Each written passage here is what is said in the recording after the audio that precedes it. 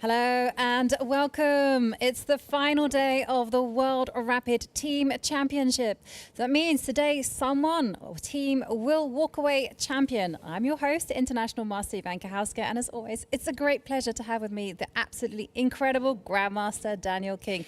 Been exciting 2 days. Yeah, and coming into the final day of the World Rapid Play Team Championships. So this is the business end, as they say.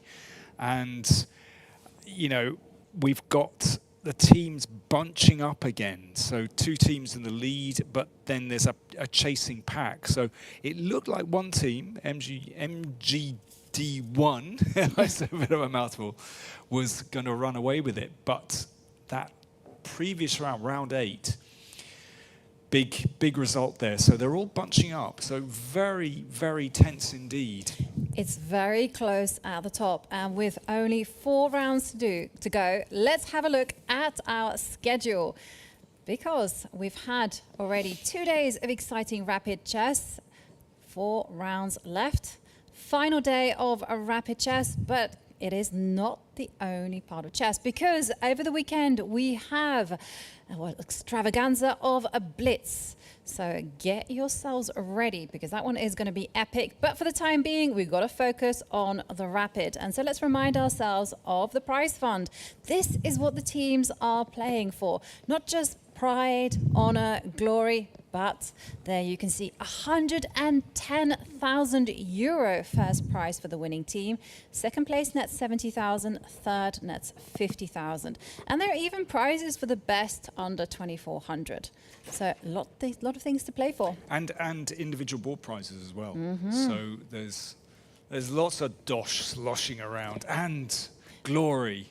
Fortune, fame and glory. Exactly. And there you can see the time control, 15 minutes plus 10 seconds. And then over the weekend, time gets slashed as the teams, they run through the Blitz gauntlet of 3 minutes plus 2 seconds. There's going to be a day where the teams all play in round-robin pools, and then everything is going to be decided on the Sunday.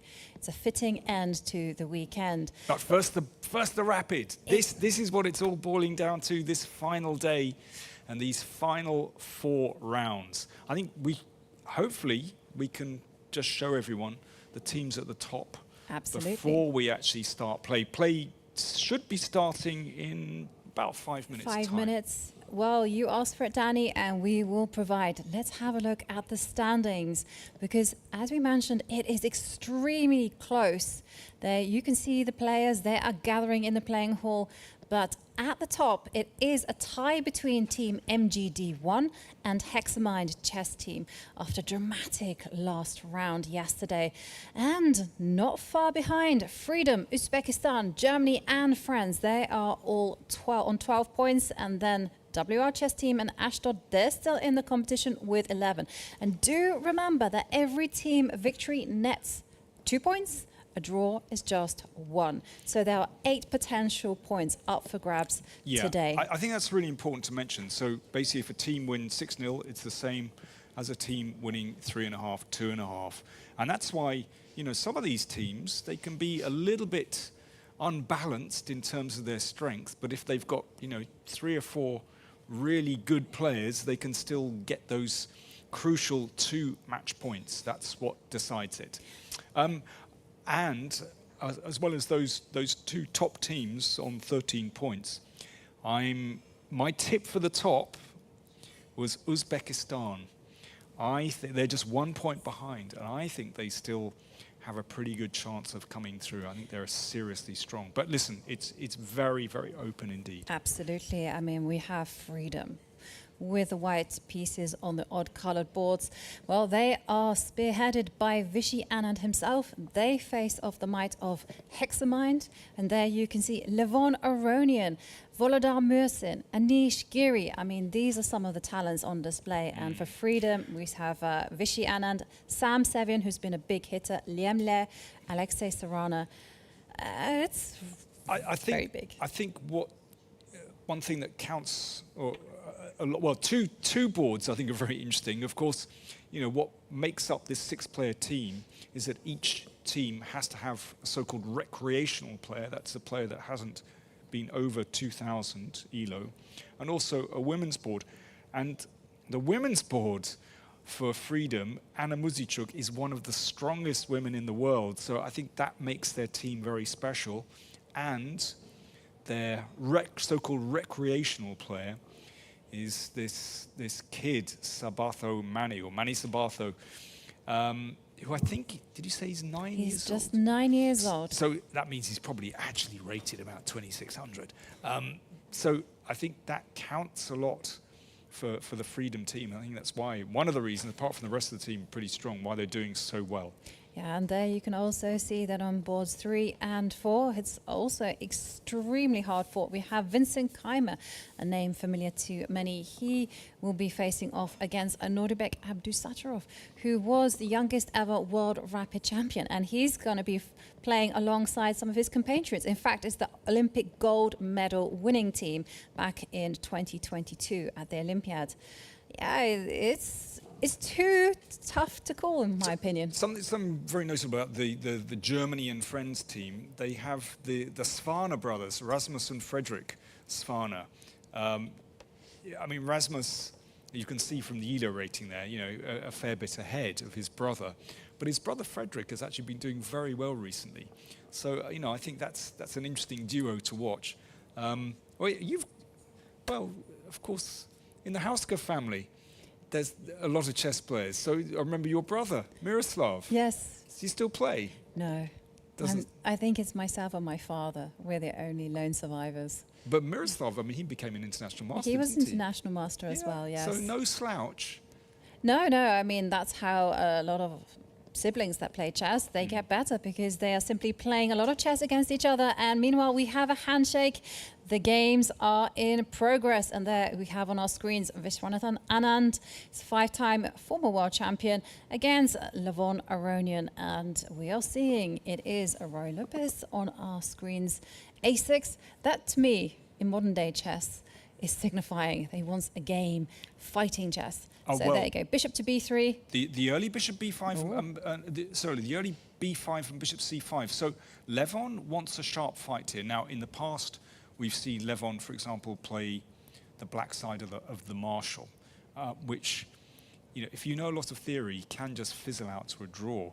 But with b5 and bishop c5, he is trying to get a sharp game against Vichy, as you know, Vichy is not currently playing that much. So an interesting one there. Absolutely interesting. And since this is such a critical match, let's just do a walk around the park in the opening stage and let's check out exactly what's happening. So let's put it up on our boards, exactly what we can expect. So we see an archangel. That's what bishop c5 and b5. And a4 met with a very quick response of sliding the rook away from the A line, rook to b8.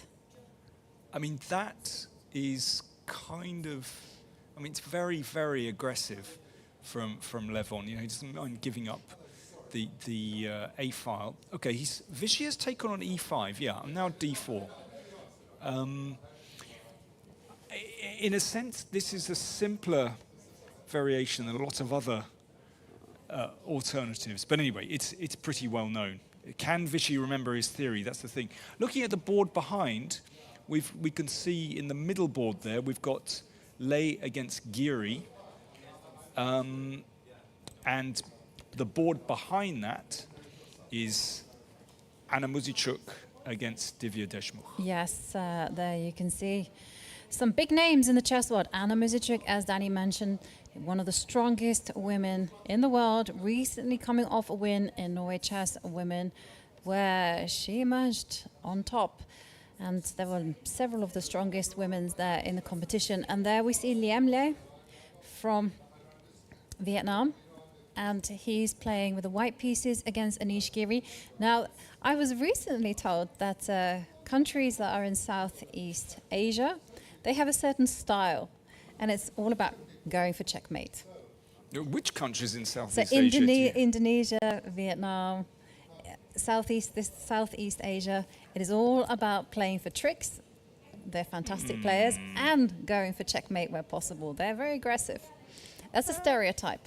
Are you disagreeing with the stereotype? Yeah, I wouldn't have said that particularly. I just think they're very strong. They are. I mean, I'm not saying they're bunnies. I mean, they are incredibly strong. No, but I wouldn't have sort of characterized them particularly in that way. I mean, I think, if we're talking about India, for example, then there are so many different styles. Now, let's have a look at this board. We've got Volodar Murzin, who we saw defeated Erigaisi very nicely yesterday. And he's playing Samuel Sevian, although Sevian doesn't seem to be at the board at the moment. Let's have a quick look at that. Well, Sam Sevian has been one of the heroes for freedom. He has a big score, actually, for the team. 5 out of 7, undefeated. And he's got the black pieces, and here we are seeing on our screens that Volodar Murzin is employing quite an aggressive line against the French variation. So there we are seeing on our boards F4 being played, and it's a simple development from Samuel Sevian with the bishops coming out. French defense may be solid, but at times it is rather hair-raising, right? Yeah, I mean, interesting to see Murzin just dropping the knight back from d4, actually. I mean, normally I would have thought one would want to keep the blockade on d4. So, yeah, I'm not entirely sure why he's done that, actually. I would have anticipated a move like queen f2. Yes, absolutely. And sorry, if we just go back just one move, so that's the knight's just dropped back there. So I would have thought queen f2 to actually bolster the d4 square. So, that's pretty strange. A move that comes into consideration now is simply to give up this d-pawn, because that is a huge bishop on the diagonal. That's a very typical pawn sacrifice for these kind of positions. Yeah, I'm really surprised. I mean, one doesn't have to play d4 immediately. I mean, it's possible just to castle or play rook c8, for example. But yeah, curious move. But the question is, where is Sam Sevian? Has he actually returned to the board? Well, we'll find out. And there we can see in the background FIDE playing, and also the recreational board. That is David Muradian. So let's have a quick look at FIDE's game. So Sorana playing black, and started out as an English, so a kind of Catalan. Knight c6 is a bit unusual, slightly strange, blocking the c-pawn. Okay, so now kind of Catalan position. No, we've transposed, well, it's kind of a reversed Sicilian. What's your feeling about that one? Well, black has spent some time going e6, e5, but then again, the white queen has lost time by going queen a4, queen c4. She's probably going to get booted down to c2 at some point. So it's a very even game. I'm expecting that, just like the Sicilian, what we're going to be seeing is some pushback against the white bishop on g5, and black has to be ready at some point to, I was going to say jump in with knight to d4, but that's not actually very easy to achieve. And this bishop on g2, be careful, it's a sleeping dragon. Yeah, I mean, I have a kind of prejudice. I like Sicilian positions from the black side, or in this case, we got a reverse Sicilian. I quite like white's position, actually. But anyway, that's early stages. Okay. And let's just have a quick look at Anna Muzichuk against Divya Deshmukh. Okay, Gioco Piano, nothing too outrageous going on there at the moment. Early days, and the amateur board. Okay, it's a Rubinstein variation of the French. nothing too much going on there at the moment. But okay, white is slightly better, of course, because of this. So okay, nothing terrible to report there. Okay, and I liked the choice of words because when you said reports, reports appeared on our screens, and this is such another important game for the standings, because here we're seeing on our screens Team MGD1, who are in shared lead. And there we see it on our cameras, we have Arjun Erigaisi, who had a tough time yesterday, only finished with half points out of 4 yesterday. Well, he's playing Richard Report. Now, Arjun got himself into trouble in a lot of positions because it was just too sharp. I mean, he lost rather brilliantly to Vishy Anand in a very complicated position. Also lost in the final seconds against Volodar Mirzin yesterday in game 8. It's tough playing board 1. Yeah, we've seen him often triumph in these kind of complicated positions, but, well, in rapid play, I'm afraid, you know, you can be tripped up very easily. Even, you know, Erigaisi, number 4 player in the world. I mean, he's just on incredible form at the moment. But yeah, he struggled. So we have a Sveshnikov, actually typical Sveshnikov variation, and it's a theoretical position, actually. And the knight on b4 does a really good job of shielding the b file. And this bishop would love to cut back onto this diagonal. White, better. But black can strike out with a good old f-pawn. There we go, and that's what Richard has done. Exactly. So he's loosening white's hold over the position and wants to get those bishops going. Yeah. Are you a Sveshnikov fan? No. Not your thing? Not my thing at all. And there you're seeing that the position is livening up because we have a pawn trade. Rook recaptures that pawn. And now what I'm expecting is bishop c4, king h8. And black does have a really backward pawn on d6. d5 is a nice square for a bishop or a knight to land on. Okay, he drops the bishop back to d3, also good. I'm going to play devil's advocate. Yes. That backward pawn on d6, which clearly you're not a fan of. No. This structure gives black's position its strength.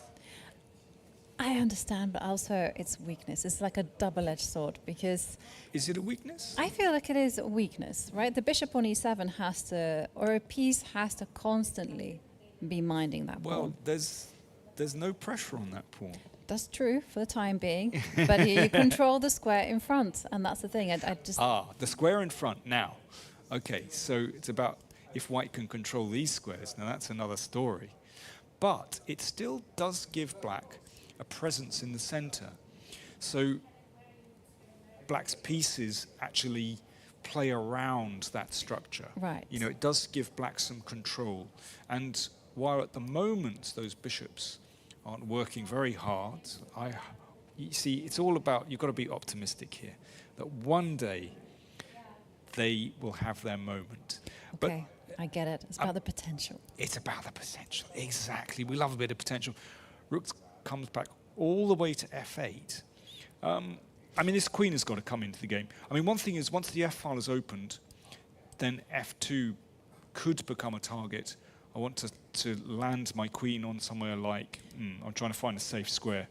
Let's say a7 to put pressure on the pawn on f2. Whoa, there's a big threat, right, of bishop c2. I have eyeballs on the weakling on a4 as well. You want to take a pawn? Yeah, and the thing is about this pawn on d6, yes, I agree with you, it's not weak, so to speak, because the bishop on e7 is protecting it, but it cannot advance, and that's why I call it weak. It's completely restrained by this knight on b4. And yeah, I mean, black definitely, to level things up, he needs to play very, very actively. So I feel like this is brewing up for a big fight. Richard Report needs to play very creatively here. Well, he's good at that. Exactly. I think this is going to be very interesting. I'm looking forward to seeing how Richard wriggles his way around in this position. let me see. Let's move on to the second board, which is Hare Krishna against Grishuk. Not too much going on there. That looks about equal. We can see Richard reporting on camera there. So it's quite funny because the other position had a lot of energy, and the one that you just pulled up, which was between Pentala Hare Krishna, this one, very quiet. Not a lot of energy. Not there. a lot of energy here, but a lot of maneuvering will happen. So I think we will. Okay, now we see the trade of queens. Yeah, bishop and e3. It is certainly more pleasant for white. Right, because of the b6 square, right? So you go bishop b6, rook d1, and it's going to be a big fight over who controls the d line, but it's going to be a bit of a grind. Yeah. Okay. Well, I think we're going to guess a draw there. There's our friend, Mr. Grishuk. Okay, what about Yesipenko and David Anton against Yesipenko?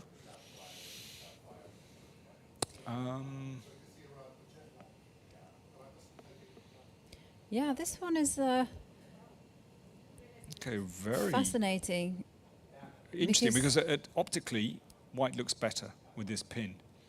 The machine thinks that black is slightly better, which actually amazes me. So is there some kind of tactic? Well, first up, whose move is it? Because Black's move. black's, okay, right. That's a good start. That's a very good start because actually you can break that pin with, okay, bishop d6 being played. And suddenly it's the queen feeling vulnerable there on e3. Okay, quickly moved over to d3. And b7 is on prise now. Yes. Okay, but you can deal with that one. I always say that when the kings are castled on opposite sides, it's a race, it's a war. You just have to start opening up lines. So how to defend the b7 pawn? Do you need to defend the b7 pawn? Like, my vibe is let it go. Really? Yeah, a little bit. Like, I I'm want to go warning you. a5, a4, and then I want to pile up on the b line. I'm warning you. I'm going to take it. You're going to take it? I'm going to take it. Yeah, maybe I shouldn't be so careless. Because, It's a wall of pawns, isn't it? yeah, Okay. that looks okay, doesn't it? Okay, it does. Okay, so let's respect the b7 pawn. Rook b8 then. Rook b8. Rook b8, b5, b4, and we go. Off you go. Yeah, although, you know, white is also pretty quick with h4. I mean, h4, bishop g4, does that? yeah, that kind of Sort of- stymies things. a bit. Yeah.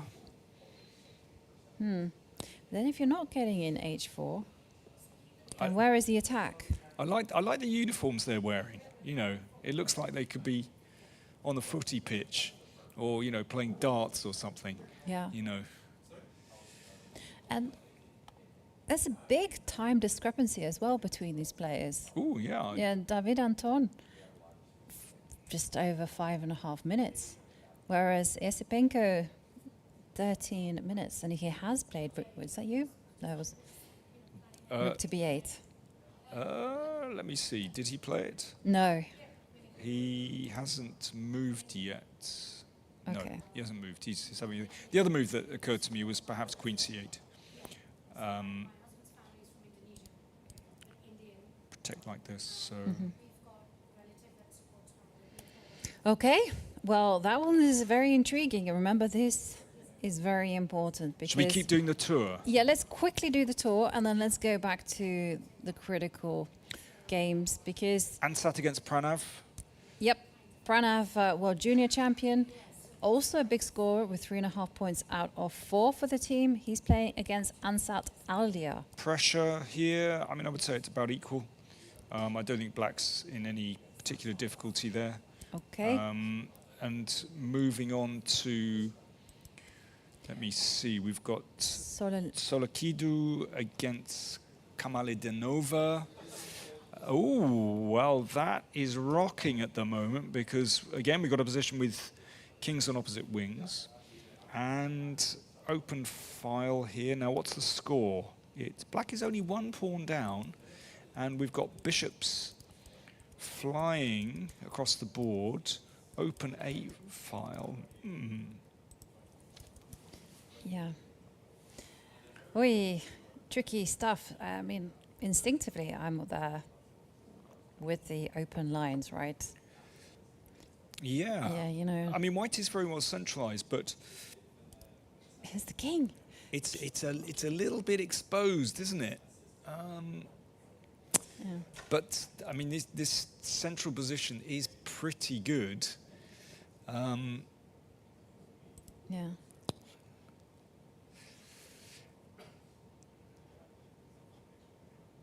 Yeah, it's. Yeah, I don't know. I just see knight to a4 coming. Let's have a look. Knight a4.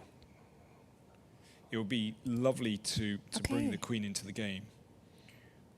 Actually, not a good move. Is it not a good move? Well, I'm just judging it by the evaluation bar, which suddenly rocked up a little bit. And it looks to be very natural, right? You start removing the defender. Knight takes c3 coming next. Yeah, I mean, I was What looking is- at knight c6 would allow a Yeah, but take then- takes here, and that's Exactly. really ragged. So I don't like that.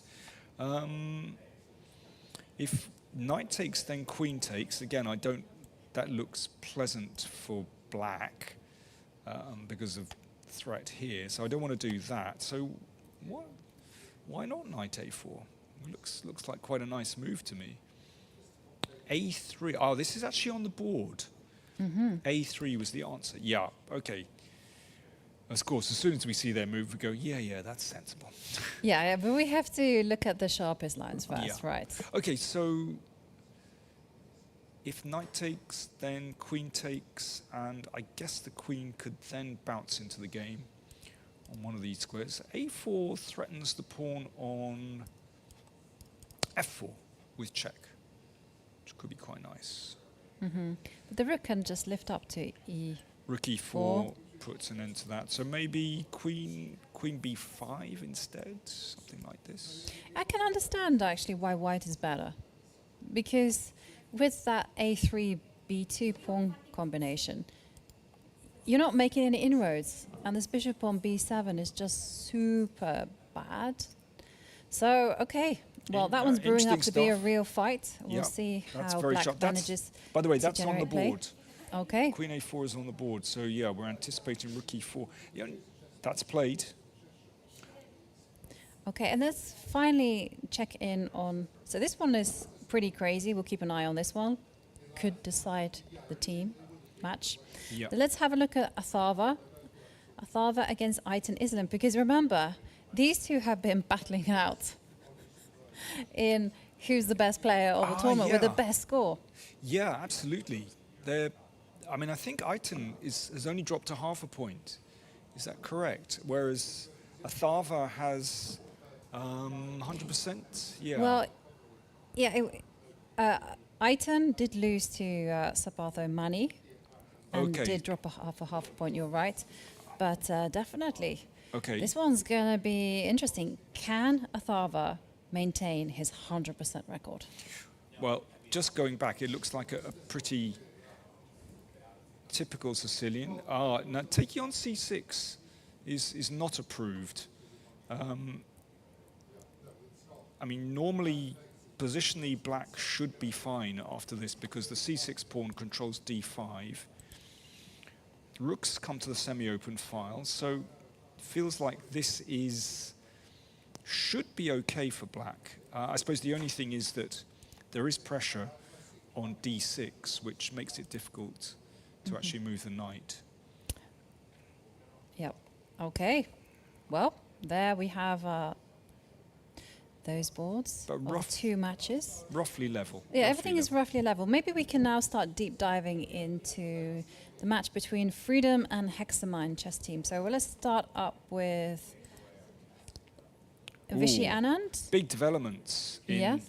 in the game between Anand and Aronian. So we left it back here. So this is theoretical position, and Vishy knows his stuff. But I would say that he's played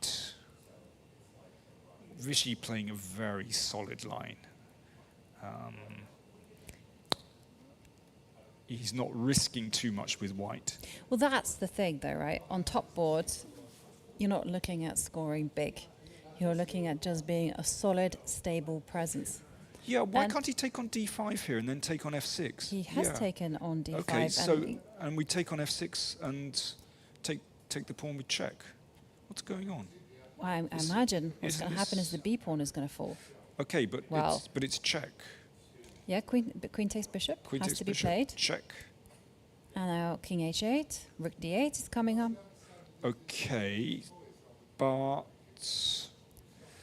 is there a way that white Well, the can... players are playing this because have a look. Queen takes f6. I'm expecting So- queen takes d5 check, Yeah. just as you're anticipating. Okay, and now the question is, do we play Knight knight e4. knight c4 Or or knight knight e4? Knight e4, we could reach a position where white has this extra pawn on the king side. I'm just checking about the second rank, but yeah, the queen can always drop back. Okay, I think we've got exactly this position on the board. So knight c4 and knight e4. If you play knight c4, more ambitious because it holds onto the b pawn. But black does have a lot of activity here, and the Yeah. knight isn't so stable. So I'm thinking, I know what Vichy's like. He's a very solid man these days. He doesn't risk too much. I think he's going to play knight e4 and simplify. I think so too.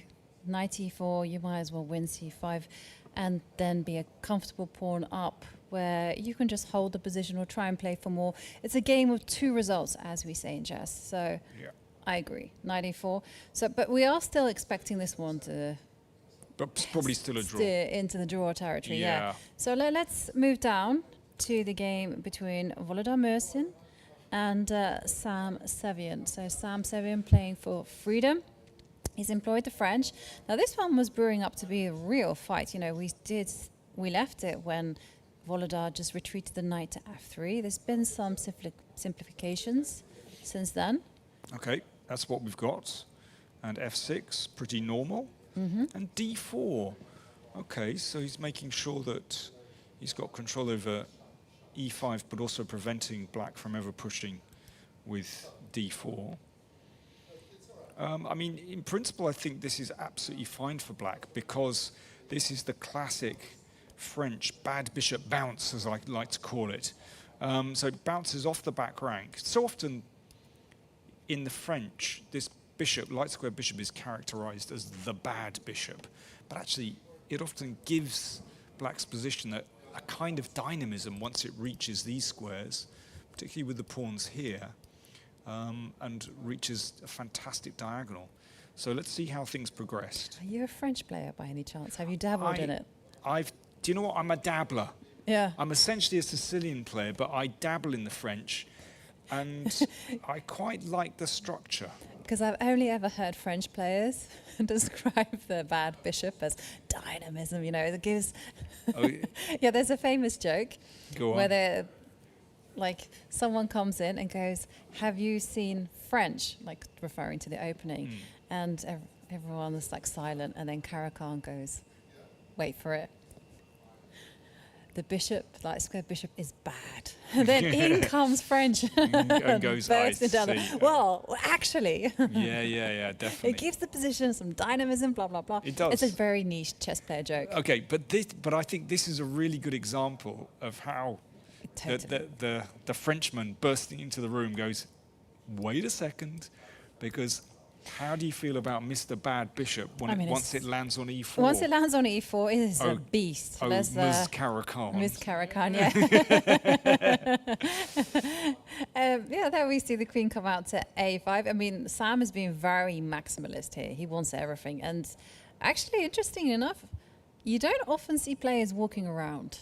Do you know what? At this time control. It's funny. I mean, this kid, Volodar Murzin, is clearly an exceptional talent, as we saw him duff up Eragaisa yesterday. But I don't like the way he's played it. Seriously. I mean, to me, a lot of his decisions, you know, going back a few moves, moving that knight back to f3, looks very strange to me. I think he should have, you know, played queen f2 and kept the blockade. But as it is, there we go. We've got this bishop that's landing on e4, which points at white's kingside. And this bishop, I mean, okay, it holds the position together, but you can't compare it. You know, this is where the action takes place. Yeah, absolutely. So I find his play very odd, actually. Well, there is one thing in favour of white's position, and that Go is the bishop on d4 might be bad, but it's a good defender. Yeah, to be honest, I mean... There, queen a4. It's like making inroads into the position. Do you know what? To describe this bishop as bad, I'm not sure it's even that. I think it's quite a good piece, actually. I mean, you know, I try to be objective about these things. I play the white side of the French as well. Yeah. But I see it as a bad piece just because it has no activity, right? It's just anchoring, defending the c3 pawn. It really should be like you should remove the e5 pawn and then we're talking because we have a point of target on g7. I think it's more the fact that this bishop on g6, the light square bishop, is so strong. You know, if one could exchange this off with a light squared bishop, then, you know, I would happily live with that bishop on d4 holding things together. But yeah, black is better. Okay. And that already is advantage to freedom. Okay, there we see bishop to e4 played. Shall we just quickly... Okay, we've got to turn our eyes to the game between Liemle and Anish Giri. Yeah. Because look at that. There is a pass pawn on a2. Wow, what on earth is going on here? I mean, it's the first time I've actually seen the position, and this is so sharp. Okay, so presumably it's going to get a new queen, and then, okay, so black is the exchange up. Giri would be the exchange up after this. And who is better and why? White has 2 pawns for it, probably a draw. Interesting position though. You know, you make a queen, check. The bishop presumably will sink itself on d5. Could white possibly still be a little bit better? I mean, I doubt it. I just wondered how you do. I would say, Yeah. you know, after something like this, so here, king h2, and then knight c5. I mean, I would say it's about equal, probably. Okay, so to all intents and purposes, it looks pretty level despite black pawn being on an a2. Okay. That has indeed occurred. Okay, and I'm going to turn our attentions to the other match between Team MGD1 and Kaz Chess. Because if we head to the game between Arjun Erigaisi and Richard Report. Oh. Yeah. Well, Richard Report, he's been playing well. Arjun Erigaisi having a tough time, but it's looking like Arjun... It's come good. It's good. What I want to do is go back to the position where we left it, where I was trying to convince you that this is a playable position for black. But yeah, I mean, your idea of bishop c2 attacking the pawn on a4 has come good. And yeah, the rook on a7 looks pretty nice. So Rapport basically lost the exchange and looks like a winning position for white. But still have to control those nice center pawns. Well, but it should be a winning. It should be a win because I'm just seeing that there's a lot of lines for the rook on f1 to work its magic. And there you see king to g6. I'm expecting rook d1. Threaten rook takes d6 check. Yeah. I'm such a pawn grabber. No, but this is tremendous. Okay, well, looking good for MGD1. There has been a result. There was a draw between David Anton and Yesipenko. So at the minute in the match between MGD1 and Kaz Chess, half a point. No other games have finished. Maybe we can go to the game between Sulakiru against Kamal Lidanova, because I just want to pay attention to the clock times. We see white has just got 42 seconds left. And black has won the pawn back, so we left the position around here where, Okay, the queen came back to a7, and how exactly? Oh, that's how black got the pawn back, simply taking on e5. And yes, we can see there's a pin across the board. So looking, in fact, it's okay for white. Yeah. So there's pressure on the pawn on f7. Okay, so the clock is deceptive. So white's position's still relatively okay to play, because now you can... Okay, but I'm thinking... now there's a problem, actually, with this pawn. Okay. But can you switch flanks? Okay, now we're seeing Stavroula. She's making some quick choices. Okay, so Kamaledinova is a pawn up now, and how serious are black's winning chances here? I think they're pretty serious. Guess it's a nice clump of pawns on the king side. This one is a little bit weak, but rook d5. Rook d5. One could swing across. Exactly. Potentially. And the king can step up to g7, and there's a nice harmony to black's position. You can slowly improve your position. And Stavroula's got no time on the clock, so it's looking critical here for Team MGD1 on this board. Okay, maybe we... How's Aiton doing against the Thava? Okay, so Athava playing with the black pieces. He's on 100% so far, 8 out of 8. The only player in the competition with such a magnificent score. Well, still anyone's game here. So the queen moving down to h6, quite menacing. Is it possible to take that pawn? Or is that very, very risky looking at that diagonal? Okay, in for a penny. Let's find out. No, the computer doesn't like it at all. It thinks it is dubious. Not exactly clear to me why. But maybe... I was thinking knight takes d5, bishop g6 ideas. Ooh. I mean, is that too many? That's perhaps too many pieces. That's exciting. Okay. No, in fact, you can... No, I'm talking nonsense. You can go bishop g6 immediately. Ah, this is the issue. Ah, okay. Yeah, pin and win. Yeah, very good. Nice move. So instead of that, to do something about this. So I guess knight g7 to connect things. And black is still all right. Okay. Okay, that one's very open. We can see Hari Krishna and Grishuk. How's that one going? Well, we thought it was roughly level, but white a little bit better, and probably... I would be happy with this position as white. Yeah. Bishop e3. You know, white has got control over the d line. I mean, it's still within the realms of a draw, but black is going to have to do an awful lot of groveling. Yeah. The rook is so poorly placed, and the rook can Rook slam d7 itself is down. coming down the board. Yeah, so... Okay. Grishuk looking pretty good, and 2 minutes left. Okay. It seems that there's some drama happening in the game between Ansat Aldia against Pranav. Both players running low on the clock. Oh, wow. Very, very low. 43 seconds for Ansat. Under a minute for Pranav. Maybe we should stick around on this one. Yep. Queen is attacked. I guess you can just... Well, okay. Keeps active. F4. You know, there's on one shoulder sometimes you have the angel who goes, oh, shouldn't really push pawns, and the other shoulder is the devil going, go on for push it. You know you pawn, want you know to. you want to shove it up the board, and white's done that.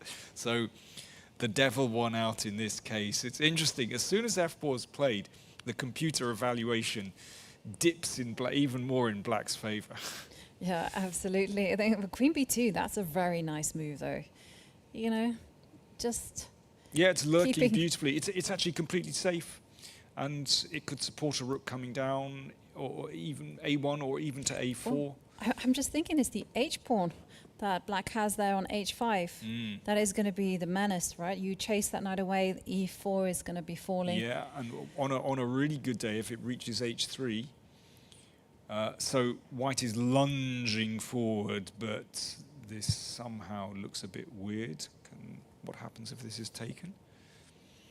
By the way, ooh, Ansat running out of time. So, okay, tell me what's wrong with rook takes e5. I don't see anything wrong with rook e5.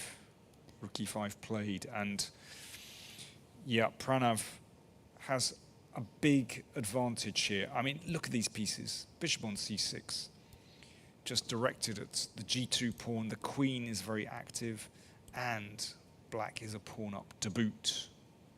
Yep, so it's looking good for team MGD1. So there's great chances. Bishop g6. Bishop g6. Hold on. Hold your horses. What's happening here? Why on earth has he done that? Pawn takes bishop? I don't understand. Okay, maybe it's just a randomizer. Okay. He's trying to trap the queen, actually. Okay, but now you can go on the counteroffensive, right? You can go rook to... I don't believe No, you this. can't go rook to d5 because the queen takes rook. And Okay, let's work this out. We can find something good here. I suspect that one could do this and play h4 and h3. The computer's not very impressed, but hey, come on. well, it doesn't dislike it either. And Okay, we have a move. What's he done? I think there's going to be a queen a1. That's very sensible, because of course if this is taken, then there's a back rank checkmate. So basically, he's just slid out of danger. And he is a piece up. So I'm afraid this little tactic, I mean, I think unsurprisingly doesn't work. Okay, doesn't work, but still, the tricks continue. Yeah. So he wants to be able to take the queen and put the knight back on f1, but I don't believe it. Goes rook to e7. Okay, so I think if this is taken, You capture and then you double up. this back rank is too weak. That's a start. Yep. Certainly looks very good. So both players, seconds left. C3 played, which breaks the connection on the diagonal. However, this is crushing for black, absolutely crushing. I think we're going to see a handshake very soon. Well, the players are on seconds, and you know, that's when the tendency to make a big mistake happens. So queen d4, Pranav moving the queen up to a2, threatening queen takes g2, checkmate. Oh, okay, queen takes g2. I think it's white's move, Okay. but you know, there is, I mean, giving up is not a bad idea here. One could just take the rook. There's also knight e3. Don't know, take the rook or knight e3. No, he's going for checkmate. He goes rook e1. Also not bad. Queen takes g2. In the air, how are you going to defend against that one? I like that, rather than grab the rook. And instead we see move. He's going to give up. No, Rook. he's still going. Fair play. Rook takes e5, 4. Rook takes knight. It's a resignation time. No, he's playing on through inertia, basically. Yeah. That'll do. It's going to be mate on the back rank. So queen takes bishop, rook takes, and then check us, mate us. Well, nice finish there from Pranav. And there we see the handshake. So MGD1 with a victory against Kaz Chess Pranav. He's been very effective. 3.5 out of 4, now moving to 4.5 out of 5. So let's... So MGD1, how are things looking overall? Probably pretty good as, let's just go back to Erigaisi against Rapport. Okay, it looks to me like Erigaisi has a technically winning position because we can see the rook and pawn control the king, and the king just needs to march over. What a scene, though. Wow. There you can see the emotions. It's difficult to lose a chess game. It's even worse when you lose in a team event. Because you know that your loss could perhaps have caused the team to lose. And it's also looking promising for Alexander Grishuk as he plays off against Pentala Hari Krishna. They're on board 2. So Grishuk could be striking back for Kashchas. Okay, let's have a. Oh, we switched. Can we go back to the rook and pawn endgame? I've still got that on the board. Let's have a look at. There we go. We got Eragaisi. So this is correct. So the king now moving over. He's played king d1. Now, interesting situation, because if he pushes too quickly, then the rook will hit the pawn. But I think if the king marches this way. Well, that's the whole idea, right? You're simply going to be focusing your attentions on promoting the c-pawn. So what I'm thinking is that you leave the h-pawn. That can be won. And what you do is you cut off the black king. So now I'm thinking rook d3, rook d2. I'm thinking c4 because. Well, c4 is fine. After c4, rook and a4, then rook c3. Rook c3, exactly. That's the trick. And then you motor with the c-pawn. Yeah. And it looks like Grishuk is well on the way to winning against Hari Krishna, so things are going to be looking very, very close. And in the other big match between Freedom and Hexamind, it's very, very close. We already have a draw between Vidit and Alexei Sarana, but everything else, there's a full fight. Aronian and Anand have drawn as well. Agreed a draw. Okay, we can see Lei against Giri, and well, again, we're coming back to that position with rook against bishop. Now, who is better and why? I mean, white has the 2 bishops, so a bishop and 2 pawns for a rook. So, I mean, I imagine that it's Lei with the 2 bishops that is attempting to win this. He can make progress here. So Giri has to fight very, very carefully here. You know, the bishops are really something. Yes, I agree. G4, G5 coming. So Giri with the black pieces has to play precisely. Also someone who is fighting as hard to defend it is Volodar Mersin with the white pieces. If we go to that game, we see that, just to check in on this one, we see that Sam Sevian just improving his position even more. Now got it past a-pawn. That bishop, there we go. Mate threatens, the queen defends. Now, question, can one exchange and push the pawn? No, white will sack a pawn and in that way stop the a-pawn, and it's probably a draw in the pure opposite colour bishop ending. So I think if Sevian wants to play for a win, I think he should keep the queens on the board. Yeah, he's played, let's just get the update. He's actually played his queen away. Let's just go back. Queen b2, a3, and now c4. I mean, Musin had to bring that bishop into the game to defend. Now. Well, you can give a check on c1 and take on c4. Yeah, that looks like the way to go. But if queen c1, probably queen f1. I mean, white is begging for an exchange of queens. In which case, I think it's probably a draw. I mean, it's still obviously tricky. Okay. Well, you can also try queen b1. Queen b1. And then queen f3. Okay, queen b1. Queen f1. I mean, one could just take the b pawn. We have some moves, Danny. Okay. He checked on c1 and king h2, and then he took on c4. Mm-hmm. Okay, well, c3, c2. You gotta stop the march, and maybe we can just... Oh, interesting. He gave up the f pawn. I'm not quite sure why he did that. I mean, I don't think it's so important to clear this diagonal. That's slightly odd. I mean, Sevian is trying to win this. Mm-hmm. Yep. But the passed b pawn, that gives some counterplay.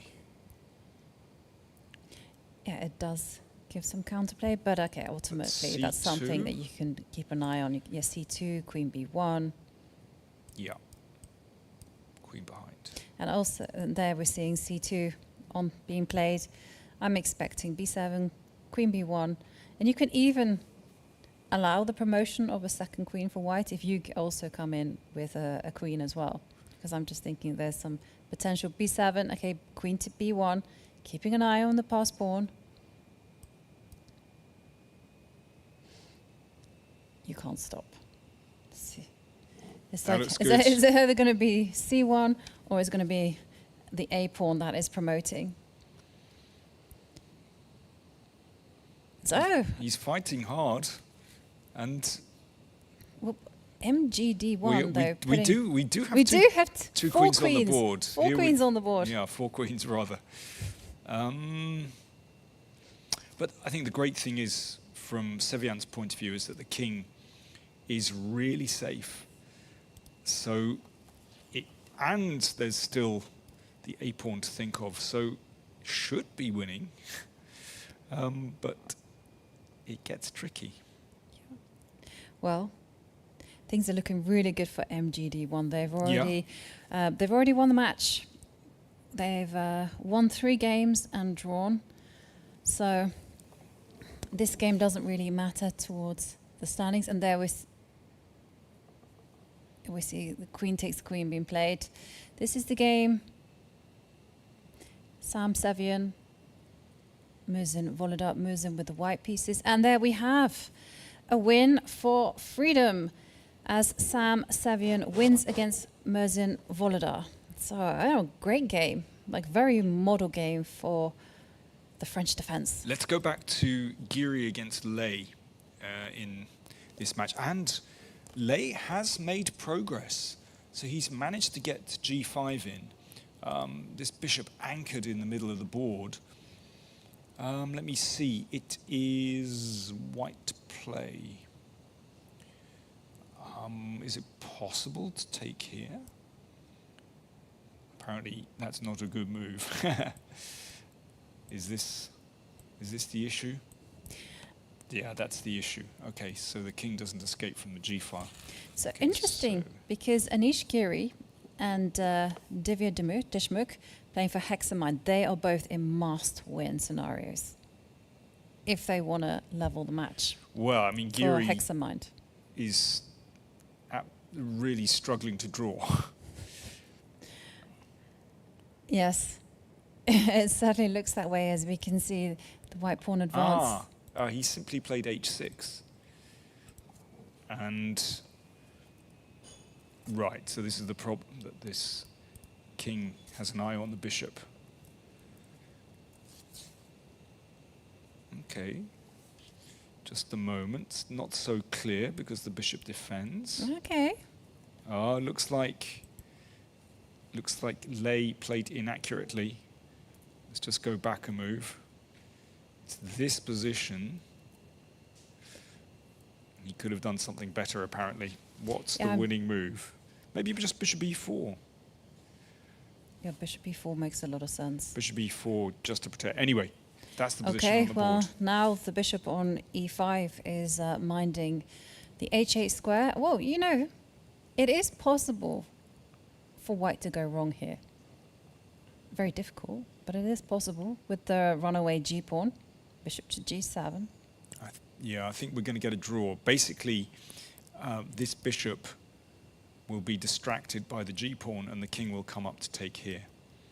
Do you see what I mean? Yeah, I see exactly what you mean. Yeah, so takes here, the g-pawn runs, the king comes up, takes this when the bishop is distracted. And actually with a draw, yeah, there we're seeing g3 on the board. And that king is going to step up. And there you can see the relief on Anish's face, king takes rook, and now he's gonna slide the king over to c4, and the final pawn falls, and this is a draw between Liam and Anish Giri, which means that there is one game remaining. Okay, so It is between Anna Muzichuk and Divya Deshmukh, and the score so far, it is 3.5 points to Freedom. So Hexamind losing to Freedom. let me see. Anna defending this position.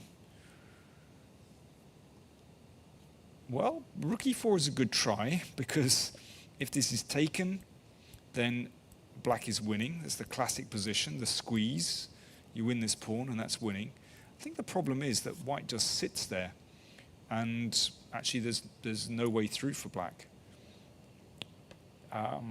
Even if the king were allowed here, well, it's not going anywhere, but okay, just king g2, and nothing's happening. Because let's say the rook switches across, white just waits, and there's no way through for the king. There's no way through. Yeah, you just need to cover. You need to cross the f3 point, but Just a draw. and there we see Anna just moving the bishop along the diagonal. Does that have a bearing on the standings, or is it? No, it doesn't, because Sam Sevian won against Muzin Volodar, and also Mani Sabatho, the 9-year-old, also won for the recreational board. And there we see a draw has been agreed, and there we see Freedom winning against the leaders Hexamind. Now, if we go down to Team MGD1 against Kaz Chess, what's the story there? Well, there was a very impressive performance from MGD1. Arjun Erigaisi winning on the top board. There's one game remaining, and that's between Hari Krishna against Grishuk. Ooh, Grishuk looks like he's grinding this one out. So he's 2 pawns up. The bishop does a great job of controlling the knight. And yeah, I mean, should be a pretty simple win. Yeah. I mean, actually, I think the H pawn is running. Yeah, there we are. Yeah. And then, okay, the knight can check and come around here to defend, but the king switches over. Okay, there you do see it is a win for Grishuk, and unfortunately it's not quite enough to change the team result, because Team MGD won. Well, Arjun Erigaisi won. We also have wins from Pranav and Atharva, who now moves on to 9 out of 9 on the recreational board. Wow. And yep, they clinched it 3.5 to 2.5. So they're still in the lead. That's incredible. So he's the absolute killer on the recreational board, as they call it. He's making the difference. Yeah. With 100%, quite extraordinary. You know, I mean, it's absolutely important in these team events to have that heavy hitter. And yeah, if you have someone who you can depend on to just bring home the points, then obviously that's going to give you a big advantage. Yeah, but Atharva, really fantastic chess. 9 out of 9. I'm having a look for other games in progress. I don't see anything. Let's have a quick look at some of the games from Germany and friends against Uzbekistan. So Kaimer defeated Abdusattorov. Sendarov defeated Rasmus Svana. Frederick Svana won. What's the score? 2-all? Well, wait 1 second, Danny. Go on. I might have done... Can we just check in on the game between Mani Sabatho and Muradian? Because that's on the top board. Because according to chess results, I'm just checking the results. Okay, it was a win for Hexamind chess team. So, wasn't a win for Freedom. Seems to me I've dropped my clanger of the day already. Yeah, but it's... Oh, no. Do you know what? They've just changed the result. Oh, they just changed the result. I think Okay. that was the issue. Okay. So, does that mean that Freedom won the match? No, it just means it's a draw. It's a draw, okay. Okay. So it just no, Update. but this is super important, because Hexamind, they win they got 1 point. So, okay. No, listen, it's confusing because they've just changed the result here. It's stated a draw, and so. Okay, yes. Yeah. Okay, well, there we have it. Okay, so it's a draw. Okay, so there we're seeing all the eyes are on this board. Looks like Naka. What's happening Against- with Nakamura against Jules Moussard from France? And Nakamura has 2 rooks against a rook and a knight. He's got a pass pawn on f7, which at first glance does look pretty good for the rooks, but how do you break through a check? It's not automatic. My first thought was to queen and play this, but the knight defends. So not that one. Oh, but one can simply play rook takes knight. Oh, well, that's simple. So is that it? Is that how the game ended? I think that was actually how the game. Oh, he actually played bishop check. Okay. Cheeky, very cheeky. And then he took on f6. There we go. That's an important win. That's an important win for... Is it? Huh? Tell me the team standings. What happened? Okay, I'm checking a different source. Okay. It's 2.5, 2.5. So, it was wins for Daniel Dada and Fulpin Theo for Night Dance, but for the WR chess team, there were wins for Wesley So and Ho Yifan. So, this win from Hikaru definitely had an impact on I think the we're team going match. to have our first guest of the day pretty soon. Are we going to take a short break first? Very short break, and we're going to have our first guest of the day, Ken Rogoff. So we will see you pretty soon.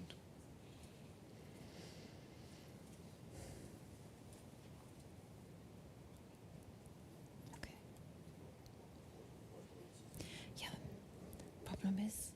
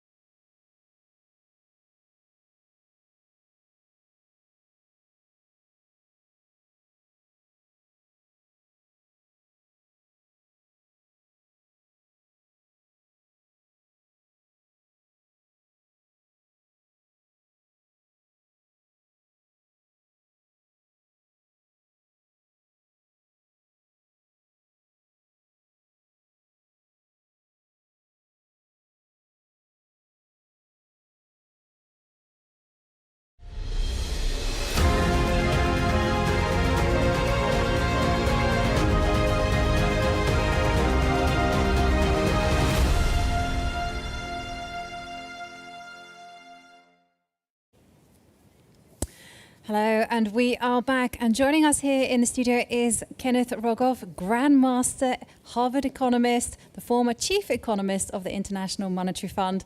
Welcome to the show. Yeah, thanks for having me. It's fun to be here. And talking about being here, how are you finding London and this event? I mean, I haven't come to such an event with so many different players in it, so I know some of them, but it's sort of amazing to see the age range of the players. Really incredible. That's changed from my day. Yeah, because now you have a lot of young players. Super young players, yeah. I think I started playing at age 13 when some of them are probably retiring already. I don't know. Yeah, and how has chess changed, since you were playing? Oh gosh, for one thing, we used to have adjournments, so that's like a big, big difference. And I think not having adjournments is a great idea. You used to play a 5-hour game, and then, believe it or not, you'd adjourn. You could study the position. You could do whatever you wanted. We didn't have computers to help us. If you were Russian, you probably had a team to help you. But it meant, I think, for less decisive games than when you play to the death. I think it makes a big difference. But, the level of knowledge, it's just blinding. There are positions where I thought I knew everything, and I didn't know anything. Yeah. I think I was, for my generation, pretty good at endgames. But the level of technique now is just blinding that people have. Yeah, it's extraordinary. So, you're here in town. You're obviously still in touch with the chess world, but it was kind of how much? How many tournaments do you sort of visit, or do you keep an eye on things? Well, I watch you guys, so a little bit. Good so, man. yeah. No, I follow chess from a distance, but not there, very often. I came to New York in December of 2024. Yeah. I have a book where I, for the first time, use a little bit of chess in the book, which I've never done before. I use it in my public speaking, but never before. So I've, made an effort to be a little more chess adjacent during this period. It's not the main. It's for people in finance and business, more economics. Okay, but I read an article by you recently where you described the current American president had a particular chess style. Tell us more about that. So do you still have coffee house players? Does that exist? Absolutely. Yeah. Okay. So I described him as a coffee house player of a certain style where he's very aggressive with street smarts. Not a lot of book learning, but not bad. A coffee house player, by the way, is not an insult. You can be really good as a coffee house player. But there's certain styles, you're very aggressive. You're good at beating weaker players. You smash them. When you play somebody stronger, they know how to defend and counter punch, which sounds a little bit like his engagement with the world. Pretty much Putin, nothing. President Xi, nothing. But, he can sit on Vietnam. Okay. I think that's a very good analogy, actually. No, I think it makes a lot of sense. Yeah. So who's in politics? Who's a super grandmaster then? Well, Trump is an amazing politician. I don't have to like him or agree with him, but okay. it's an incredible. But a phenomenon. coffee house player, yeah. But a coffee house player. Yeah, Europe's been a little sad lately. I know a lot. Rachel Reeves has had to cut the budget, and a lot of people are upset about it. But of course, she's a chess player, so I'm very loyal to her. I think she's very smart and very good. Giorgia Meloni in Italy, I met last year and was super impressed with her. Oh, really? That's very interesting. Yeah. Okay, she's certainly firmly on one wing. Well, she's moved to the center, governing. I think that's been successful. It's all relative. Yeah. I admit. Yeah. And you've just written a book, Our Dollar, Your Problem. Can you tell us a little bit more about it? Yeah. So it describes how the dollar came to be dominant after World War II and all the competitors and how hard it was to live with the dollar and crypto and various things going forward. And my thesis is that the dollar's actually in decline. I have to say I finished the book. It's in decline because China is breaking away, Europe wants to have less, and also the US, even without the current administration, it's a bit of a mess where we just want to spend, and don't want to tax ourselves and run into trouble. But the book draws a lot on personal experiences. It's not a memoir, but just peppering it, including from chess, because when I was young, I lived in the former Yugoslavia for a while, and it gave me a flavor of that system. We're talking late 60s, early 1970s that I was there. I mean, it was communist, not a little bit communist. And also as chief economist at the IMF and such, of meeting people under pressure of, they're not just caring about economics, it's really almost life and death for them, and try to make some of these issues that are a little bit, seem sterile, realize how important they are. So, sorry, I was just going to say, do you see yourself perhaps in a few years or sooner, perhaps returning to the chess world and, playing a little bit again? I could imagine. I mean, to be honest, you won't believe this, but I've only played 2 games in the last 45 years. Wow. I played an exhibition game against Magnus in 2012, and actually just played a game, it hasn't come out yet, against Alexandra Botez, because I wanted to be on their amazing podcast. So Okay. that was a requirement.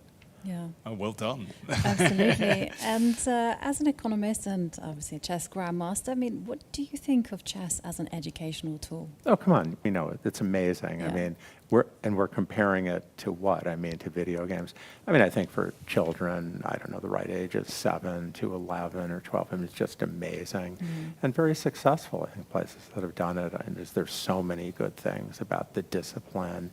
And also, particularly maybe more so for boys who often don't fit into school. They have attention deficit syndrome and such, and don't fit as easily.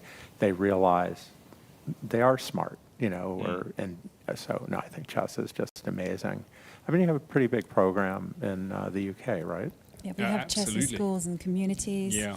and many other people as And, well. and you're living in Norway, right? I'm chess living- is like a religion there. It's amazing. It is, and it's actually become something of a cultural hobby in some ways. You see everyone playing chess, and over the Christmas and New Year, everyone knuckles down and watches Magnus play chess on TV. So when I was living in Yugoslavia, it was like that. I mean, I was 17 years old, and in the United States, you're an intellectual kid, a nerd, okay, and you're isolated, no social life, et cetera. You go to Yugoslavia, everyone follows chess. I go to a bar at night, and they say, "Why did you play so stupid today?" Yeah. Women played chess. I mean, it was amazing. So that, for me, was a real joy to have a culture that was connected with it.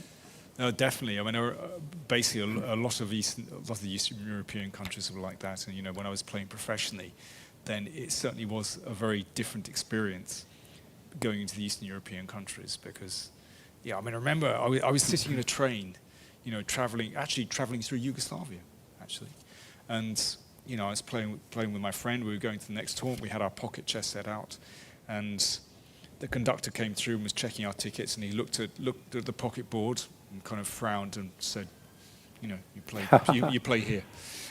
Well, maybe and India. it was a good move. I mean, this guy wasn't bluffing. He could actually play really good chess. Maybe India going forward is going to get more like that if things go definitely. well. Yeah. I mean, that's really encouraging because people are so enthusiastic. I mean, all over the world. I mean, it's not just India.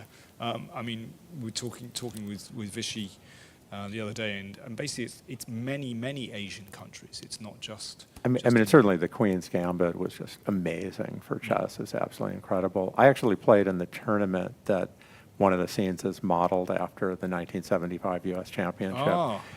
Walter Tevis came many of the days. We knew he was there, but his rating's not very high, so let's not pay attention to him. We knew who he was because he'd written The Hustler already. It was very famous. He said in interviews that he'd modeled some of the characters, vaguely after people.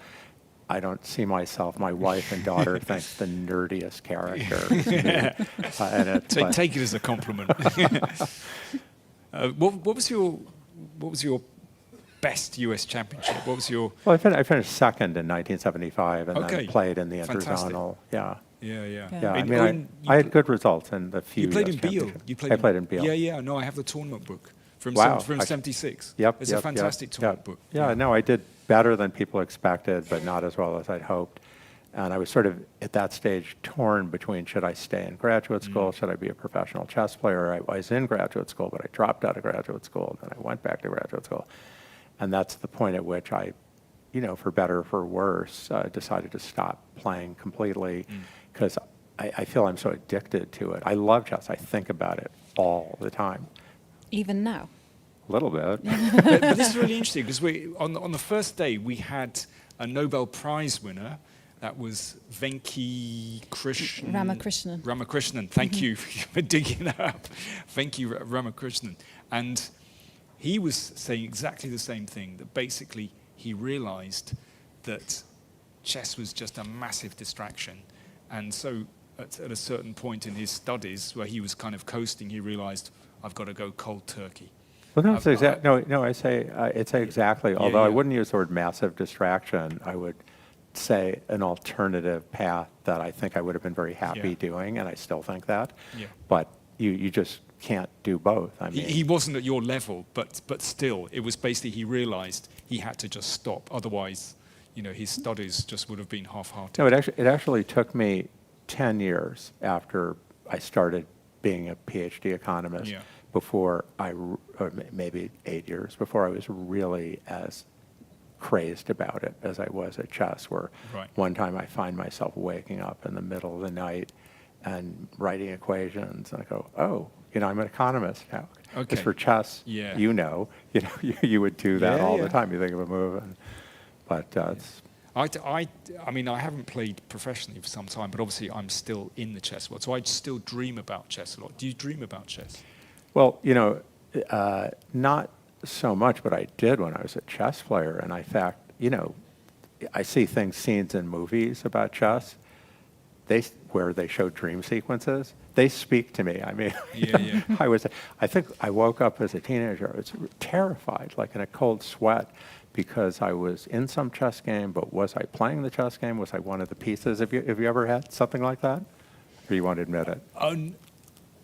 Being one of the pieces? I couldn't remember if I was one of the pieces or playing, and I said, okay, something's wrong. Okay, that's really wrong. I've never had that. I mean, I've had the experience of reliving tournaments and meeting people and playing, and I mean that's really common. Do you have that? Yeah, of course, where you're playing and somehow, but sometimes I just have chess nightmares where I've turned up and someone has made the moves for me and they're no good.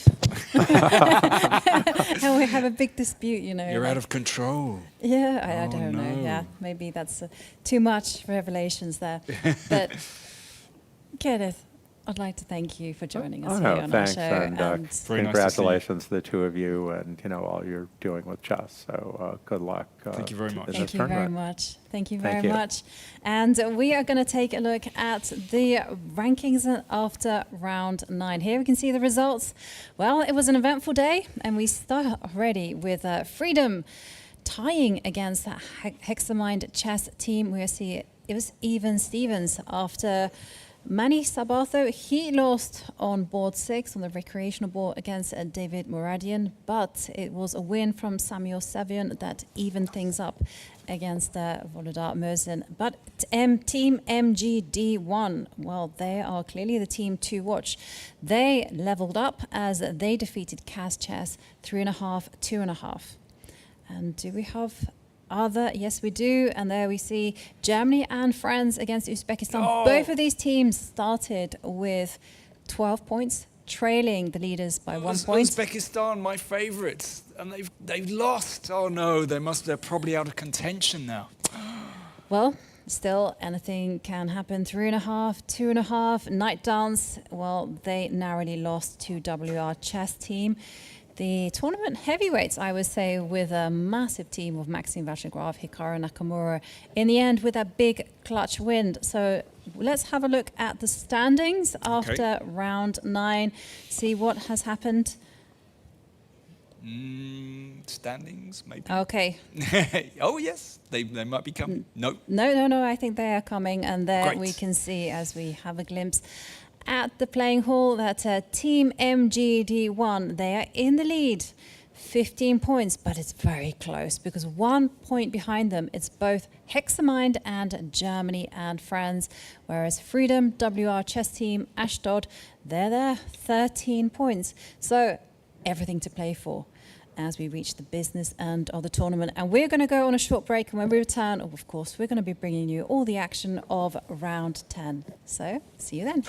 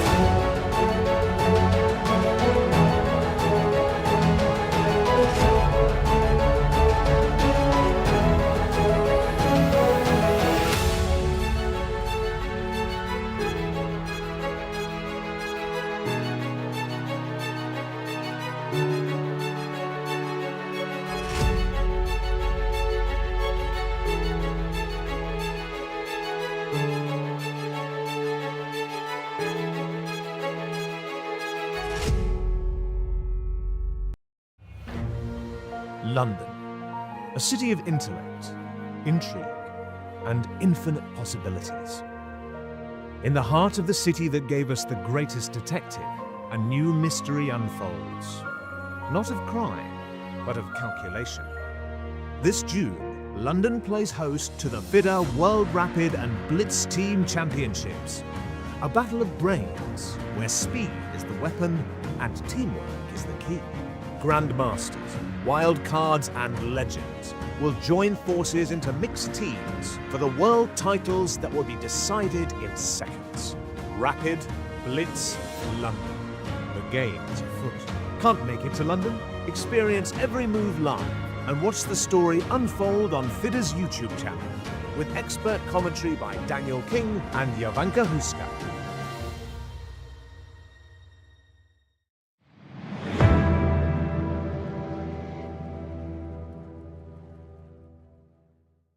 So how do you use this time between the games?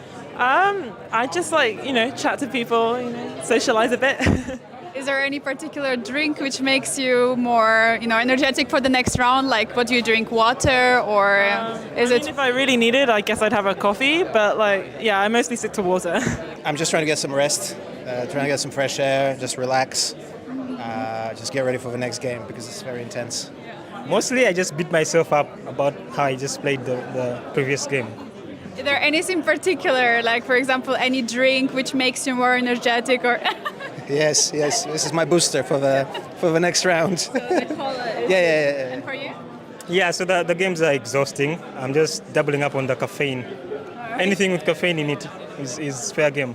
Have relax with the friends. Okay. It's very important because this is very enjoyable tournament, and we have some rest with the friends, talking, and preparation maybe. And is there any snack or any drink particular which helps you to get boost for the next game? Before 1 year ago, some drinks can help me, but now, no. Maybe in Blitz. Yeah, mostly I'm just spending time with the friends here and just chilling, resting, trying to recover from the game. That's pretty much it. And you constantly need energy. Is there any snack or any drink you like? Yeah, mostly I'm drinking water, but probably I should do something else as well. But yeah, just water now. Very good question. Actually, right now we're playing a game online, so at least our mind is a bit busy, so we don't get bored. Which game is it? It's called like Wavelengths. It's like trivial questions and like those type of things. So you try to completely distract from chess? Yeah. It's actually a team's game, so that's good. At least we keep the team spirit. Amazing. And is there any like drink or particular snack which boosts your energy for the game? For me, it's always chocolate. So I always like chocolate and maybe like Sprite or something like that. Yeah, we fix it here one table, then we prepare everything for them. After the game, they can come and drink tea, coffee, and some food, fruits, everything. We try to create some good conditions for them. I'm a casual streamer, so between the games I kind of check the Twitch and try to talk with the guys on Discord, and I'm active on Twitch when I'm in between games. Amazing. So you try to completely distract from your games and just try to go for no. Yes and no. It depends on the game. If I had a good game, then yeah, the community is supporting me. Well, if I have a bad game, they are supporting me as well. But it's not, it's not great when you lose and have to go there and say, oh, I've lost the game, but they're all supportive. So basically, you're currently live on Twitch during. Yes. Someone is commentating the games, and all the games are streamed for the team and my games as well. Oh, amazing! And is there a particular snack or drink which help you to boost confidence before the next round? Coffee, but don't drink too much coffee. Your favorite Brits, Sherlock or Harry Potter? Sherlock. Sherlock or Paul McCartney? Paul McCartney. Paul McCartney or Mr. Bean? Mr. Bean. Mr. Bean or David and Victoria Beckham? Mr. Bean. Mr. Bean or Hugh Grant? Mr. Bean. Mr. Bean or Princess Diana? Mr. Bean. Mr. Bean or Peppa Pig? Peppa Pig.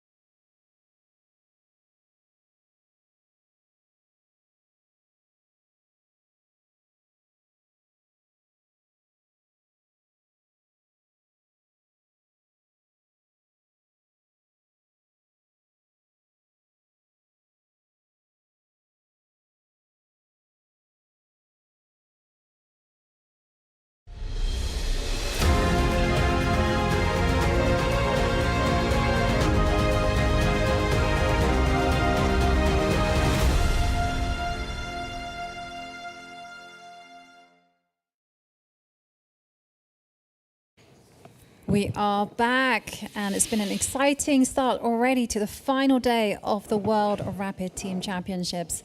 It's the business end where every point matters. And, well, whilst the players are getting ready, they're entering the playing hall, we're going to go straight to Charlie's, who's going to bring us all the news from the playing hall. A beautiful and bright sunny day in London, and the streets are filled with people. Inside here, it's a different story, as round 10 has just begun of the FIDE World Rapid Team Championships. Team MGD1 are seesawing between sharing first place and having a soul, and they've basically played all the top teams, now facing Ashdod Elite. Today I want to show you the trophy that someone is going to be walking away with. We're whispering because they just started playing, obviously, but as you can see, the trophy represents London with Big Ben. Well, actually, this is called Elizabeth's Tower, not Big Ben. Learned this in a little tourist bus. Anyways, it's beautiful. There's so much to play for. You can hear and see that nerves are high. Let's see what happens today. Stay tuned. Back to the studio.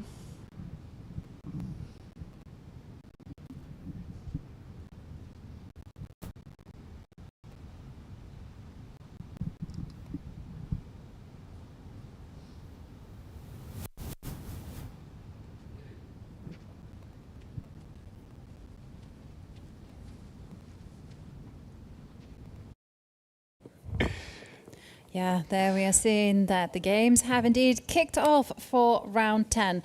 But before we dive in and look at the games, let's have a look at the pairings. Because, of course, it is highly important when there are just 3 rounds remaining.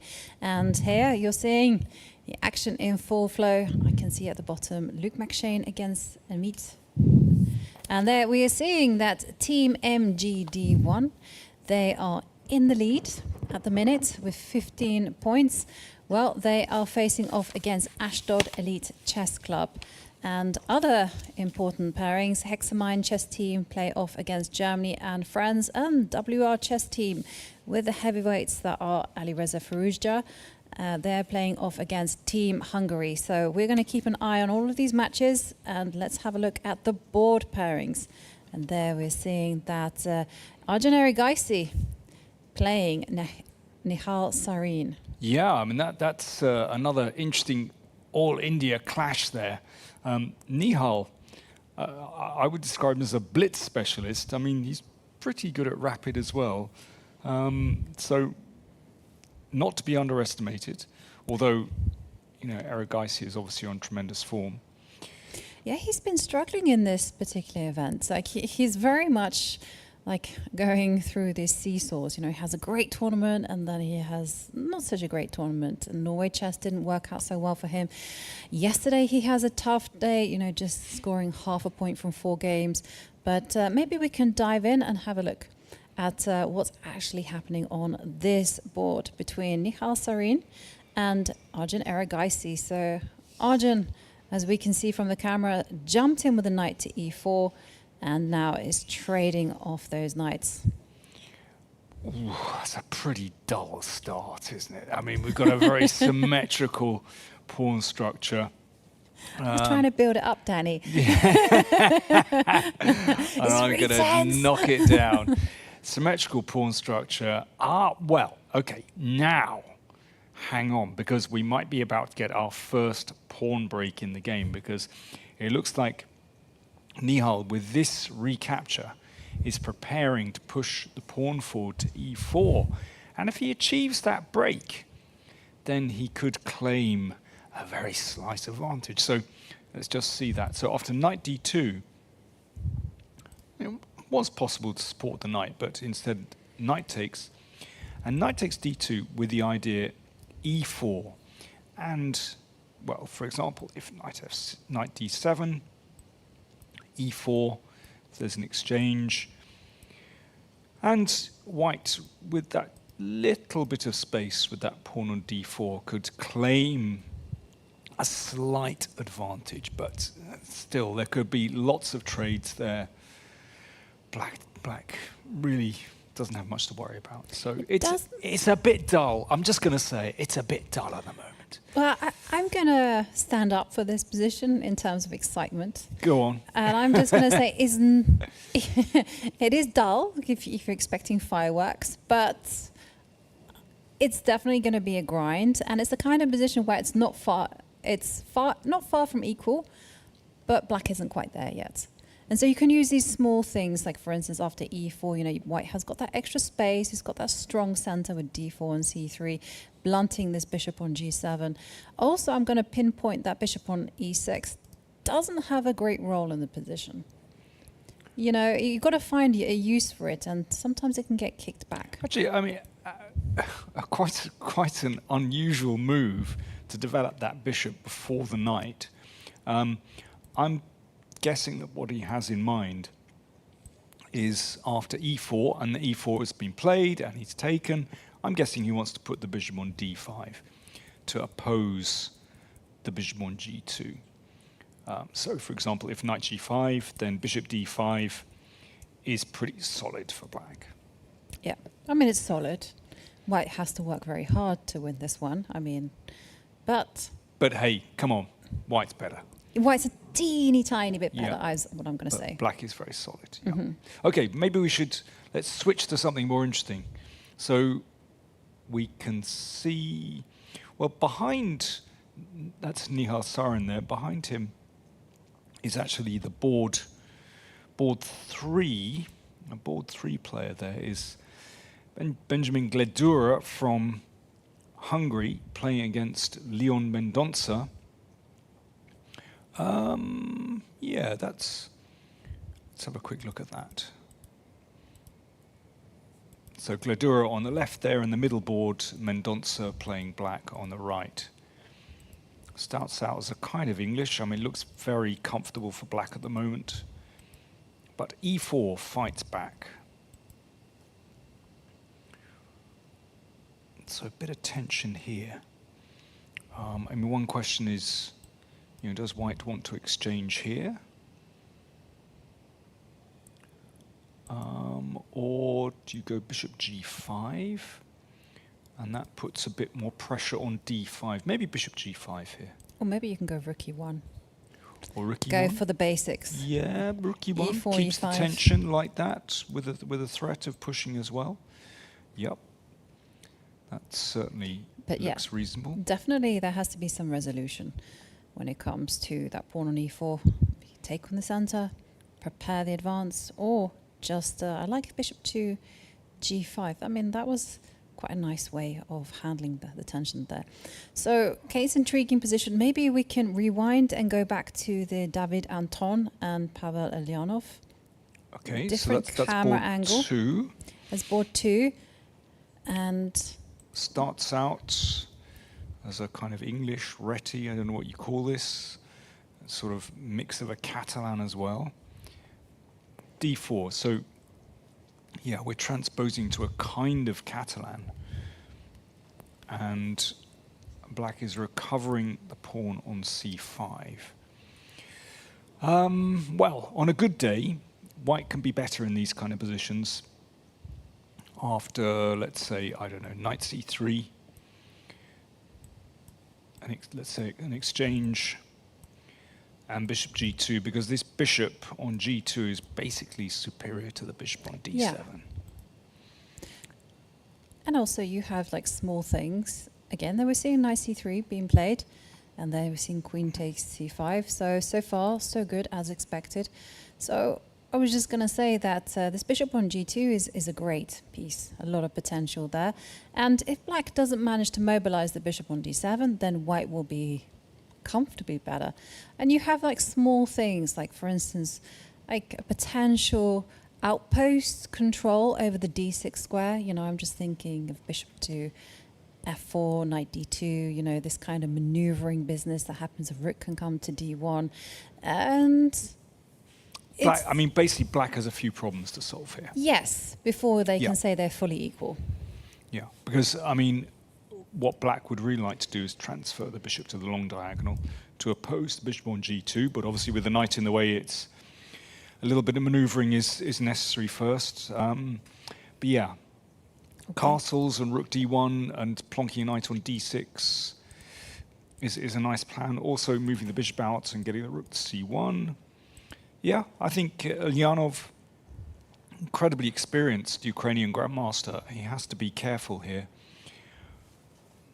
Yeah, okay. Well, Ulyanov, though, is a fantastic positional player. So I will look forward to seeing how he handles the position on the black side. Let's move down and have a look at the game between Pranav, who was one of the heroes for MGD1 the previous round, winning his game. Well, he has the white pieces against Andrei Volokitin. So starts out as a 4 knights and knight d4. Yeah, a very sensible way to play. And interesting, because in Norway chess, this was used, this whole system with the 4 knights and the bishop coming out to b5 was used by Magnus Carlsen to kind of immediately kill the game, like take it to a draw. Well, and then this is the funny thing, Wei Yi saying, Magnus Carlsen can kill the game with whites. I'm going to do the same against Magnus. Yeah, and he managed to do this. Yeah. I mean, there's a very forcing line here after knight takes, pawn takes, and pushing with e5. There could be big exchanges there. Oh, we can't actually see the board at the moment. But we've got a beautiful overview, right? We'll bear that in mind. And look at the teams playing. We have 52 teams playing in this wonderful arena. There we're also seeing Malcolm mates. They're the ones in light blue playing against Slough Sharks. I would hazard a guess. Roughly 400 players playing at the moment. I'm glad that you came up with that figure.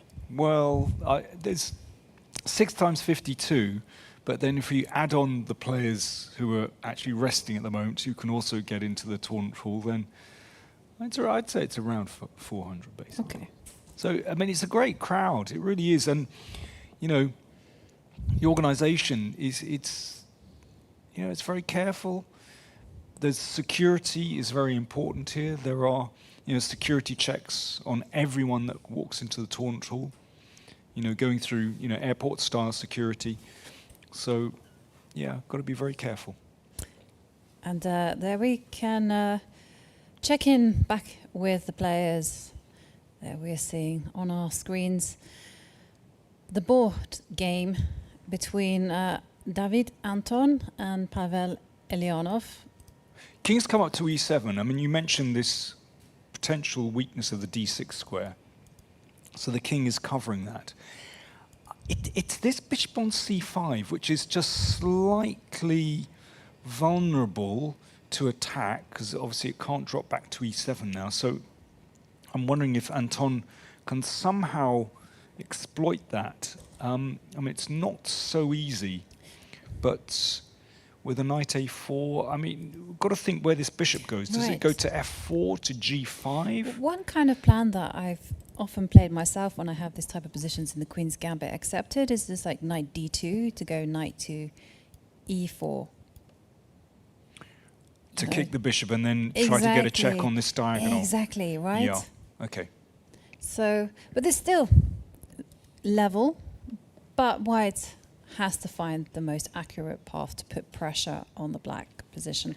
Shall we? Let me just, very quickly, a quick dive into this. I'm going to play something very direct. So what about knight a4? Okay, so if I do the immediate bishop to d6. Bishop d6 is probably okay. I mean, I was trying to sort of get the bishop here and... Yeah, so anyway, listen, we shouldn't deep dive too early, but yeah, there are various possibilities. But yeah, as you say, that's the other way of hitting the bishop. It just reminded me of this moment. So a few years ago, I had a coach, and I sent him through some games that I had analysed, and he was laughing. He goes to me, Jovi, you have deeply analysed the most boring game, but the sharp ones you've barely touched. What is it? Yeah, but I find this. Yeah, Me too. The queens are off the board. I agree. It's not that the pulse isn't quickening yet. However, I actually find it a very intriguing position because it could fizzle to a draw. However, finding that way to just get a little something with white is really intriguing.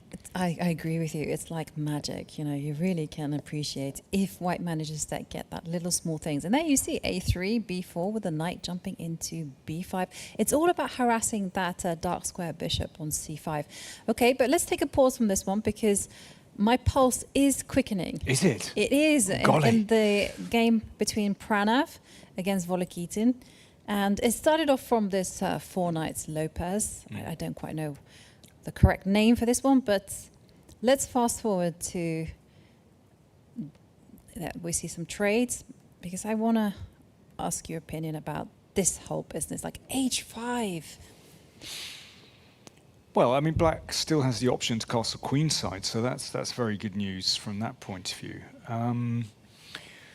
But the bishop on g5 seems to have everything under control. So, I mean, to be perfectly honest, I look at h5 and think, why? Yeah. In this position, I don't see it's a big deal at all for white. Okay, I think this is actually a threat.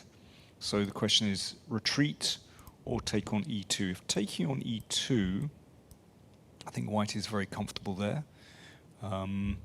Because the queen can sit on h4. Positionally looks very nice. I don't quite get that. We've seen some trade of bishops where it's the game that is happening behind. Okay. Pavel Elyanov and David Anton. And Volokitin has castled queenside. That's really interesting. Yeah, I mean, after this, then of course black should be pretty happy. But I wonder, even in this position, if it's possible. I mean, of course, white does not need to play like this. However, this could be quite interesting to attempt to get a nice blockade with a knight on f5. I mean, if black plays passively here like this, then I think white would be very, very happy. So what should black play after this one? Yeah. Could play h4 just to stop the knight coming in, give this pawn, and then attack on the g file. I mean, that's actually pretty reasonable compensation, I would say. Yep. Okay. It's risky to take on f6. It is very risky to chase pawns because you instinctively feel that actually what white should be doing is holding up black's activity on the king side and then just storming the queen side with the pawns. But okay, well, we're in for a full-blooded fight on this particular board. I kind of want to be a little bit naughty and jump out of sequence. Maybe we shouldn't. Maybe we should keep everyone updated. Let's go down to Yulia Osmak against Stavrula Sulakidou.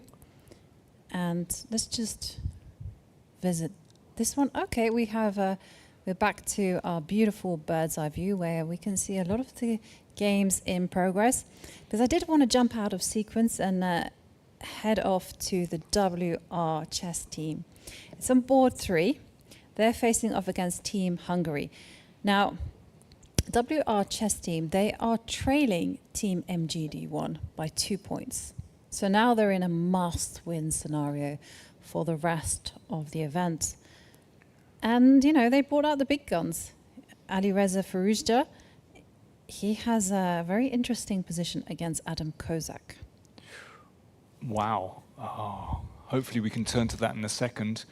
We've got the bird's eye view there. Let's see if we've got them on. Oh, great. Here we go. So yes. Alireza on the right, playing with white, and Adam Kozak from Hungary playing black. So very sharp indeed.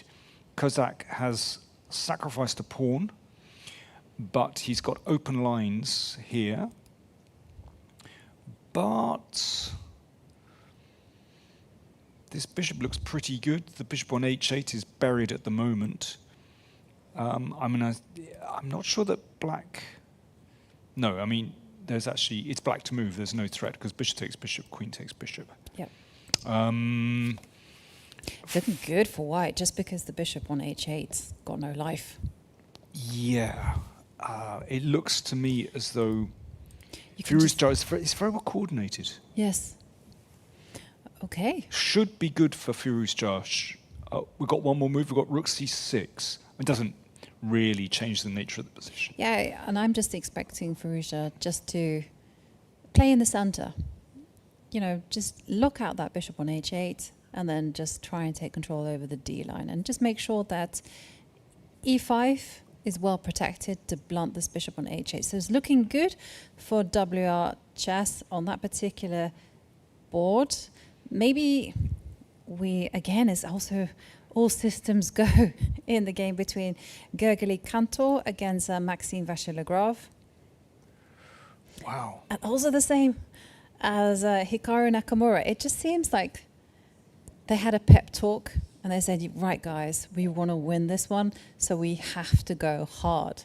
I mean, this position... Look at this. Well, this is... just completely exploded. So, I mean, we're deep into the game. After 20 moves, White has this pawn center. However, it's being undermined by this pawn coming to c4, so that e4 is under pressure. But the knight and the bishop, the knight is well anchored on b5. It protects the bishop on c7. And Maxime's queen is really sidelined at the moment. So, I mean, while it's nice to have the pressure here, somehow I feel that White could be all right. I mean, okay, so what's going on? Takes an e5. There we are. I mean, this looks actually very, very good for White. Yeah. We can see Maxime there in the middle board, or not the middle board, the board behind Ali Reza on the right. He's in trouble. These pawns pushing forward. The knight's got to move. The queen is looking really poor here. I'm just wondering whether it's possible for White to make a breakthrough immediately on the f-file. Yes, it does look like MVL is in big trouble. So maybe we cast our eye on board 3 of that match with Hikaru Nakamura again. The visuals are very impressive. E4, F4, G4, H4. I like it. That's why I'm drawing you to this particular match. There seems to be a lot of quiet positions, but WR, they've embraced the chaos. It's all looking good here. I mean, I love Hikaru's position here because, well, you've got to be very careful about advancing pawns, but this lot, backed up by the minor pieces, so before somehow White's pawn storm starts getting somewhere on the king side, Erdos is building up pressure on the b pawn. However, there's a weak a pawn here. So, I mean, Hikaru could just play rook e2 to defend this, and I don't see the big deal. And then White will continue on the king side. G5, H5. Yeah. Just keep going. Right, you can also drop the queen back. To C2. To C2 or D1 and go queen A1, move king G2, kind of start working. Yeah, I mean, White has more space, White has more freedom to kind of switch between the wings. So nice position there for Hikaru. Okay, well, WR chess team, they are in a must-win situation if they want to be challenging for that first prize, walking away World Rapid Team champions. But in the lead, it is MGD1. Do you want to go back to the top board match, top match? So this one, Nikhil Sarin, Arjun Erigaisi. Somehow or other, I always expect these youngsters to be very good friends. Whenever I see them, they're always hanging out together. They're kind of, I don't know, there just seems to be a good vibe. There's a really good vibe in the Indian team, yeah. So, okay, we're moving back to Nihal Sarin against Arjun Erigaisi. We haven't got that on screen at the moment, but hopefully the cameras will shift. We left it round about this position. Nihal trying to use his space advantage to get some pressure on the king side. Very interesting. F5, there we go.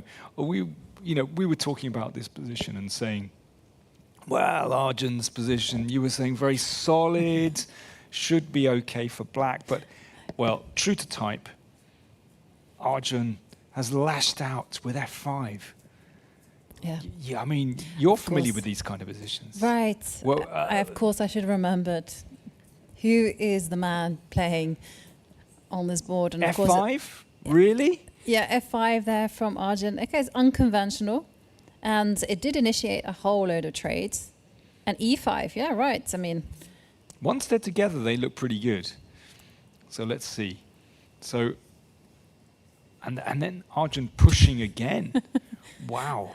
So I think the thing is, if this is exchanged, then the bishop will be able to take on c3. In the meantime, you know, there's pressure on the queen side with this pawn on coming to a5, and then the rook attacks a4. and that's why you're going to see the sequence where the bishop drops back and he pushes that pawn one more time.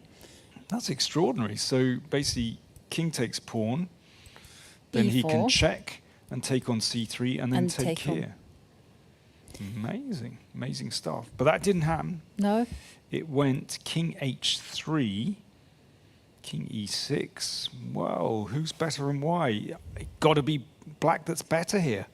And now, Niehaus are in. Because of the pressure against a4, he's captured on a4. But a5, sorry. But that's not an oil painting, is it? Come on. no, it's not. I mean, it's an ugly set. There is a rook hanging pawns. at the moment. No, I know. But can we exchange and take on a5? So my first vibe is go bishop to Oh, bishop f8. bishop f8. Bishop yeah. f8. Covering d6, hitting that one, and then, if necessary, exchange on d1. But I can understand Niehaus' logic, right? Because his argument is that, actual fact, the pawn on f3 is very weak. And we're seeing Arjun, instead of dropping the bishop back, he's making the trade, and now he goes for it. So he wants to keep an eye on the a5 pawn. I think that was clever, because in this position, if bishop f8 immediately, then there were some issues on the e file. I think white could exchange and then play perhaps bishop f4 to pin the e pawn. But as it is, I think that was just a little finesse. Nice to exchange first and then play bishop f8, because then there's no pressure on e5. So that's quite clever. It's quite nice as well, because you can meet moves like rook to d3 with e4. You can also meet king to g4 with bishop takes. So Arjun, he's suddenly played himself back into form. Yeah, interesting. The computer still thinks this is level. I'm just looking at these pawns and thinking, they don't look so great, but apparently still actually playable for white. Yeah. Interesting. Okay. Should we go to? Yeah, I'm gonna direct us Go to on. the critical matches, the critical games. So I'm looking at Yulia Osmak against Stavroula Sulakidou, because Yulia Osmak has a queen out there on h6. Oh. It's looking at g6. Oh wow. So Osmak, white, Sulakidou playing black. Okay, I guess I've got to defend that with rook g7. Oh, rook f7 just plays white's move. Oh my goodness, it's possible just to hack this off. Yeah. Oh wow. Then I guess white is doing pretty well. Oh no, that's not a good move apparently, because there's some kind of counter-attack. Okay, I got maybe queen h3 for black at the end of that. But okay, so what is the? Okay, let's find something stronger for white. Okay, so a few moves that I'm looking at. So knight takes a4. I mean, how daft is that one? Knight takes, and Knight takes. Then there's a yeah. pin. This is the thing. I just Yeah. want to go b3 or c3. Yeah. So what about rook takes? We go rook takes. Takes. And she's taken it. Very good. And then c3. C3. Looks And good. Yep, that's rook a8. that's convincing. If you take on Very b2. nice. Very nice indeed. Yep. So it looks like Osmak is doing very well in that position.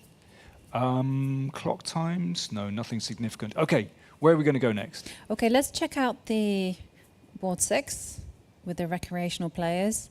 Athava against Sailor By. And Athava playing with the white pieces. He's been a monster on board 6. He won did all of his games. Yeah, okay, so he won the last. Oh, no, didn't he draw the last one? I think you. Hang Okay. on. Let me just check. You check that for me. Let me not give everyone fake news. Okay, Athava is playing white. I can see his queen's attacked, but he does appear to have an extra pawn. He won. He won the last one. He did win. Yes, so he's on 9 out of 9. There we are. Amazing. So queen e3 played. He's a pawn up. He's taking control of the e-file. Pair of bishops. Yep. Right. Odds on he's going to win that one as well. Wow. Wow. Okay. Well, this recreational board number 6 perhaps needs some fine tuning, so to speak. You know, is 2000 to Athava, well, Srinath was telling us about him the other day and saying that he had pedigree in his teens. Right. I mean, there was serious thinking going on behind as to the selection of the teams, you know, and Srinath, the captain of MGD1, has said, well, he'd observed him play, beat some grandmasters in online chess over the pandemic, and he thought, okay. There might have to be an inquiry. No, I mean, the rules are very clear. You cannot have a player that has passed 2000 in classical, rapid, or blitz. Fair enough. And if you're playing within the rules, then it's all fair and square. Okay, and there we are seeing the queen coming out and taking on a5. Bishop g3, no hesitation. So he's given up his extra pawn. However, if white pushes the knight back, opens up the bishop, still looks pleasant for white. Yeah. But there's nothing absolutely clear. I mean, you know, I want to push that pawn all the way, but f6 is covered by the knight. Better for white, but that's still a fight. Okay. So still a fight on the board, and I'm again tracking everything. Nihal Sarin, Arjun Erigaisi, that looks very even. Also on board 2 in this match, looks like white is a touch better. And where are the fireworks? There's some excitement on board 4 between Pranav and Vodakiten. I'm intrigued by that position because he did, after, in this position, he didn't take on f6 immediately. He played queen f3 first. And then, after this, he took on f6. He did go for knight g3. He's got the knight on f5. And positionally, this is beautiful. Now, g3. Didn't need to play g3. The knight is beautiful on f5. If black were ever to double on the g file, then rook g1 would protect everything. So, I don't know. Don't see why white couldn't start some kind of initiative on the queen side. But instead, he played g3, which surely gives black a little bit more play. If we're an endgame, I'd say white is winning, but we're not at an endgame yet. White's trying to get an endgame. Okay, so this is looking still very tense. But I think it's better for white, basically. Can we... Yes, what I want to head to is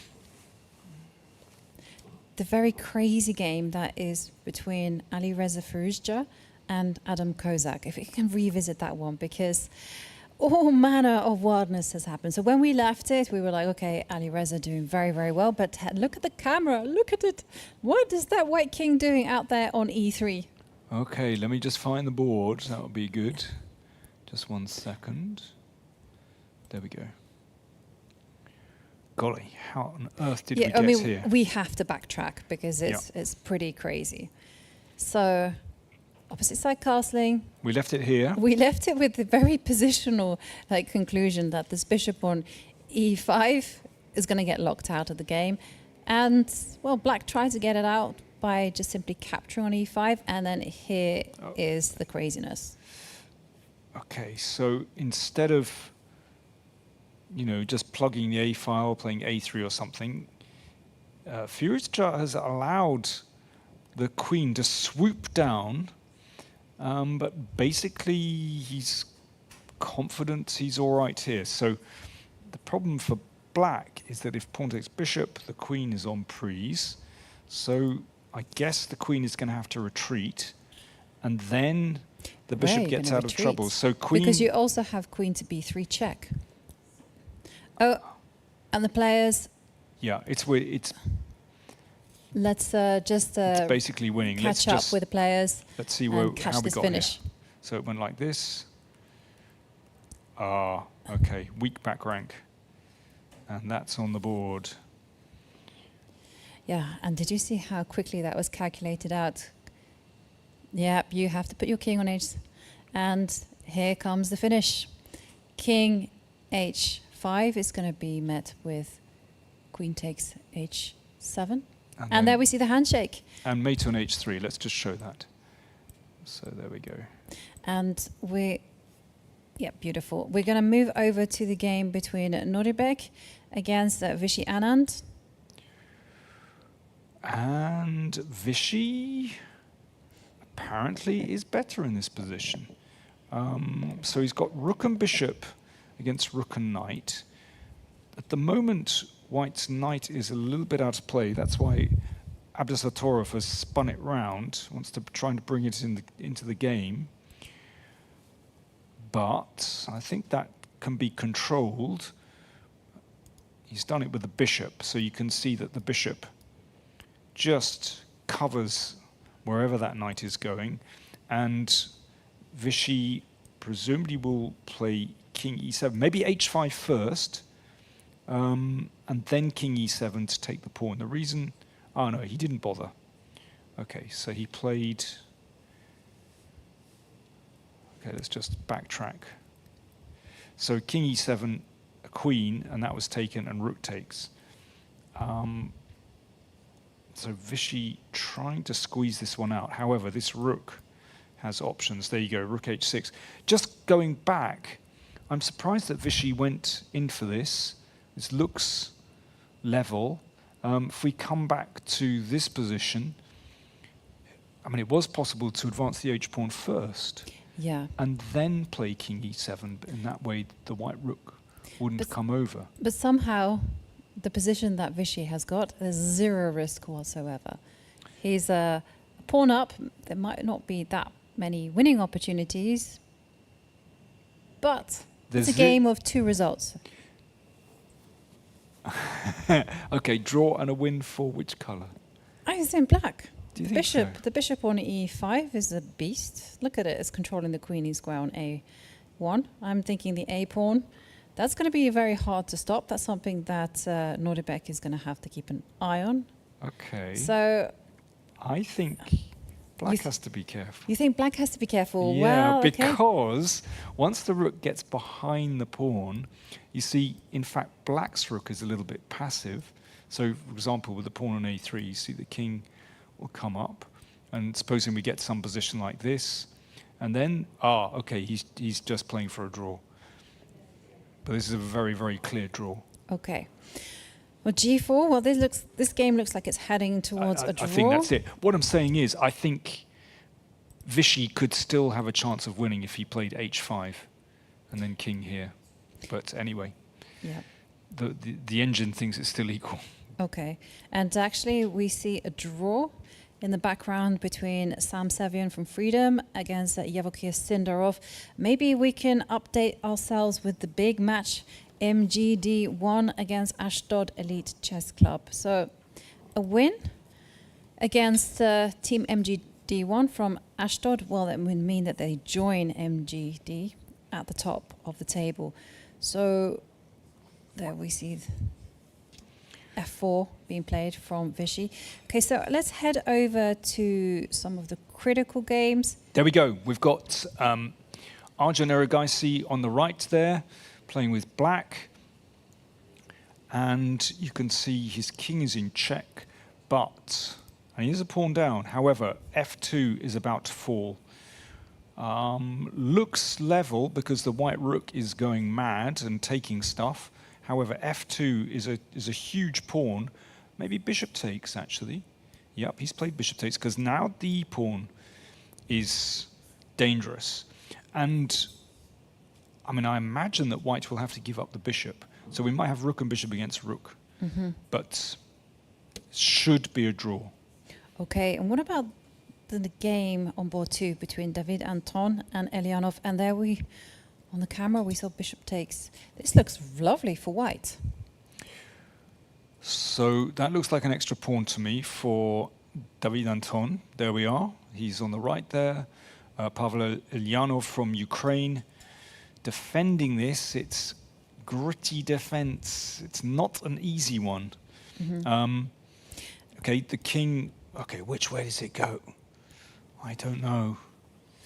Okay, I'm just going to update you, Daniel, on the results. Okay. Okay, it was a win for the man of the moment for Team MGD1, Athava. He wins again. Wow. So he moves on to 10 points out of 10. Absolutely remarkable stuff. But Ashdod have struck back because Yulia Osmak wins against Stavroula Soladkidu. So basically, 4 games remaining, and okay, let's look at this. I'm just wondering which way the king goes. I'm gonna. Okay, let me punt. King e3. Oh, he's gone king g3. Of course, went the other way. Okay, the players are just on seconds. Rook f4. Yeah, this is the problem. Hits this now. Rook takes a7. Rook e4. Rook g7. Okay, this is something. He takes on g7.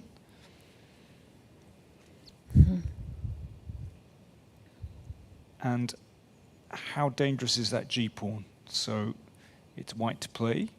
I'm guessing he can just advance g5. Now probably the king comes over. I suspect this is a draw. Okay, that's interesting. So he's making sure that black's king will be cut off. He's going to play the rook down to f3. Okay, so this is looking like it could be a draw, but Team MGD1, David Anton, really needs to press because Arjun could potentially be in trouble. He is playing with the black pieces against Nihal Sarin, and we got to head there because it's a massively complicated rook and pawn endgame. There, what is happening here? One imagines that the e-pawn will give black enough play here. I mean, white has to be really careful as well. Yeah. I suspect it's going to be a draw, but let's see. Rook to the 8th to go behind the pawn. E2. Sarin down to 7 seconds on the clock. Throws in a check. Arjun comes forward. Okay. I mean, it looks like both players could be playing for a win here. Golly. Yeah. Arjun has to be very precise. Okay, so now a big threat on the board of e2, followed by promoting the e-pawn. Control the promotion square, and now Nihal, no time. Throws in a check, and now the king comes forward. And you have to really work quickly here with your calculations because it might be a situation where the rook is sacrificed for black's advanced pawn, and in comes the king. Oh, I think he forgot about that move. Threatening rook takes pawn, so I think rook e1 to protect the pawn is forced, but that's so slow, and then white pushes the pawns. Exactly. I think he's blown it with that move. h5, king d2, and just push with h6, and it looks like white will have to give up the rook, but I think the pawns, the h and g pawns, should be too fast. Yep. And now the king comes forward, and now it is time. Got to be careful. 15 seconds. Because the threat is e2 and rook f1.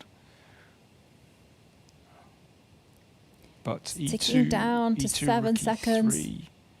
He's just gone for it, and now h6. And I suspect that this is winning. I think black's king is just too far away. Yeah, it is completely winning. It's just a question of advancing the pawns, and the white king is in time to shoulder out its counterpart. Wow. This is big. So Arjun on the verge of losing. There you see the pawn advances. King takes pawn, and now. Oh, has he blown it? Oh, the king gets back in time. King f5, and then the black king comes to attack the g-pawn. Wow. Wow. Unbelievable. So if we go back a move, let's just see this one play out. So king e5. But I think if black's king just moves across king d3 and moves to attack the g-pawn, white's king has to get in front of the pawns. He needed to push the g-pawn. It was a mistake to push the h-pawn so quickly. So if the white king dives in, king f6, then black's king will follow and will march across to attack the g-pawn. So king f6, then the king comes through. Still really complicated. There we are. King d5. King g7. And now king e6 or king e5, I think, is also the same. There we go. So if h7, then king f5 to pick up. So you give up the rook, but you take the g-pawn. Mm-hmm. And we see Nihal. And by the way, all the other games have finished in draws. King f5, attack the g-pawn. So a well-timed save there from Arjun Erigaisi.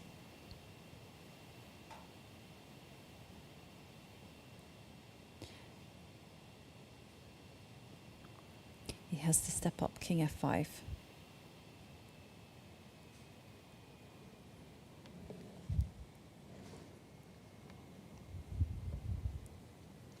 And h7. And then this is the whole thing, is that the h-pawn will promote, but the black king is in time to grab the g6 pawn, and there all the rook has to do is wait along the h-line, and it is a draw. Nothing to do. Yep. King f7, basically black just waits with the rook. So king f7 doesn't make a difference. And yeah. here goes, rook takes queen, king takes, and now the king will capture on g6, and king against king, it's a draw. Okay, one game still remaining between Pranav and Volokitin, and this is going to decide the match. Okay, let's head there. Wow. And it looks like Pranav is winning with that pawn on h7. Just one step from the queening square. I mean, it looks like a crazy game, actually. But how on earth does black stop that pawn from queening? This is the problem. Yeah. How to do that? I mean, can you mix things up? Okay, he's captured the rook. I mean, we've got an exchange there, but is there a problem with making a queen? No, there's no problem. And sure enough, it appears on the board. Queen check. Okay, he just steps up close. I mean, where is the king going to hide? It's probably going to travel on the light squares. Let me see. King goes to C. It's going to hide on ace3. Yeah, I mean, at some moments the queen can come back to interpose. So, and then the second queen will interpose.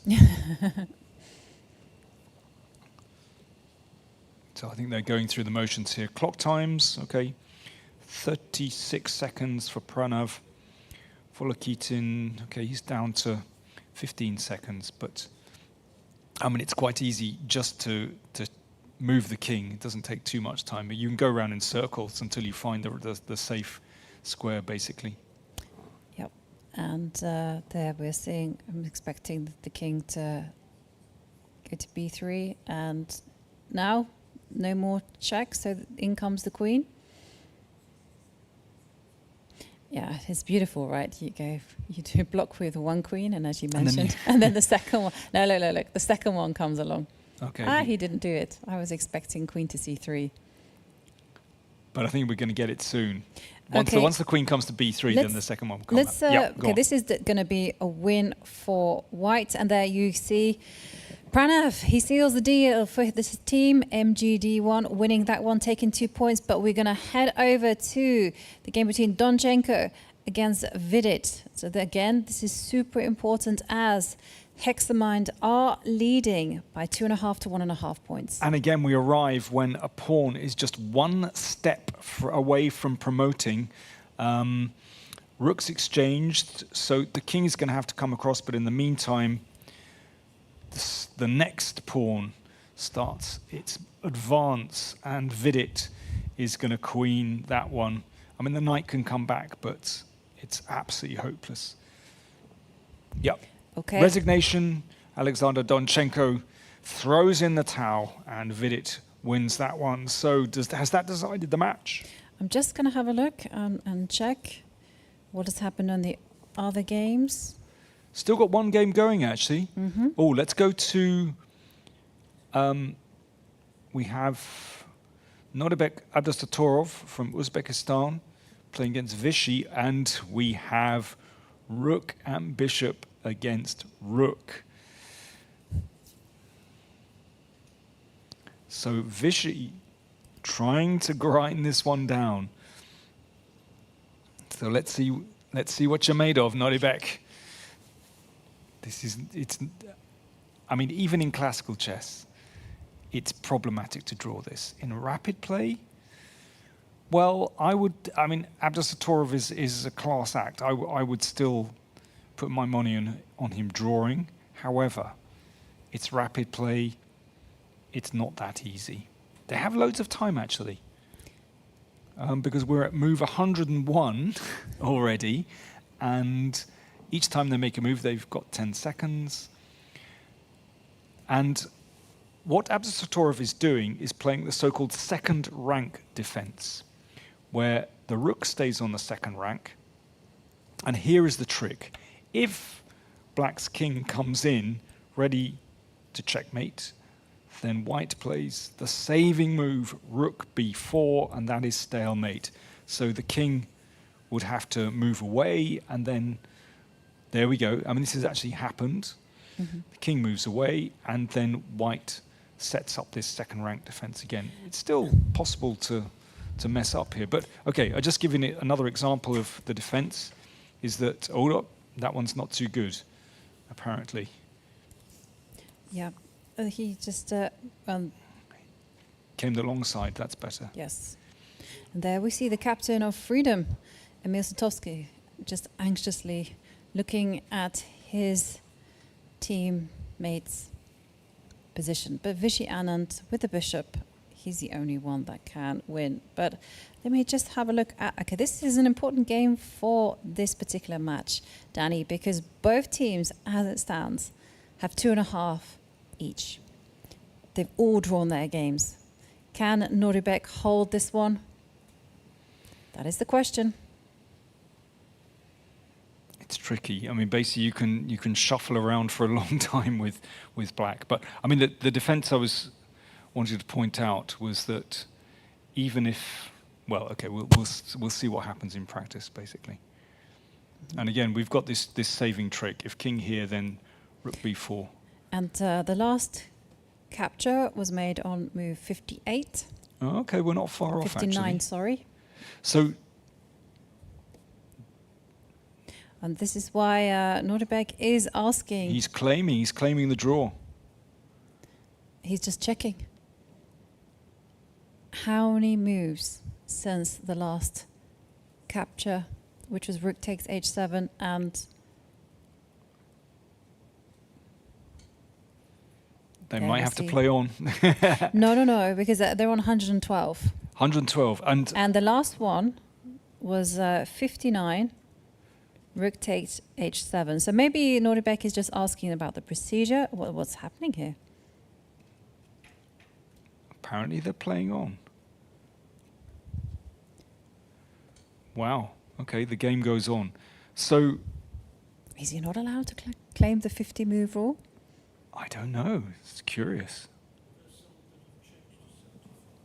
Well, that's when the arbiter's 75 moves is when the arbiter has to step in and declare the game drawn.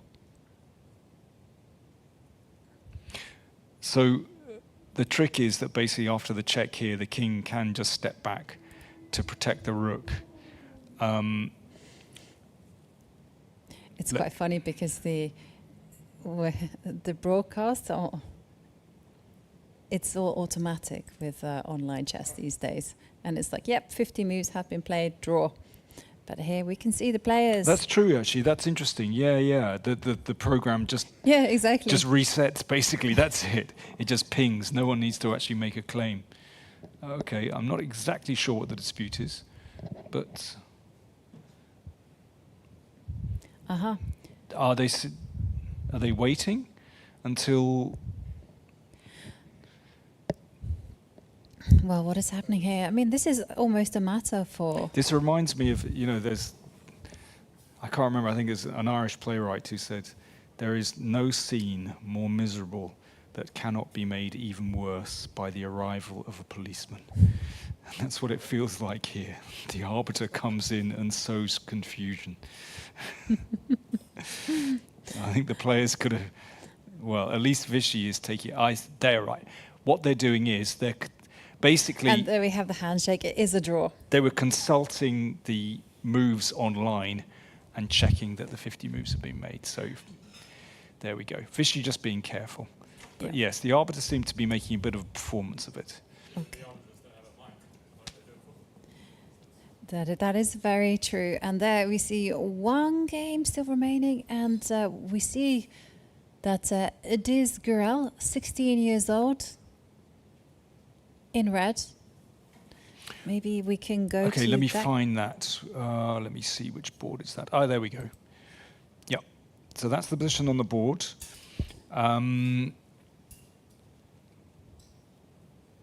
Okay, so Gurel is a pawn up. However, this one looks difficult to make progress, I would say, as White's pieces are so active. But, okay, we can try. So maybe the rook comes here.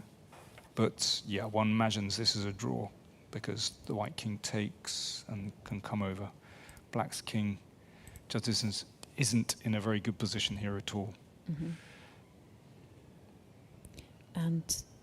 But time is an issue. 16 seconds for Jumabayev.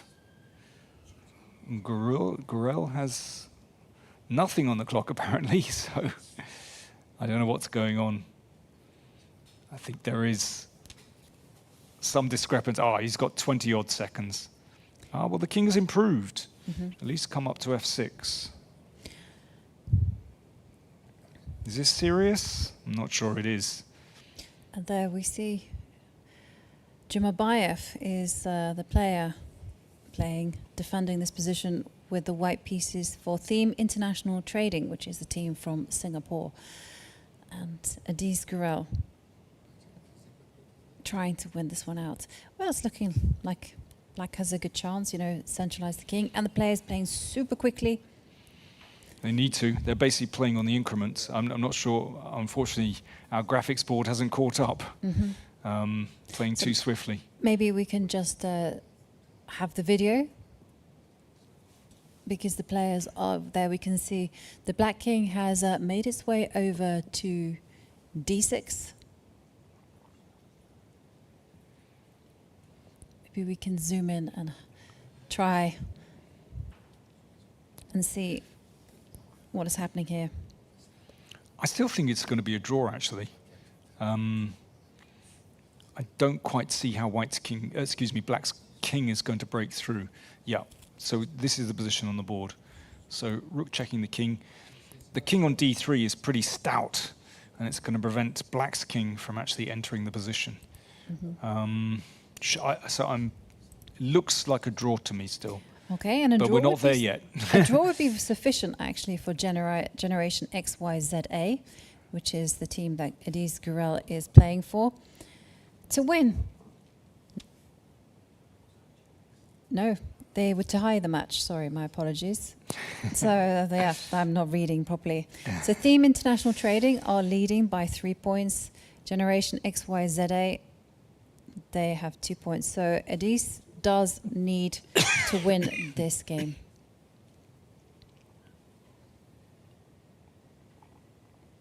And King goes back. Has the live board caught up? I think it is not. Yeah, it's not bad actually. Oh no, it's frozen again now. The players are playing too quickly. Yeah. But I don't see that black is making progress. In any case. Mm-hmm. And I think the crucial thing is if black's king can somehow break through, but I don't see it happening. Well, actually. also you have to think about the pawn breaks as well, because how Well, many okay, moves are passed? F4 is the only. Exactly, and I'm just thinking for the 50 move. Oh, I or- see. Sorry. Yeah. Exactly, because if there's no pawn move for 50 moves, then okay, the position will be a draw. Yeah. It doesn't. Yeah. I mean, of course, Gorel is trying, but I just don't see this as an issue. I mean, at the moment, yeah. I mean, White's king is actually advancing.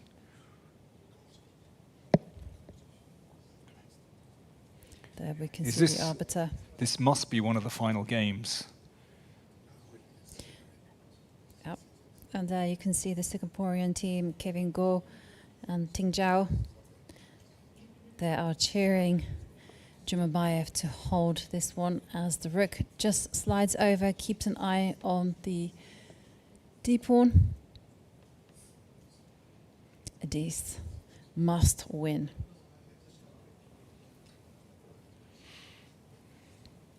Yeah, that's the team situation. Yeah. Jumabayev is basically playing on the increment.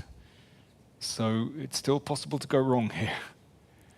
Yes. Ah, now, let's see. That cuts the king. So the king is prevented from moving back to protect on f2. So that might be a problem. So we're seeing the black rook on a3. It's getting ready to swing over. Okay, he goes rook a2, has an eye on the f2 pawn. Oh, interesting. I thought he was going I to was play going rook rook f3. f3. Yeah. But, okay, he's... Okay, now he has thrown a disruptive check with the d-pawn, and now the f-pawn has fallen. And remember, Adis Gurel needs to win if he wants to level the match for generation XYZA. So the situation is there are basically two black pawns on the king side, one on f5, one on g4, and white has one pawn left, one pawn remaining on g3. So the question is, can black actually take that pawn on g3? There are going to be a lot of checks on the back rank.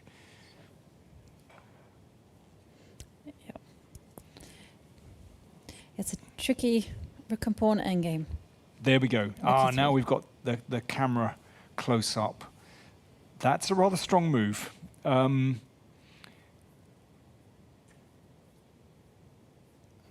Yeah, But that's the only way to defend. only way to defend that pawn. However, that's not... How stable is that? I'm not sure that's very stable. Can you go... I'm thinking of f4. F4, wow. Just breaking. F4, then rook e5 check. And king goes to f6. F6 takes on f4, then... Rook takes. And you have but an then- eye. And the king, does the king come back in time? No, because the rook is hanging on e5. Oh, sorry. And then he goes for it, f4. Okay, so that's the issue. Yeah. So rook e5, king f6, yeah, takes on f4, rook f4 check. Yeah, this is a... Okay, well now he's lost. Simply, he takes on g3. With the rook. Whatever you like. Just take the pawn anyhow you like. I mean, taking on g3 with the pawn, then the king can come down. Although, you know, can you escape the checks? If he takes it with the rook, can you escape the checks? And so you can't escape. Yeah, you can. The g on pawn's the protected. F line, but so you. That'll do. Exactly, and then the pawns will just protect themselves. Yeah, it's game. Yeah, you just go. He comes in with a king. Oh, Ooh, these wait a guys are second. really tricky. Oh, tricky, because rook f3 and the g pawn hangs. Wow. Okay, so king e5, f3, and then. He goes f3. But then there's a counterattack at the other end. King f6. He has to just. King f6. That's right. Okay, but you still have some time. This is fantastic. Very creative defense there from Jumabayev. Okay, where to step up with the king? He goes up to. And Gorel realizes he's blown it. Now. Can he step back to king h8? Then king g6. King g6 and then. And then the rook switches across. Yeah. Yep, you don't want to get your king in a mating net. And wow, some fantastic defense there from Jumabayev. And then you can see the disappointment from Idris Gorel as he's forced to repeat moves. Brilliant defense. Absolute brilliant defense there from the team International Trading. And they managed to secure a win against that Generation XYZA. Wow. What a finish. Extraordinary. So I think that's probably the final game, must be the final game. So I think we're going to get a guest in any moment. We're going to go on a very short break. When we return, we are going to be joined by Deborah Quickpen, a member of the Mother Continent team. So I can't wait to hear her thoughts on visiting London.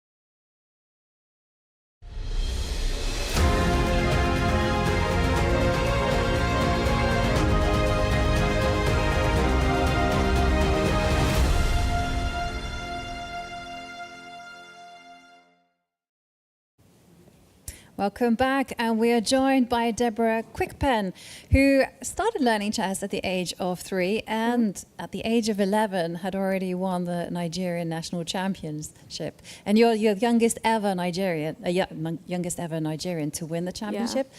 So how are you doing in this event? Oh well, not so good, but I hope to do well in the Blitz section. Yeah.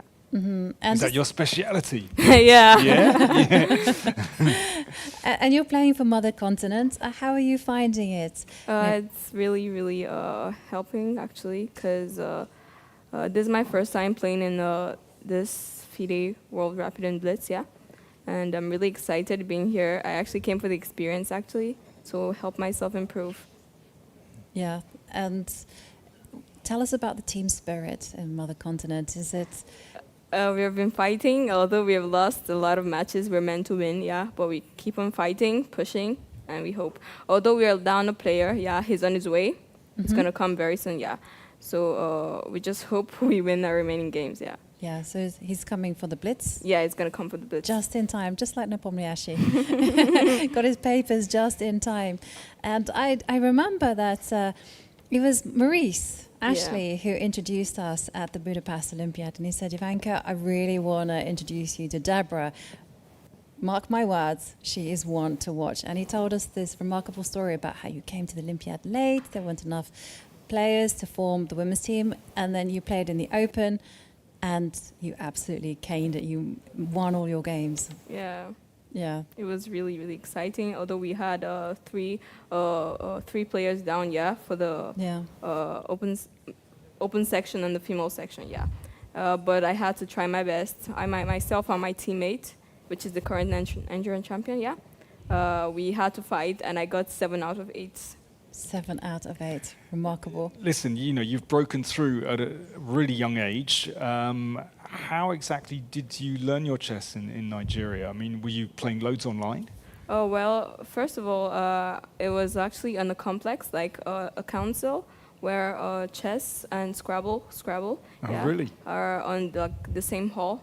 So according to my mom, she said she took me there. She plays Scrabble. Yeah, she took me there when I was very young. Like 1 year old, and hang on. Were you better at Scrabble or chess at the age of 1? Well, I'd say I was better at chess. Okay. Oh. And just to remind everyone, you are just 13 years old. You're one of the youngest participants here. I mean, what is chess like in Nigeria? I mean, well, it's very interesting actually, because we have a lot of young kids there as well, improving, beating the older ones, and it's really fascinating. We are improving a lot more, and we have a lot of young ones coming up, and we hope to see them as grandmasters in the future. Okay, so there's a real program of improvement then in Nigeria. Okay, so that's really interesting. I mean, that's why I asked about playing online, because this is the kind of classic story of players learning in countries which don't have a particular tradition of chess, that they play loads online. But you're saying that you learned basically, lots of over-the-board play. Yeah, I do. That's really interesting. Yeah. Well, that's absolutely fascinating. And can you tell us what like an average day of chess study is for you? I mean, oh well, normally I practice. Like if I'm really ready to practice, I practice up to 6 hours a day. Mm-hmm. Yeah, and if I want to go maximum, 9 hours actually. 9 hours. Yeah, and I'm very, very comfortable with it. Yeah, absolutely. And are you working with a coach, or is it just you and some Yeah, I books work online? with Maurice Ashley. Oh, brilliant. Brilliant. Oh, that's fantastic. He's been helping me. He started helping me since from the Olympiad. Wow. Yeah. And do you have support from the community, from your federation? Yes, I do. Yeah, absolutely wonderful. That's just remarkable that you're doing so well and that you're just breaking down the barriers. And so, Thank you. Yeah, so I'm just going to ask you, so how easy is it for you to travel to tournaments? Well, it's not so easy because lack of funds sometimes. Mm-hmm. Yeah, so, but I have a sponsor, now, Daniel Ford International. He's based in the UK. Yeah. Yeah, but he just traveled to Nigeria, I think, yesterday. Yeah. He helps me. He started helping me last year when I went for the African individuals in Ghana. He helped me, supported me, because they invited me there and no funds to go. So he supported me, and I was the only one, actually, that won the champion in the tournament. Yeah, Jessie February from South Africa. Yeah. Wow. And listen, I'm worried about your schoolwork and your Scrabble at this moment. Okay, chess is one thing, but don't forget the Scrabble. I have a program in school here. Whenever I go back, the school helps me with programs. Yeah. Okay, right. So you basically catch up and I catch up. Yeah. What's your favorite subject? I think I'd go with physics. Yeah. Really? Yeah. Oh, fantastic. Okay. Yeah. I think it sounds like you've got 3 brains to me.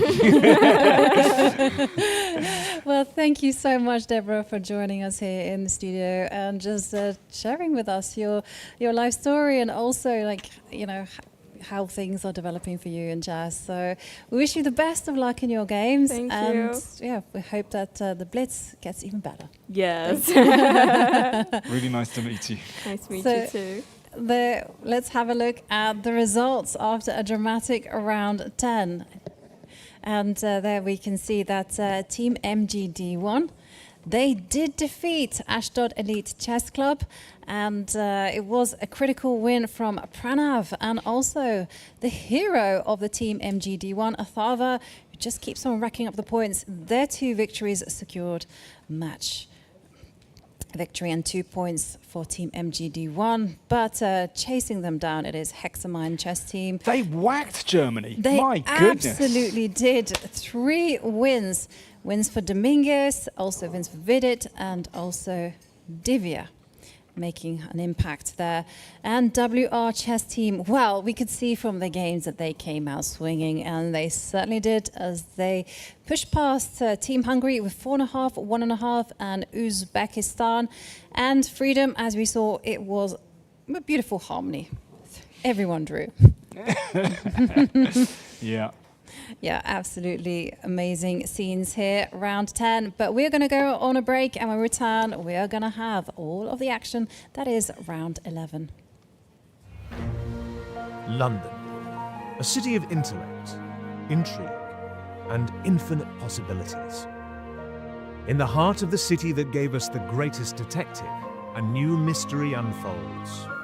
Not of crime, but of calculation. This June, London plays host to the FIDE World Rapid and Blitz Team Championships.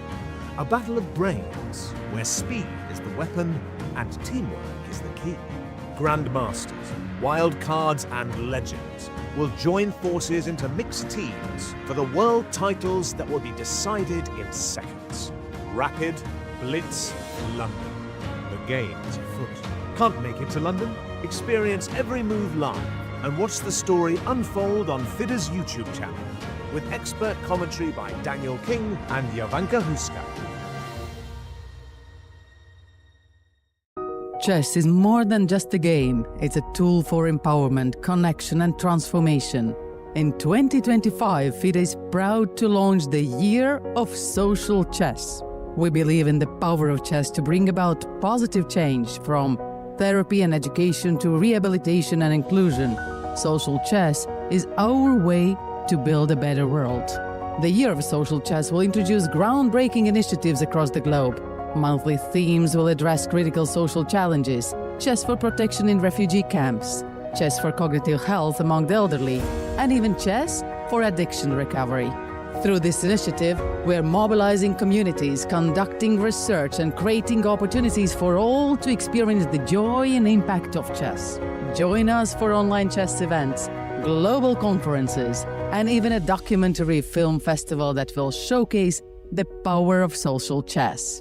Let's make 2025 a year to remember. The Year of Social Chess is here. Let's change the world, one move at a time.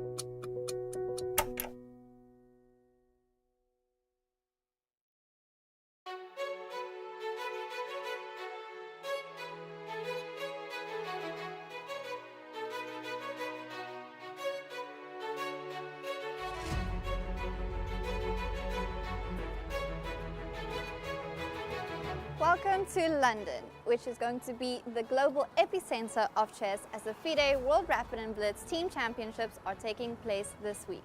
We want to get to know about the city's rich chess culture, and what better place to start than at the Hammersmith Chess Club, the largest chess club in the city. Let's take a look.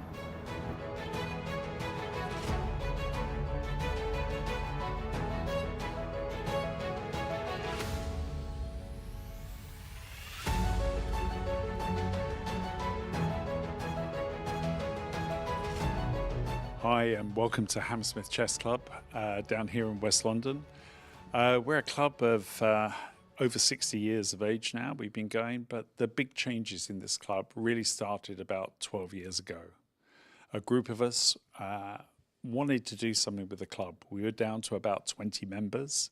It was pretty tough times, and financially we were really stricken.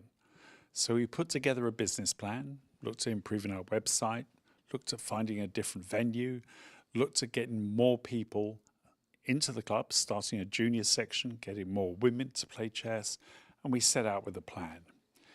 10 years on, it's almost come to fruition. We have over 250 members. We have a thriving junior section and a girls section. I'm very proud of this fact. Our women's team won the London League for the first time ever. It's the second year of its conception, but I'm so proud of that. We are gradually attracting more and more chess players to our club, and we try to be different. It's not just about the chess, but it's about meeting people and becoming friends. That's what we aim for.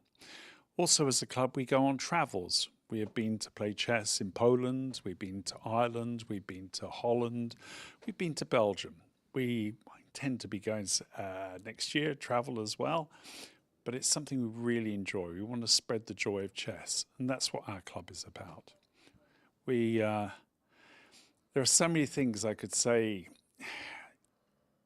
that happened. For example, this beautiful place we play in.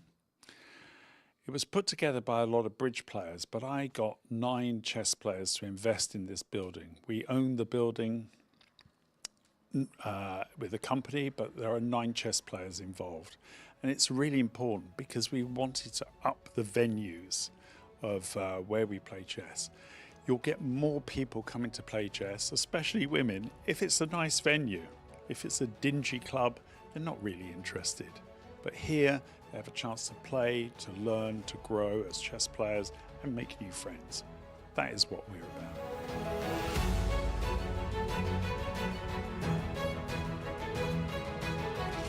Yeah, so we meet here every Monday and every Thursday at the London Mind Sports Centre.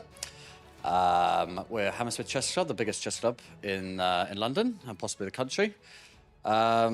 We have players from beginners up to international masters, and we try to do something a little bit different each week. So we might bring a grandmaster in to do a lecture. We might do a tournament. We might do a simultaneous exhibition, and yeah, we play in several of the leagues in London as well. So we have 16 different teams that are playing in our leagues, and yeah, we try to be open to everyone. So any player from any level can join the club, and it's a really great place to play chess.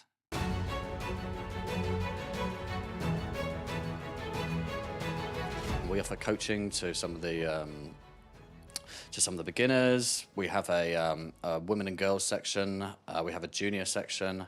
So we're trying to bring in a big diverse group of people to play chess. And yeah, we do fun things like variant tournaments. We do things like puzzle competitions. So we're always trying to do quizzes as well. We do always try and do something a bit fun, so it's not always super serious chess. Here we are with one of the top members of the club, Anastasia Royce, who is the captain of the women's team, who recently won the London League. Anna, can you tell me a little bit more about that? Well, we have been fighting for this for 2 years, and actually it's our first year ever achievement. And I have a really very good team. Extremely good team. Without them, we won't be able to win, of course.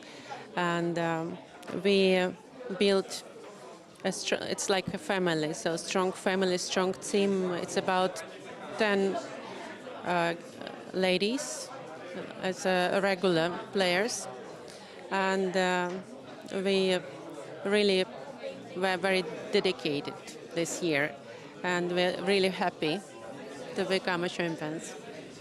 And I heard a little something that you were coached by none other than Mikhail Tal when you were younger. Can you tell me about that? Is that true? Yeah, actually, this is true. When I was very little, many years ago, I was lucky enough to be able to study in a club Michael Tal built. And even once in my life, I was able to play with him, like a real proper game. And I still remember this game very well. Well, it's amazing to see your passion and the passion within this club. My final question for you is, how is the chess culture in London outside of the club?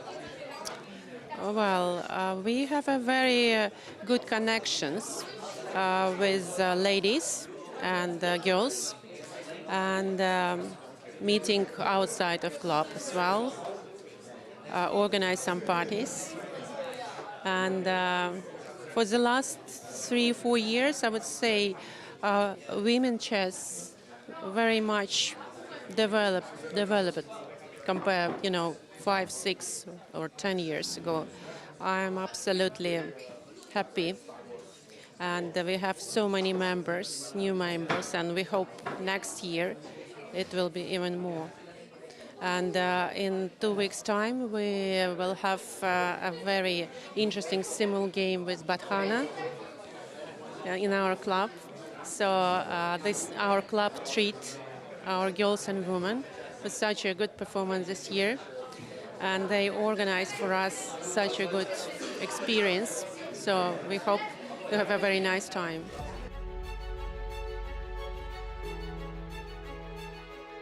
The FIDE World Rapid and Blitz Team Championships are taking place around the corner, basically in the club's backyard. Gaston, what does this mean for the club? And tell me about the team that you've entered.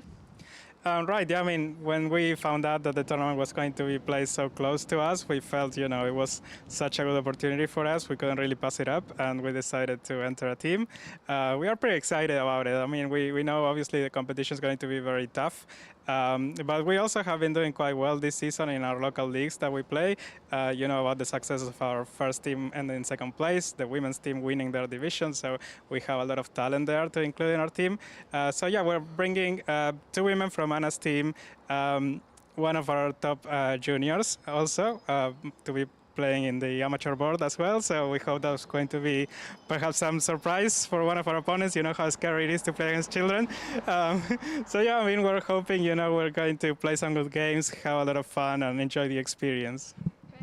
And the rivalries of the other clubs, do you think that is going to come up here in this tournament here? It's an international stage. We have super grandmasters from around the world, but also a lot of local teams are participating. Right, I mean, we are probably familiar with some of our opponents as well. I know they also know us very well, and they probably want to beat us. So, I mean, it's just part of the game, really. I mean, we can, be rivals at the board, but it's all friendly. After the game ends, I guess, we all know each other. We have been, sharing tournaments and leagues and matches throughout the years. And even some of them have been teammates in previous tournaments. So it's, it's always interesting to play against someone you know. I even have one of my colleagues at work playing at a different team. So I think it will be quite interesting to see so many, familiar faces from the local community, and also a lot of famous grandmasters for the strongest teams.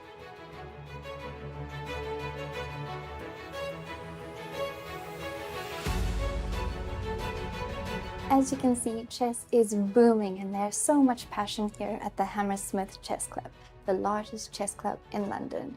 Right now, they're busy with their Monday night rapid tournaments. So let's leave them at it and see who wins.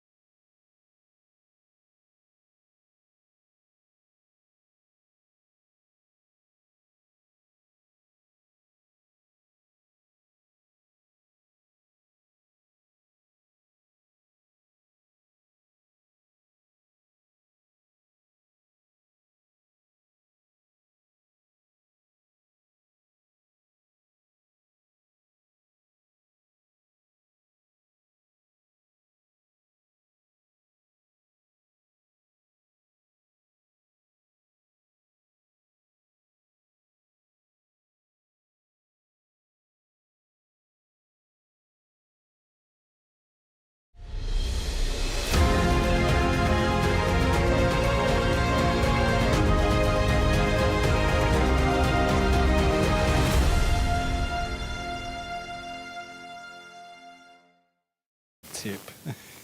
Welcome back. It's the penultimate round of the World Rapid Team Championships, and we are joined in the studio, where we're going to be very lucky to have as a guest commentator, Grandmaster David Howell. Hey, David, Ivanka. you're here in London. I am. I couldn't resist. I've been watching you and Danny like the last few days, and I've been begging to come and join you. But no, it's nice to be a fan. It's nice to spectate. I wish I was playing a bit. But oh yeah, indeed. Why aren't you playing? Come on! You should have been. You should have been in playing downstairs. I'm cheering for Malcolm's mates. That's all I'll say. Like I could have played, but I only found out I'd be free like 3 days ago. By then they'd filled their roster. So here I am, and still enjoying it. Well, talking about playing, it's been an eventful 10. How many rounds so far? Yeah, 10 rounds so far. So it is a lot of chess, I've got to say. So let's have a look at the standings. So, and the lead. Here we're going to be seeing, yes, in the lead it is Team MGD1. They started day one with 100%, and they seem to have just leveled up as they find themselves in the lead. 17 points. Hexamind chess team, they're there in 16 points. And WR chess team, they are making a powerful comeback on 15 points.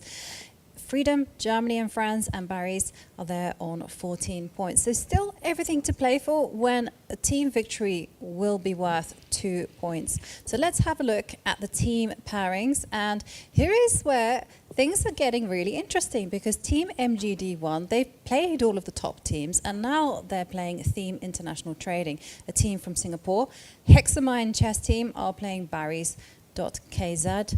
Germany and France play the mighty WR chess team. And guys, I want you to look at this.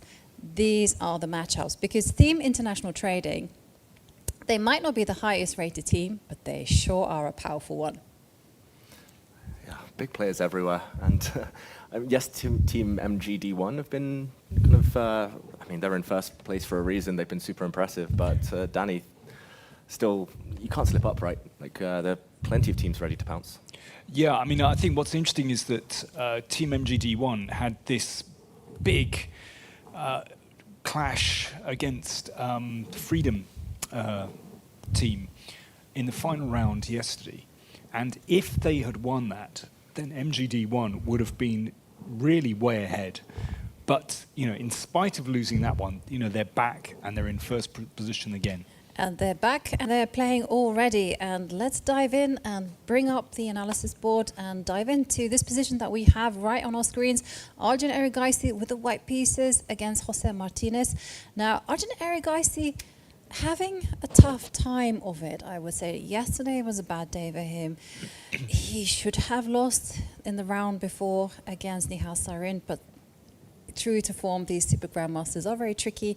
And now we have this following position, which looks, to my eyes, the pawn structure looks like it came from an exchange variation in the Caro, or maybe we're seeing a Queen's Gambit declined. Definitely a Queen's Gambit declined. There we are. Yeah, I like playing this position with black. You see, I like these tedious QGD positions with black. That's my kind of thing.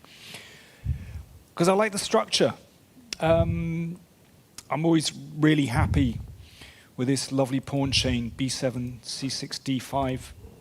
Once you have that fixed structure in the middle, then it's easier to determine where the pieces go. So, Dave, have you ever found yourself on the black side of a Queen's Gambit by accident? Yeah, I have. I haven't always enjoyed it, I've got to say. I should defer to Ivanka, who plays it quite regularly, but I know this pawn structure, I tried to love it. I've tried to learn it, but it's just not me, I think. Not your thing. Oh, that's interesting. As I said, I do like that fixed structure. Are you more comfortable on the white side of this? Somehow, yeah. It just feels more flexible. You can choose which side to castle. Yeah. Arjun here, he can put his own spin on it. He's going to castle long. He's going to attack the black king. Typically, he's absolutely going for it hell for leather on the king's side with g4 and looking to play g5. It's incredible how every game he manages to somehow find some kind of complication and just to put questions to his opponent immediately. Yeah, I mean, I don't know where he finds the energy, first of all, but also the confidence after he lost a few games in a row right yesterday, and to still be coming back, swinging constantly, it's impressive. Yeah, a lot of us would be looking down and playing for a little bit more gentle chess. But here we're seeing, I want to ask you, G4 on the board. To my eyes, it's very terrifying. I mean, especially when you're playing someone like Arjun, who's just a creative genius. They all kind of called him a hacker, right, in Norway chess. Yeah, and maybe it's designed against the opponent as well, because Jose Martinez is known online. He was saying this is actually the biggest tournament he's ever played in person. And he's quite a positional player. Despite being a speed demon, a blitz expert, he's known to like his slower games, his kind of calmer build-ups, maybe hence his choice of the Queen's Gambit. Do you know what I think? For Arjun, it's completely irrelevant who he's playing. You know, he just goes for it in every single game. It doesn't matter who he's playing against. So anyway, I mean, really interesting. I mean, my first thought here would be to perhaps duck this knight back and stick it on d6, because once the knight drops back, then it does actually prevent the pawn coming to h4. I mean, I guess one could simply castle queenside in that case, but anyway, it's just a thought. I have a feeling you've played these structures before. Knight on d6, yes. Go. Yeah, well, absolutely. That's where we want to go. But well, I mean, it's you know, if you don't stop g5, then suddenly, well, I really like White's attack. You know, it just plays itself. it does play itself, you know, castle queenside coming up. So Jose Martinez on the back foot here. He has to find some accurate moves to defend this. Let's kind of just take that walk around the park and have a look at all of the other games in progress. So I want to look at the board actually. David Anton against so Ting board Zhao. 3 is, so David Anton has white playing against Tim Jingyao. Golly, we've got a slightly unorthodox position on the board. Let's just go from the start. Yeah, whenever this comes, whenever b4 is played on the third move in this position, it often reaches really very unusual positions. Yeah, I must say I'm happy to see this. I've been playing b4 for many years now, and everyone told me, you know, you can't play that, it's dubious, like, it doesn't work at the top level as white. You're just playing a black opening, essentially, and it was played by Gukesh, this line with a3 during the World Championship match, and it always leads to messes, which suits some more than others. Yeah, and I think it's really interesting that when this pawn reaches b5, although the queenside at the moment is locked, so many games that space really, really helps white. And we can see that the rook has just nudged up to a2, moving out of the bishop's diagonal. And, well, the funny thing is, black follows suit. It's going to play b6, but e3, so that's the point. That white breaks open immediately. Yeah, absolutely. I mean, the position is still relatively locked on the queen side. I agree with both of you. The space is something to admire on that side of the board. But e3 happening immediately, I guess you had to do it before black kind of deposited a knight on f5. But d takes e3, to my eyes, is the way to go, right? Or, okay. Or am I kind of being a little bit amateur-like? Could you go e5 instead? Yeah, you might have to do something, because if you just castle as black, the knight on h6 is hanging in some variations. White can try some tactics potentially. I'm not sure they work, but big question after the exchange on e3: how are you going to recapture? Pawn or bishop? Pawn or bishop? Pawn. Pawn. Bishop. You got to I've got to say, you know, I've got to say bishop if you both say pawn. But yeah.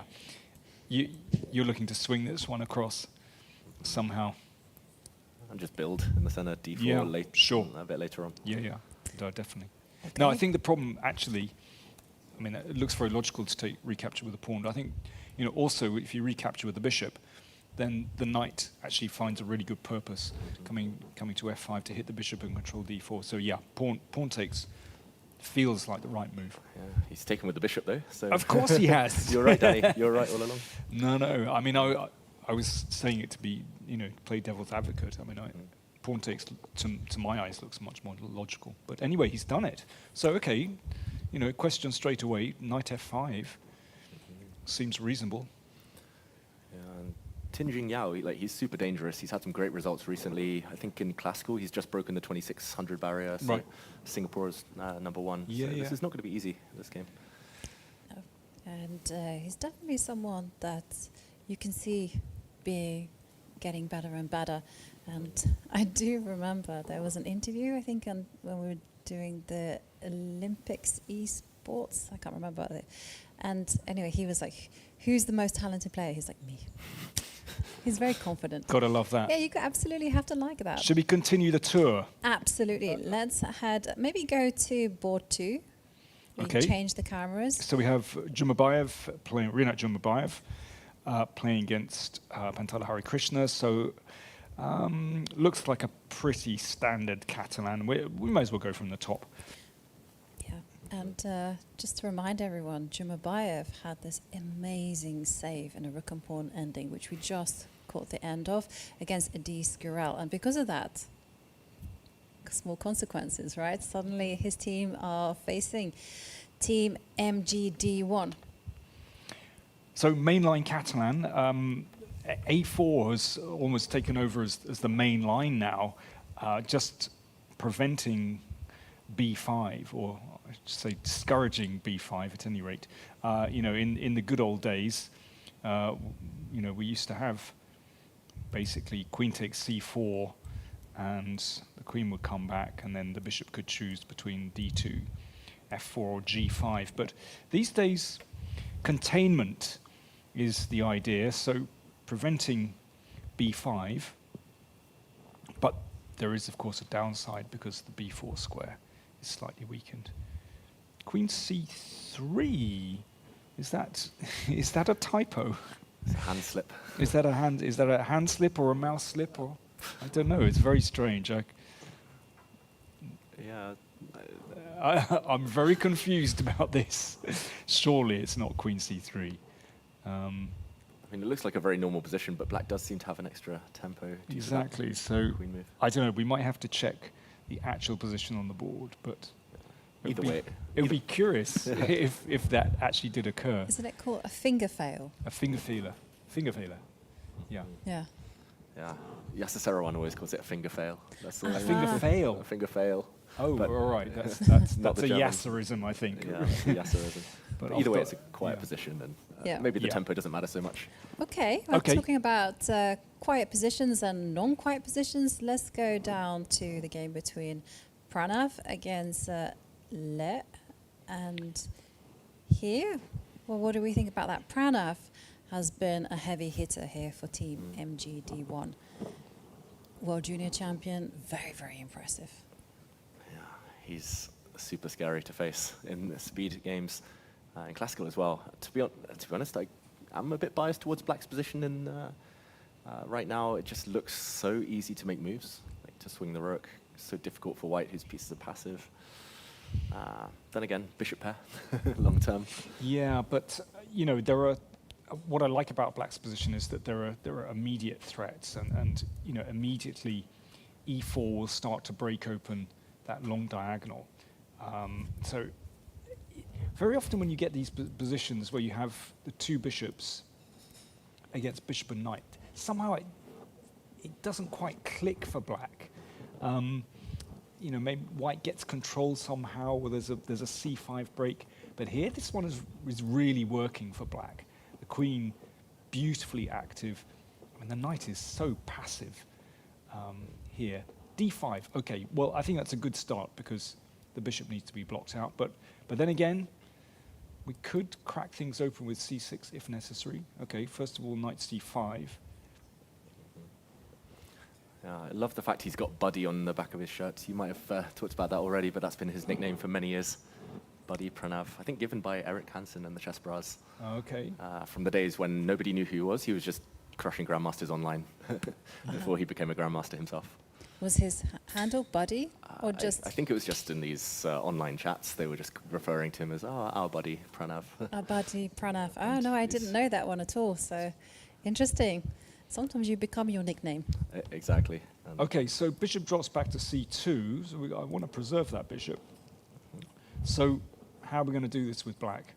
I mean, I think that's a distinct improvement of white's position, closing out the bishop. But At the moment, yeah, c6 isn't on because an exchange and the pawn hangs on d6.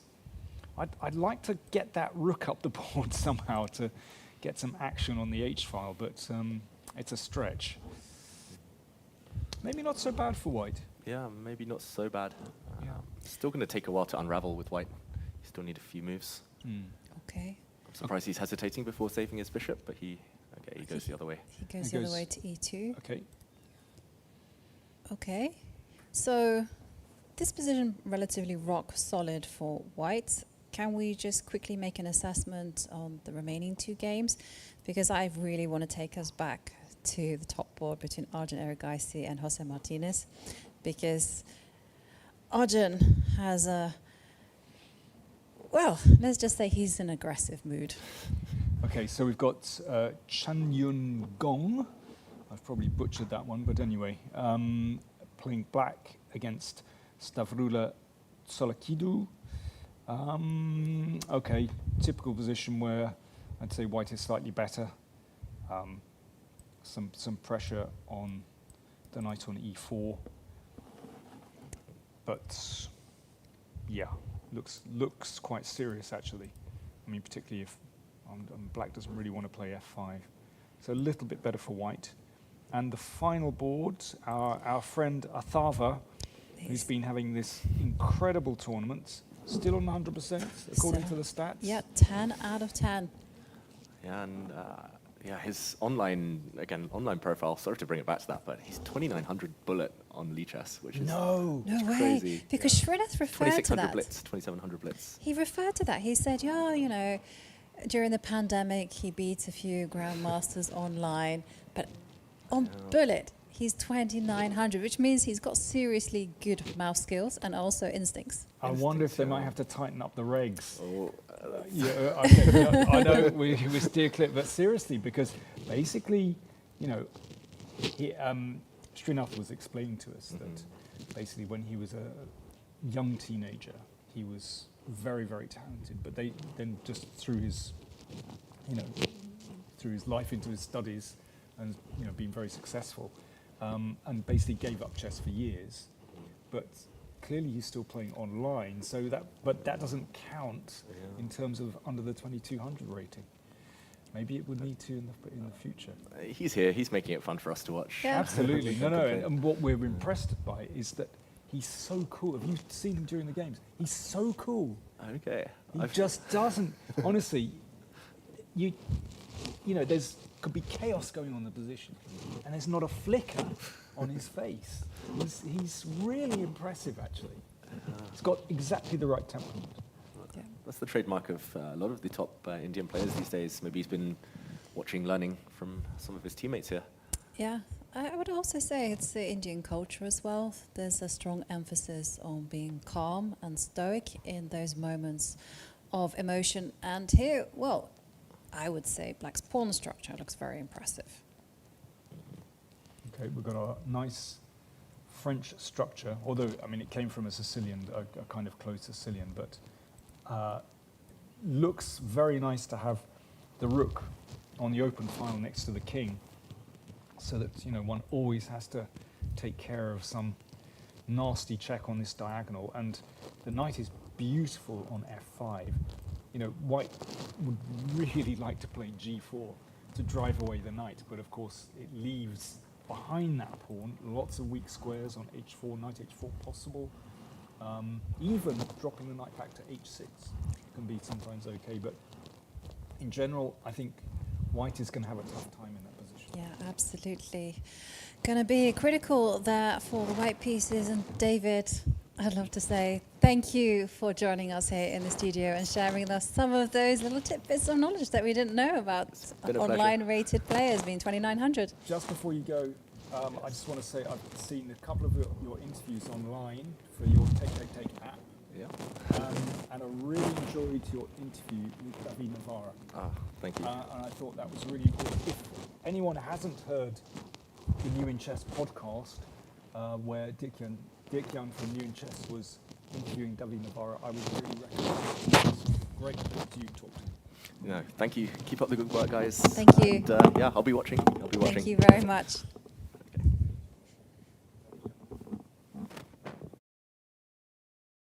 And there we are seeing on our boards Athava, an absolute stalwart of the MGD1 team, with the black pieces looking like he's in full control of this position.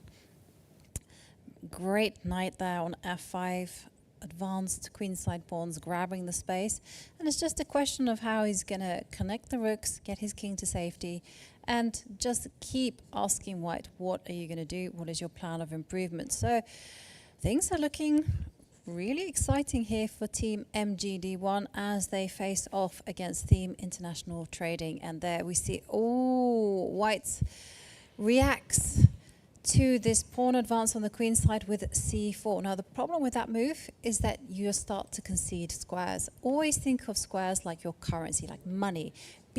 Don't be generous with it. Be stingy. Don't give them up. Sometimes you've got to be generous with your money.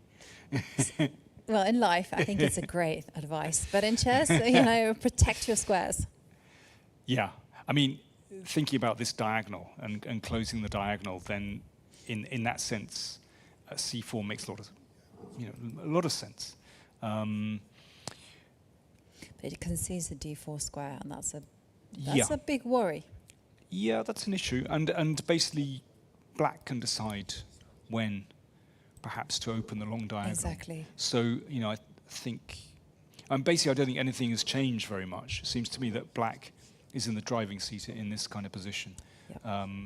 What I would love to do is move the queen up, castle queenside, and then double the rooks on the h-file, just to increase the joy for white's king. Well, we have some concrete moves. D takes c4 being played. White's going to recapture that. Now some possibilities to jump in with the knight. Okay, queen to d3.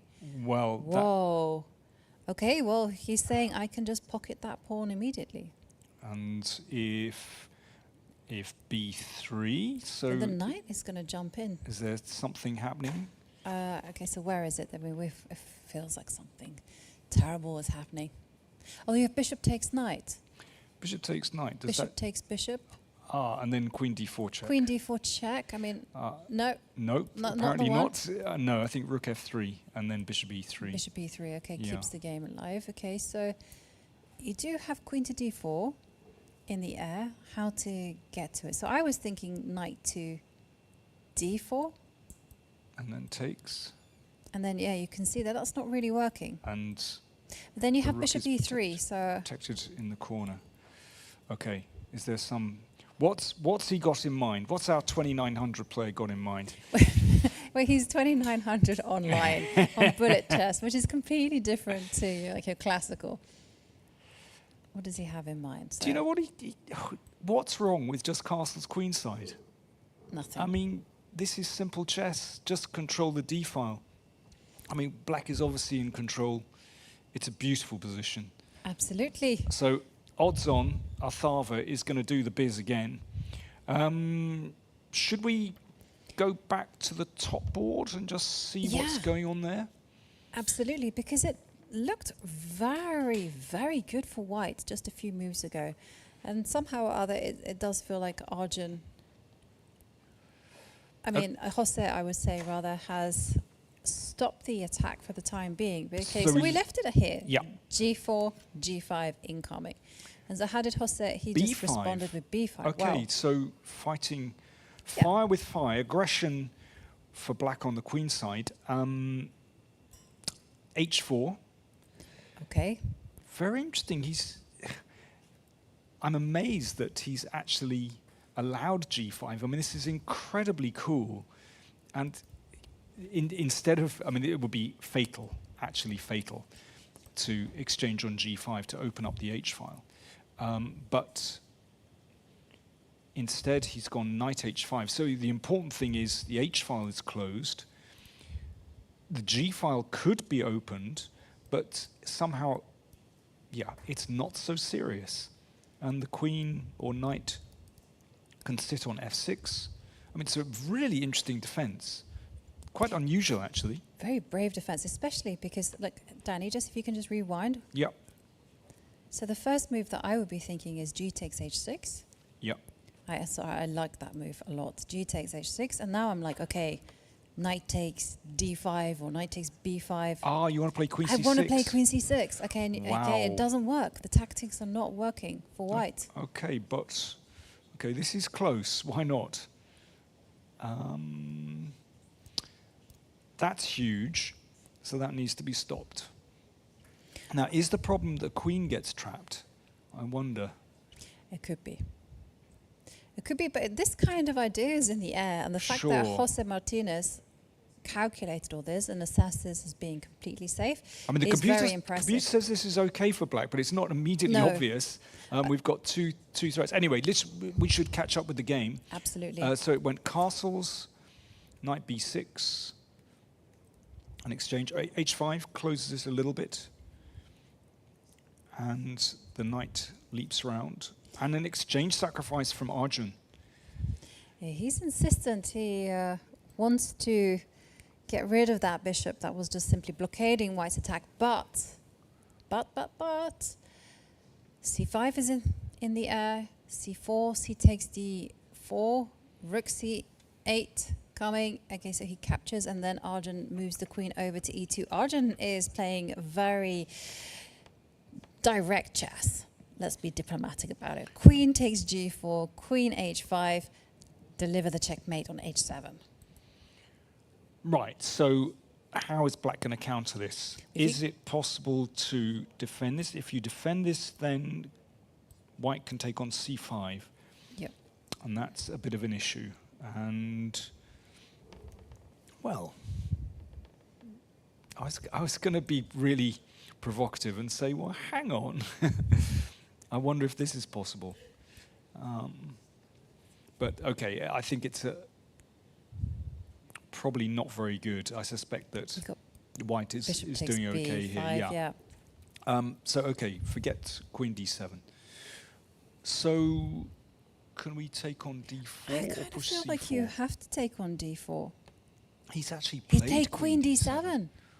Wow. Oh, okay. So now your analysis, pawn takes c5. Okay, so I was thinking rook c8. Rook c8, and then this is where we're like, okay, hold on to that pawn. So a5. Bishop takes b5. I mean, And any other moves before we go down that route? I mean, I'm sure there are, but okay, let's go with bishop b5. no, bishop b5, And then not queen given here. the computer stamp of approval. It hasn't, but okay, it's not. Okay, so what is the killer move for white here? Well, he takes on c5. We won't be waiting for long, Danny. You also have, I'm thinking, queen c2. Trying to get in bishop f5. What other moves are there? Yeah, but I wonder in that kind of position whether Yeah. black simply gives it and, something like this, give the rook and then break through on c5. Yeah, the white king is super exposed. Okay. I mean, okay, can we get away with a3? No. Probably not. And the rook activates. Yeah, rook a1 and then Rook a1 or one of these, rook a1 first and then... queen a2. Yeah. Something terrible is happening on the A line. Queen a7, yeah, okay. So don't want that. So now, okay, well, this is a type of position where if you don't play the right move, you're going to lose. So what are the other options? I'm just kind of running through like the most forcing moves. So king b1? Nope, definitely That's not. Definitely not king b1. That's You're just in a the middle of an disastrous attack. move. Okay, so what other issues do you have?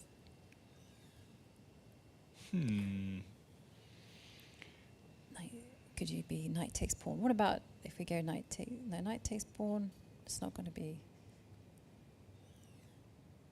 g6. What about that? g6.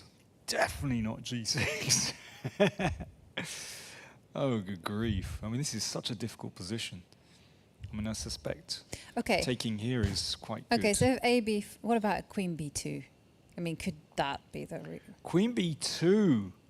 No. Never Queen B2. Never. No, how could one even? I mean, well, Honestly. we're struggling. Okay, so hang on a second. So I'm going to ask the all-seeing oracle and see. Okay, this is not easy to find the right move. So D takes C5, okay, rook F8. I was going to say bishop C2, but Yeah, try it. Bishop C2 is the move. with the idea Queen D3. Yeah. Oh, and taking this. So if pawn takes pawn, Queen D3. Queen D3. And then you... Okay, so if G6, then, And then you we grab. could crash. Oh, definitely not crashing No, you through. don't crash, No, you no, you just don't grab. crash because of this. You grab instead of crashing. Okay. Okay, bishop C2, though, at the end of it. So with the idea Queen D4 at some moment could be good. I mean, even this is not absolutely clear. After this move, well, I guess it's possible to simply protect, but It's not easy to kind of coolly go bishop C2 to set up the battery along the H7, B1 diagonal. I think B4 is the kind of move that maybe you don't make. I'm thinking bishop C2 instead. Bishop TC2 makes a lot of sense. Then instead of B4. oh, instead of B. Instead of B4. Because instinctively, I mean, are you really gonna set fire to the bridge? Okay, so here. And then Queen D3. Yeah, here. And then Queen Oh, to D5. Queen D4. Check. That wins a lump. That's nice. Okay, that's good news. So I think that the game is going to take this direction. Bishop C2, Queen D3. I guess black could run with the king because the checks drive the king to a better square. So king G8 in that position. Of course, white doesn't need to check on. I mean, king B1 is possible.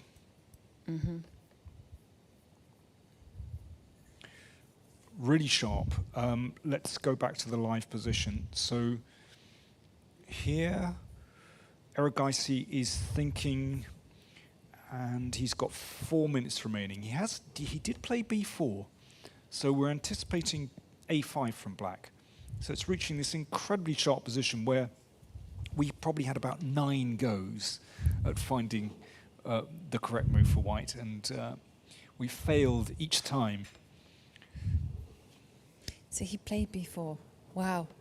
That is actually the best move, but you have to see this bishop C2 idea. It is just... There are certain members of the audience who are just flabbergasted by such a brazen move as B4, exposing the king, Well, allowing I'm A5. completely shocked by it. But okay, A5 did a bit. And did you see that bishop C2? Arjan's found it. He finds all the best moves. That's remarkable. I mean, just to understand that bishop C2, Queen D3 is exactly what he needs to do. And Jose Martinez in big trouble. It's quite funny. Did you see him just kind of turn and glance with his head to the side when he was, oh God, Yeah. Queen H7 is happening. he actually turned his head and looked at his king Yeah. and realized, oh dear, it's happening on the diagonal. It's so simple when you see it, but to spot the move in the first place and to also kind of pivot in the way that Arjun has, right? First up, he was going for a kingside attack, then he captured the pawn on c5, and then brazenly went b4, weakening his king on the left side, and now playing some magnificent chess. Well, it's looking great for Arjun, and there you see the shake of the head from Jose Martinez. He's down to under a minute and a half, and his position is very difficult. Should we, while we're waiting for a move there, oh, got quite a few interested spectators, should we just have a quick dip at the other boards? So we've got, this is a game between Jumabayev and Hare Krishna, and looks a little bit better for white, but okay, a long way to go there. Tingjing Yao against Anton. Yeah, black is solid enough from that strange Reti. Pranav playing black against Lei, Tuan Min Lei. Well, quite a nice knight on d4, but okay, again, a long way to go. There's nothing obvious there. Tsolikidu against Gong. Okay, white is better. Yeah, white is better, right? And you can go. And how's our friend Athava? Athava, he's a pawn Motoring. up. He's two Pawns up he's, even. He's absolutely, yeah, absolutely in control. I mean, he's going to make it to 11 out of 11. Wow. Great stuff there from Athava. Okay. We got some more moves actually in the Erigaisi Martinez game, and it's gone 8x b4, queen d3, and king g8. So it was, as we finally saw this line, he's gone in that direction. And Martinez, 46 seconds on the clock. Difficult position. Now, white to play. Is there a killer move for Erigaisi? Okay, so the first move that you look at is what happens if you just check on h7, check again on h8, pick up the g7 pawn, and... Okay, let's try. So here, and queen g7.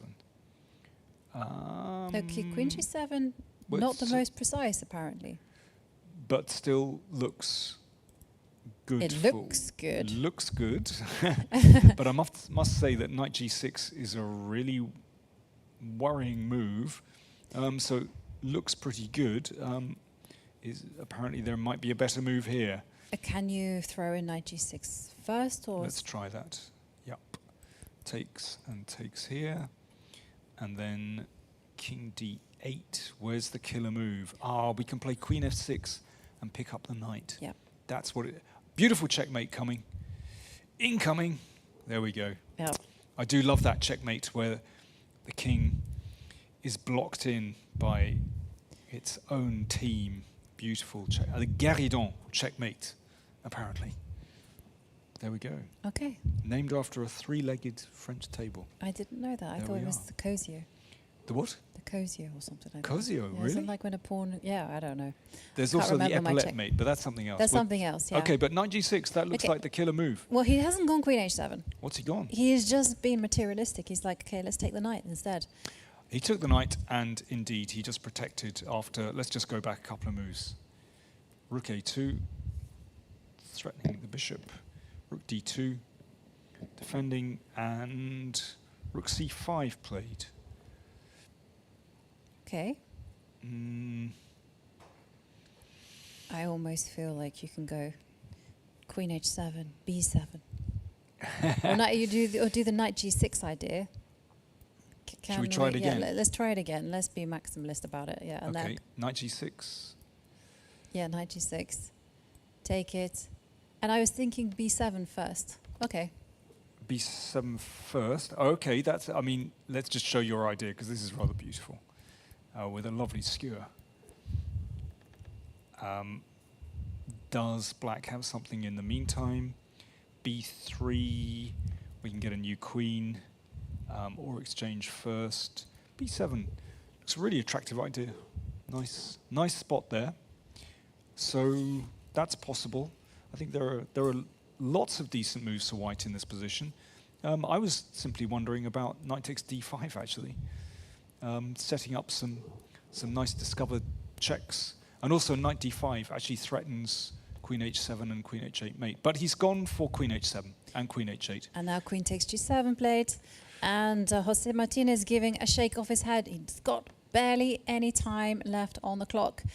And the thing is, even if he tries some desperation sacrifices such as rook takes bishop, the white king can safely step back and there's no more checks. Yeah, knight g6 coming. I mean, the king is in massive trouble. I think we're going to see our first result in this match, actually. Yep.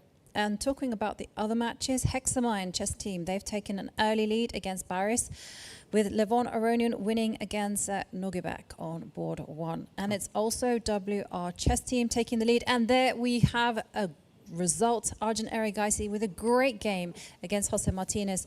And that means Team MGD1 have taken the lead.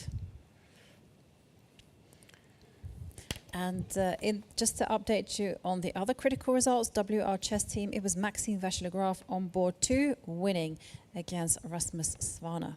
Okay, we can see the board beyond that on board 3. That is against David Anton against Tingjing Yao. And the players are playing very quickly. So let's have a look at what's happening there. Okay, so Anton is under a minute. Tingjing Yao just has about 2 minutes remaining. Tin is a pawn up. It's this double pawn, so it's not, I wouldn't say it's fatal, but it does look pleasant. That knight is swinging around to the blockading square c5. That I really like. So does White have some kind of disruptive move? I guess he's played a4, so that I think he wants to sacrifice to give himself a nice pass b pawn. And if knight b7, then the knight can potentially cover.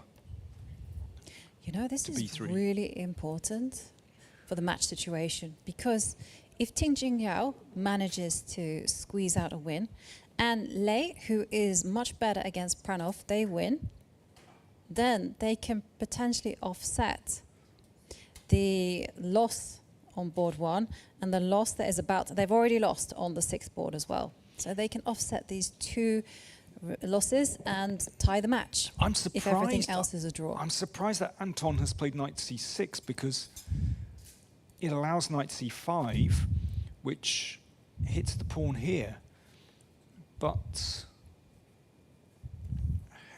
okay, so he's looking to check the king out. I would still be slightly concerned about knight c5. Yeah. You know, hitting this pawn, because, well, how do you defend it basically? And knight takes pawn defends the pawn on b6 as well. So I think he looks like he's in control here. The knight is on c5. Let's just looking at the live board. It's our graphics board has frozen there for a moment. We need an update. Working out the situation in the other matches, because there's not much in it.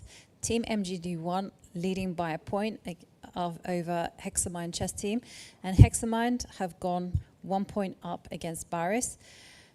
MGD1 now 2 points up. Oh, Anton has blundered his rook. Knight e6. He was only anticipating knight takes pawn on the a4, but knight takes rook.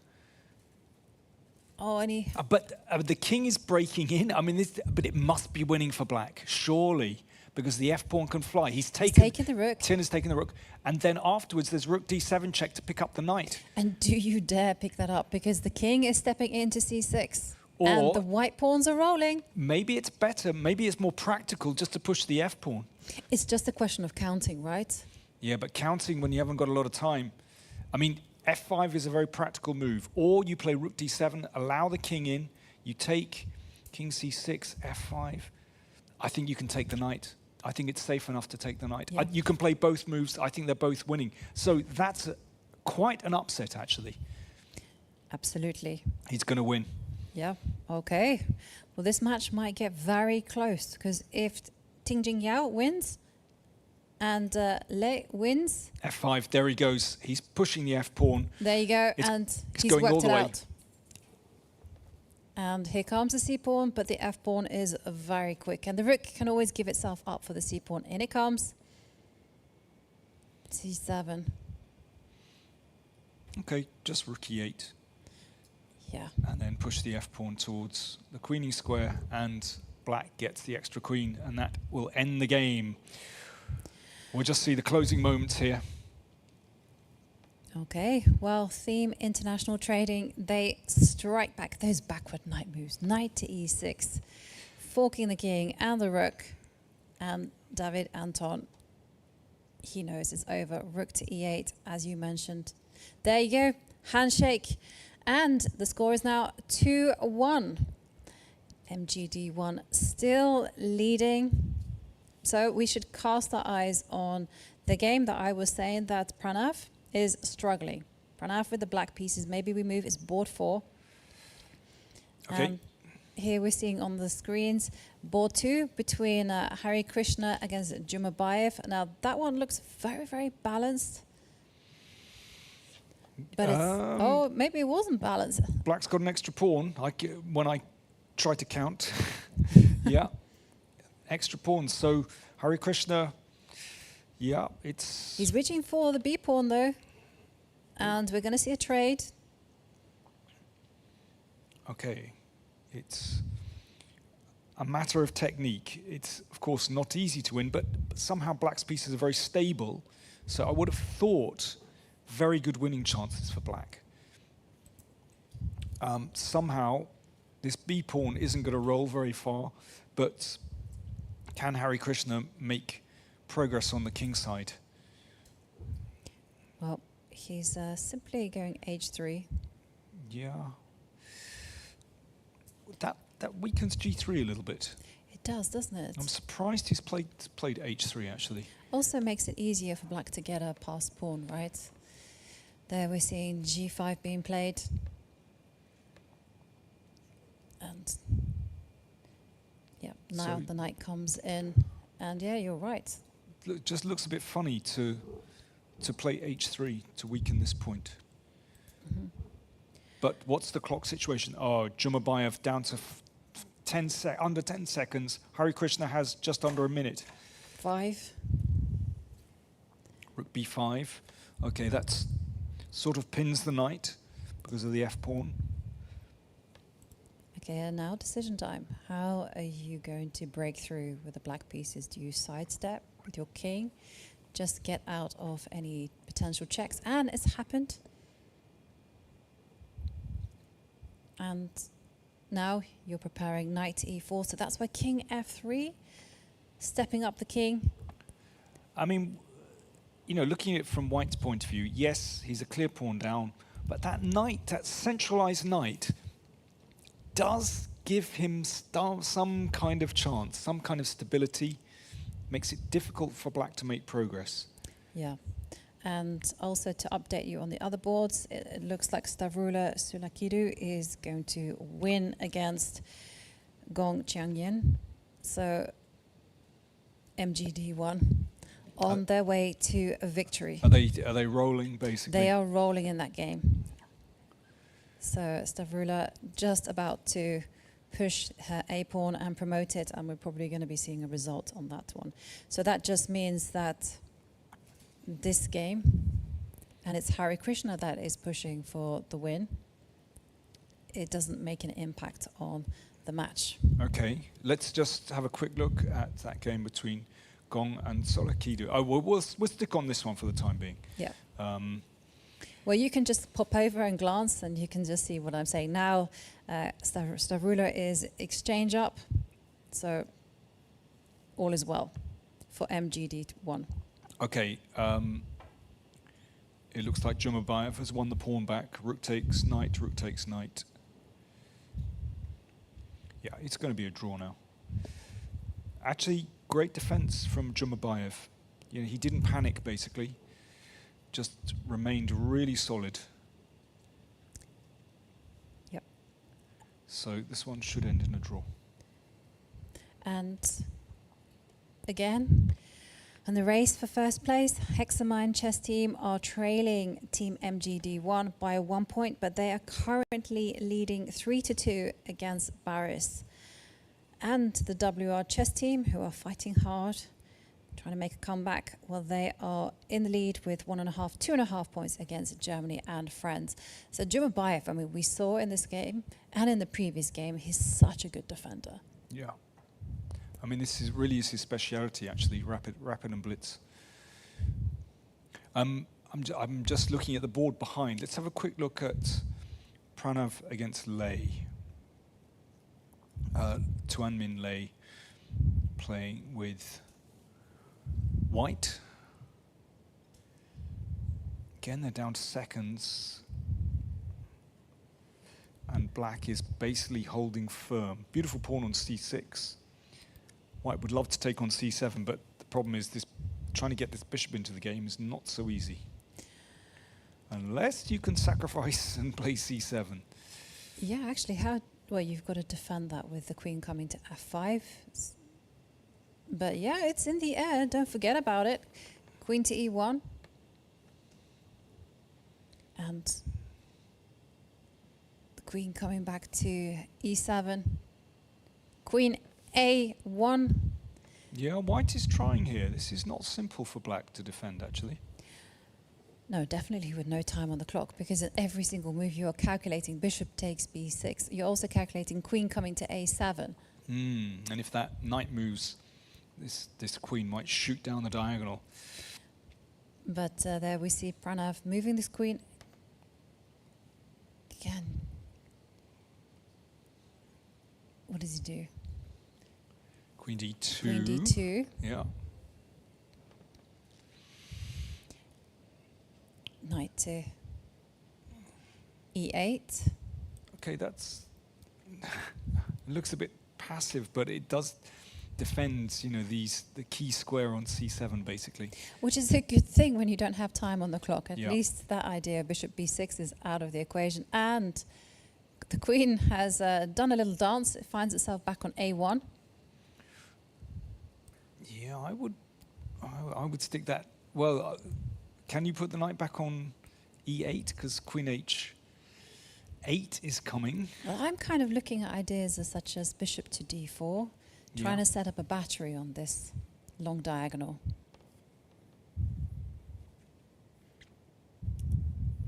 But yeah, seconds left on the clock. Hari Krishna and Jumabayev did draw their game. Yeah, and it was also a win for Stavrula. So, okay, I think it's possible to take on b6 now. He's done it, yeah, because after takes and c7, the only way to stop the pawn is to play queen f5, and then you can play queen f6 check. yes, Queen takes but knight also check. queen a. The queen a8. Queen a8 would be leading to a draw because you cannot escape the perpetual after queen to g3. So yeah, queen takes. Okay, so he's dropped the knight, but basically the bishop retreats. You know, he snatched the booty, he's gone back home, and now the c5 lever will always open things up. So it looks like white has a winning position now. So Lei, does that affect the scores? It absolutely doesn't, because the score is 3.5, 1.5. So team MGD1 have won this match. They pick up 2 points. So did Hexamine Chess Team. They also won. They also netted 2 points. And WR Chess Team, they're still playing it out, but they are leading by 2.5 to 1.5.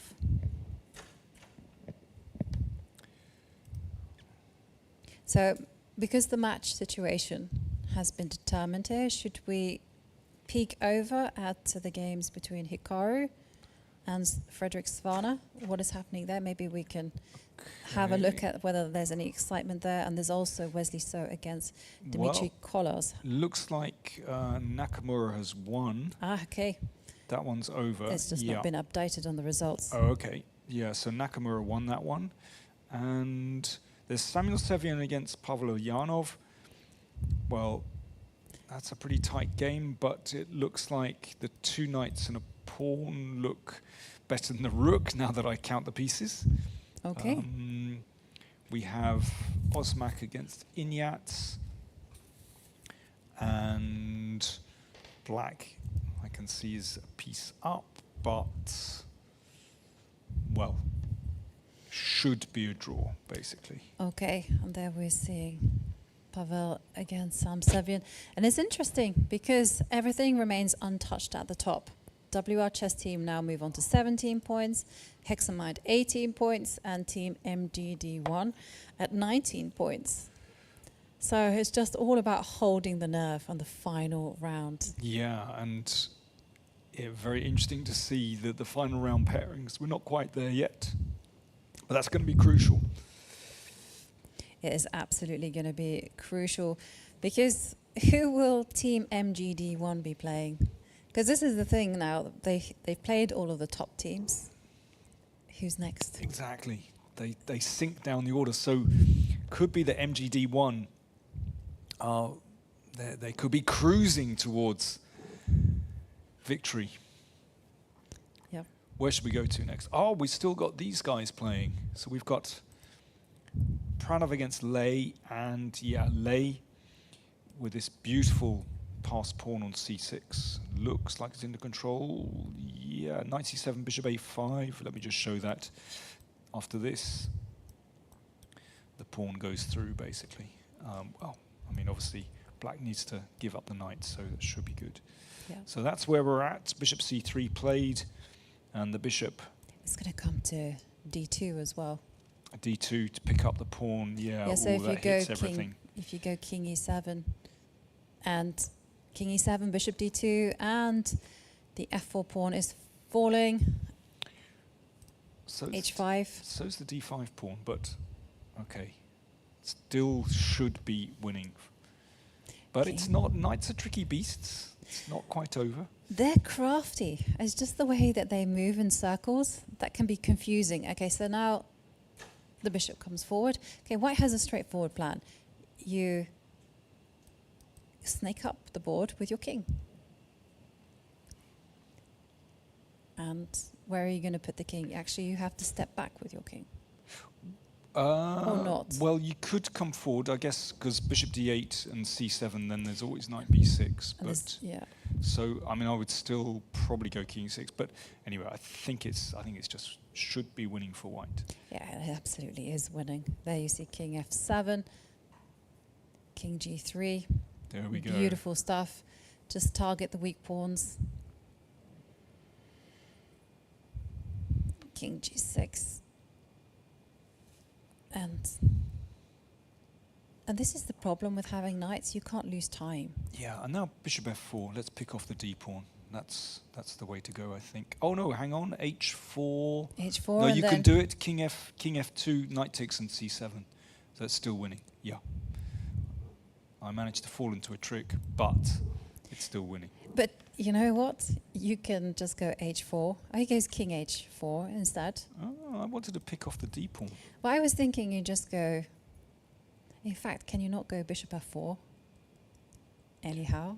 Well, it's black's move, but I that's know, why, but that's why I'm just saying... I wanted to play it here. That's No, I know, but you can just do it anyhow with... And then he can't take on f4 because the pawn promotes. Okay, so you're seeing knight b6. It's just that, yeah, the d pawn advances. That's the problem.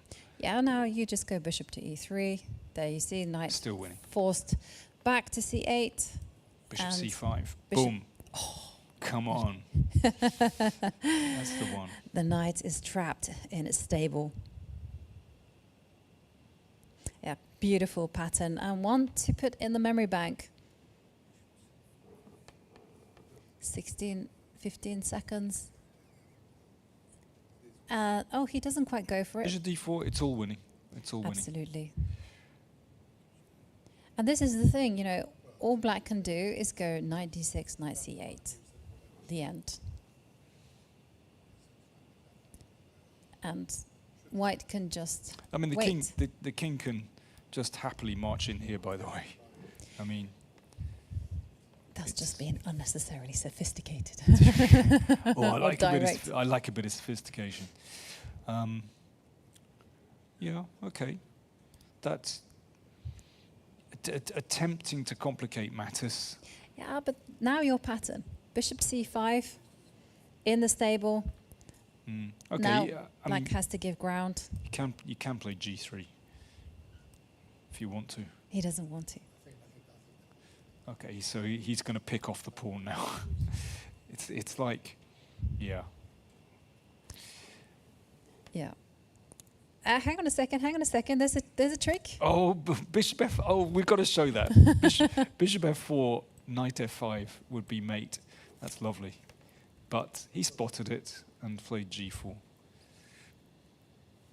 Yeah. Bishop comes back. And this position is so winning that you don't actually have to be accurate at all. You can just simply take your time, improve the placing of, and you see that Lei is shaking his head because you know he hasn't been precise. No, I mean this is not.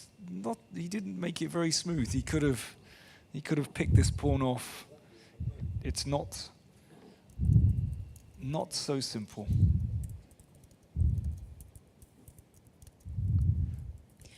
Yeah, it's not simple, but it's just a matter of time, as they say. Just bishop c5, and then king e5. King. I want to push the d pawn. No, he's doing his best to mess up here. If we go back a couple of moves. Okay, he's gone king h4. I mean, that makes a lot of sense. You just pick up. Then king g6. And then you start waiting.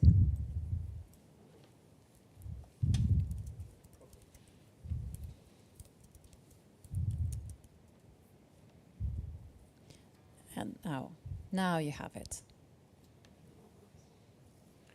King f5.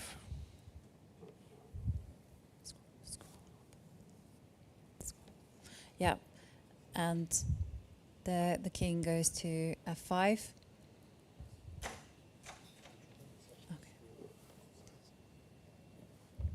Yeah, and we are seeing some more moves. Bishop coming back to d4.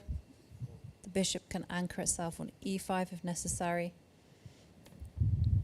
And then king to e4 comes in.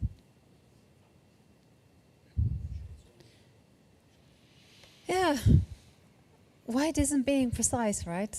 Absolutely not. No, he's doing his best to mess up. I mean, when the pawn came to f4, he could have just picked it off by moving the bishop back and taking it.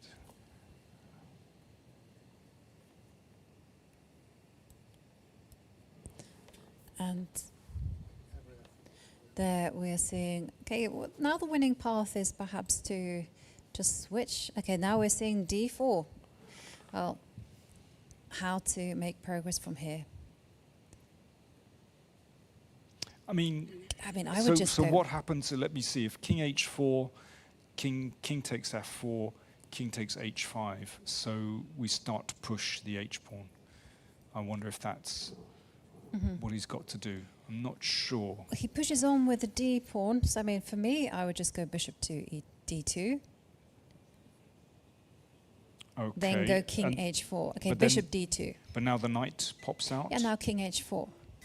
Okay. The bishop on d2 can sacrifice itself for. Fair enough. That could be the way to do it. Yeah. But this is the thing. You can make a meal out of it, but still, it is objectively winning. And so now White has a choice. You can bring the king over to f3. Okay, and now king c6.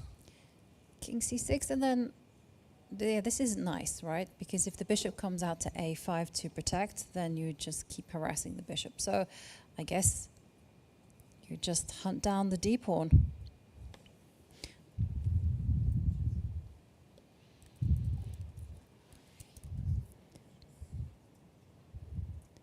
And there we're seeing the players quicken the pace as the clock's seconds tick down.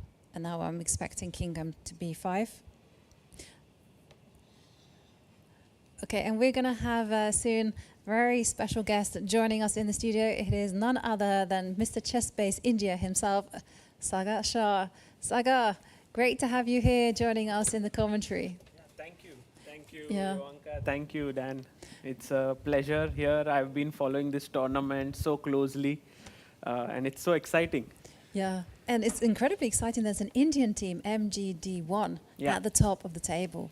Yeah, exactly. I think they were not the favorites on paper, but somehow they've all played so well together, especially their sixth board.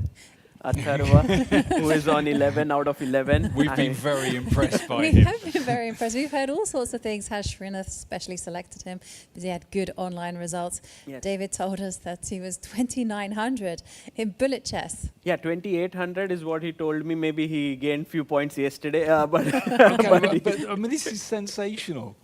yeah, I think in general I was just seeing him play this game, and just the ease with which he won shows that I think he's around 2,300, 2,400 FIDE rating. Yeah. I guess the strength. Definitely. But he's so busy because he's studying, and he did his, I think, engineering in one of the most premier institutes in India, IIT, and now he's studying MBA, like management, from IIM Calcutta. So I guess chess does not feature in his list of priorities. But it sounds like he's got a hobby at night. If he's playing, bullet chess to 2,900. I mean, this is incredible. But he's so calm. That's what we like about him. Yeah, he's very calm. He's very collected, and I think his team just banks on him to score that 1 point. And even today, I guess it was so critical. Absolutely critical because everything else was quite evenly balanced. By the way, I mean, this team, MGD1, I know nothing about what does MGD1 mean, who put the team together, what's the story? So MGD1 is an esports company in India. It's chess first esports company, and they are the ones who are managing Arjun. So, Arjun had this huge deal with Quantbox like few years ago, and they were the ones who did it. And then the Chennai Grandmasters, which happens, they organize it. So it's started by a few of people whom I know very well. Manu Gurtu is the MG. There, his wife Divya, so MGD1, and Shrikar, who works together. So they are very much interested in growing chess in India and everywhere. So and Srinath is part of the team, who's the captain of the team. Yeah. And I feel like Srinath was also the captain of the Indian Olympiad team that won the gold. He's a very thinking captain. He thinks very deeply. And I think he's selected a wonderful team. So they've performed really well. Definitely, yeah. I mean, I'm interested, where does Stavrula Solakidou, so she's from Greece, so he must have spotted that she has real talent and brought her on the team. Yeah, I think last year in the team, MGD1 took part. They had Harika in the team. Yeah. I guess this year she's playing in the Canes Cup in USA. I see. So Stavrula is here. She's doing well. And also Anton Guyaro is in the team, who beat Duda, I think, in this tournament. So everyone has pitched in, and there are these two youngsters, Pranav and Leon, who I think will very soon reach 2,700 in chess. They are very strong, young talents. And Arjun is, of course, a world-class player. And Hari is like this stable guy who's played all the team events for years. So I think it's a great balance. Okay, so you say yet more players from India reaching 2,700. What's your prediction in the future? Let's say in 2 or 3 years' time, how many of the top 20 are going to be from India? What's your prediction? And I also want to know, what is the magic ingredient to all of this? Okay, two questions. For you. I think magic ingredient is here. He's playing here. He beat Arjun yesterday. Yes. Rishi Anand, he's the reason why so many people took up chess for years. And now it so happened that new role models have been created. Gukesh, Prag, Arjun, Divya, Vaishali. And so now it's like kind of one thing leads to another, and it's growing quite rapidly. Although Arvind, the way in which he has grown recently has been very, very spectacular. So now we have like 4 Indians in top 10 right now. And maybe in top 20 in few years, there could be few more. But that being said, you have to look at how the other countries are doing. For example, Turkey has this incredible 2 young talents, Ediz Gurel and Yas Khan.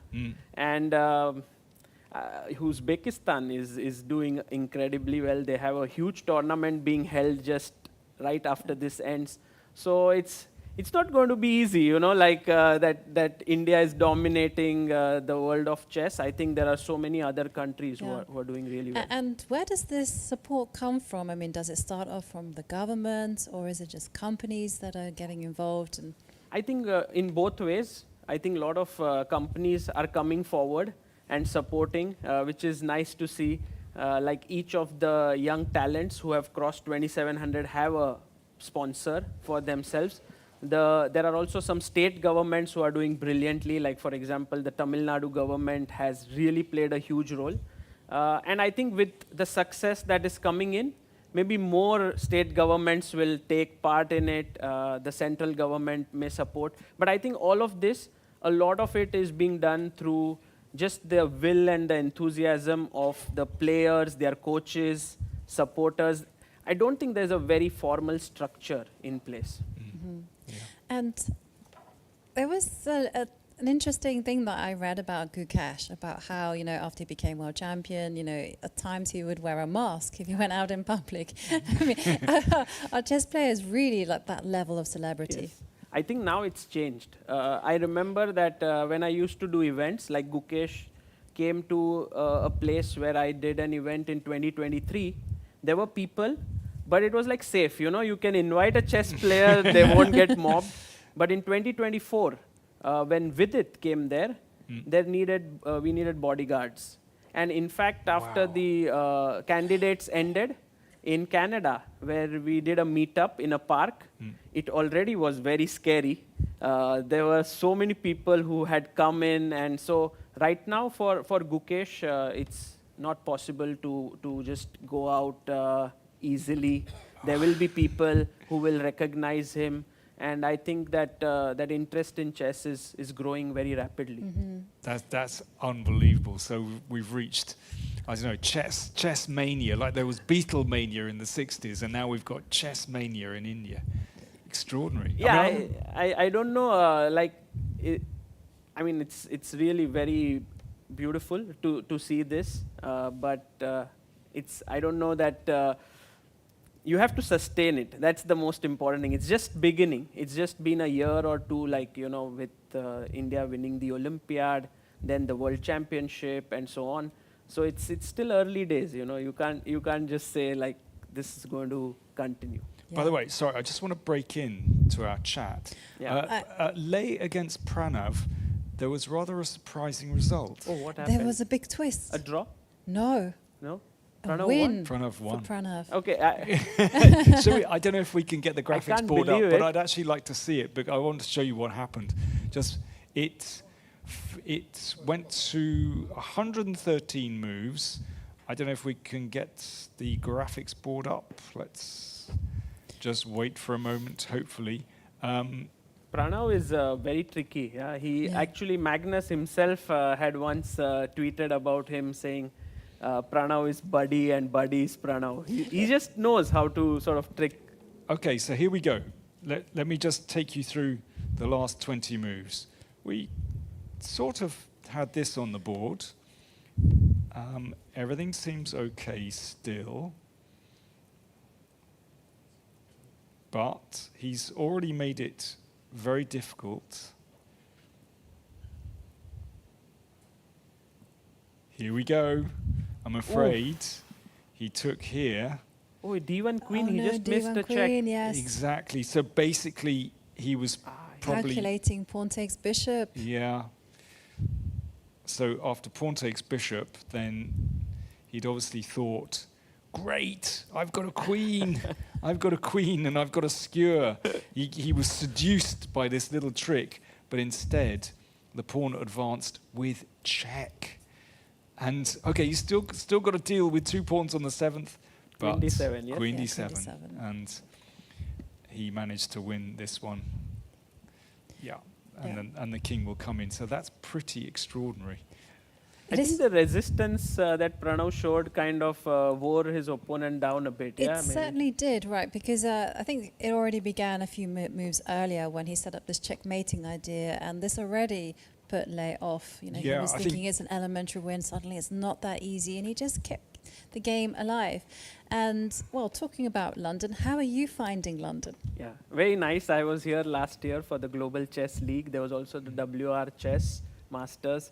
And now I'm staying at a friend's place. So every day I take the underground to come here, enjoy it a lot. I love this city very much. I was here at 2015 for the London Chess Classic, where Danny was commentating in the Olympia. Kensington Olympia. That's right, Olympia, yeah. and it was incredible to watch that.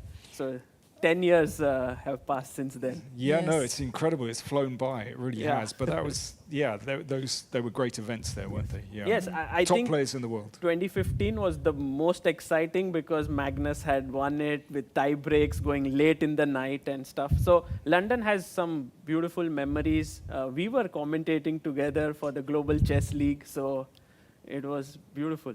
Yeah, absolutely.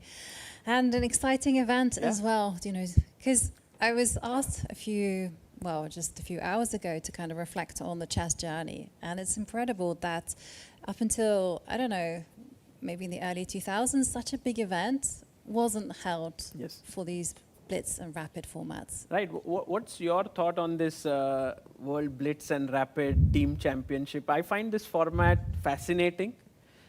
It started off with a little bit of like players were taking it a bit lightly. You could enter the playing hall and feel it like, you know, they were all relaxed. But today it was very tense inside. Like everyone knew that medals were at stake and so on. So what's your feeling like for this format?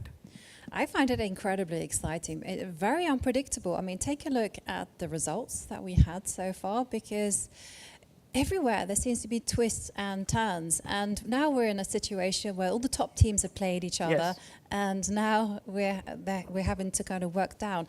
But Theme International Trading, a team from Singapore, I mean, still incredibly strong players there, and you can see at the end it was 4.5, 1.5.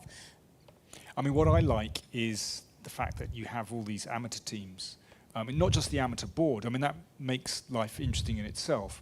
But actually, we haven't really had time to do a full coverage. I mean, how can you with 52 teams? But, you know, at the other end of the scale, for example, there's the UK Chess Challenge team. So that's the UK Chess Academy run by Sarah Longson, for example. And there's the local team, Hammersmith Chess Club. Cloud Sharks, There's Wood Malcolm Green. Mates, Wood Yeah, Green. so, you know, I think that's really interesting to have, you know, these amateur teams alongside the hard-edged professionals as well. Right. And it just makes, I think, for a more interesting atmosphere in the playing hall, basically. I also see this very nice thing, like there's this team of Turkish Airlines, has Faustino on top board, 11-year-old. And then there's this team Freedom, which has a 9-year-old on the last board and Vishy on top board. So it's like everyone's kind of inspiring each other here, and it's a very nice atmosphere. I think chess grows through such events. Definitely. No, I mean, this, as you say, the whole variety, the diversity, not just of nations, but ages, and great stuff. Absolutely. And we're seeing a whole array of talent. And what I like about this is that it's very global. Like earlier on, we had a conversation with Deborah Quickpen. She's just 13 years old and she's playing for Mother Continent. And, you know, already she was telling us about how much she studies. And she talked about a little bit the difficulties in traveling. But it's fantastic that she gets the experience to play against these really strong players. No, I love this about FIDE events where there's this inclusivity that, you know, people can come here, be in the same playing hall as the best players in the world, get inspired, get ideas about what they could do, go back home and grow their own chess. I think this is a great job done by FIDE. Yeah, absolutely. Agreed. Yep.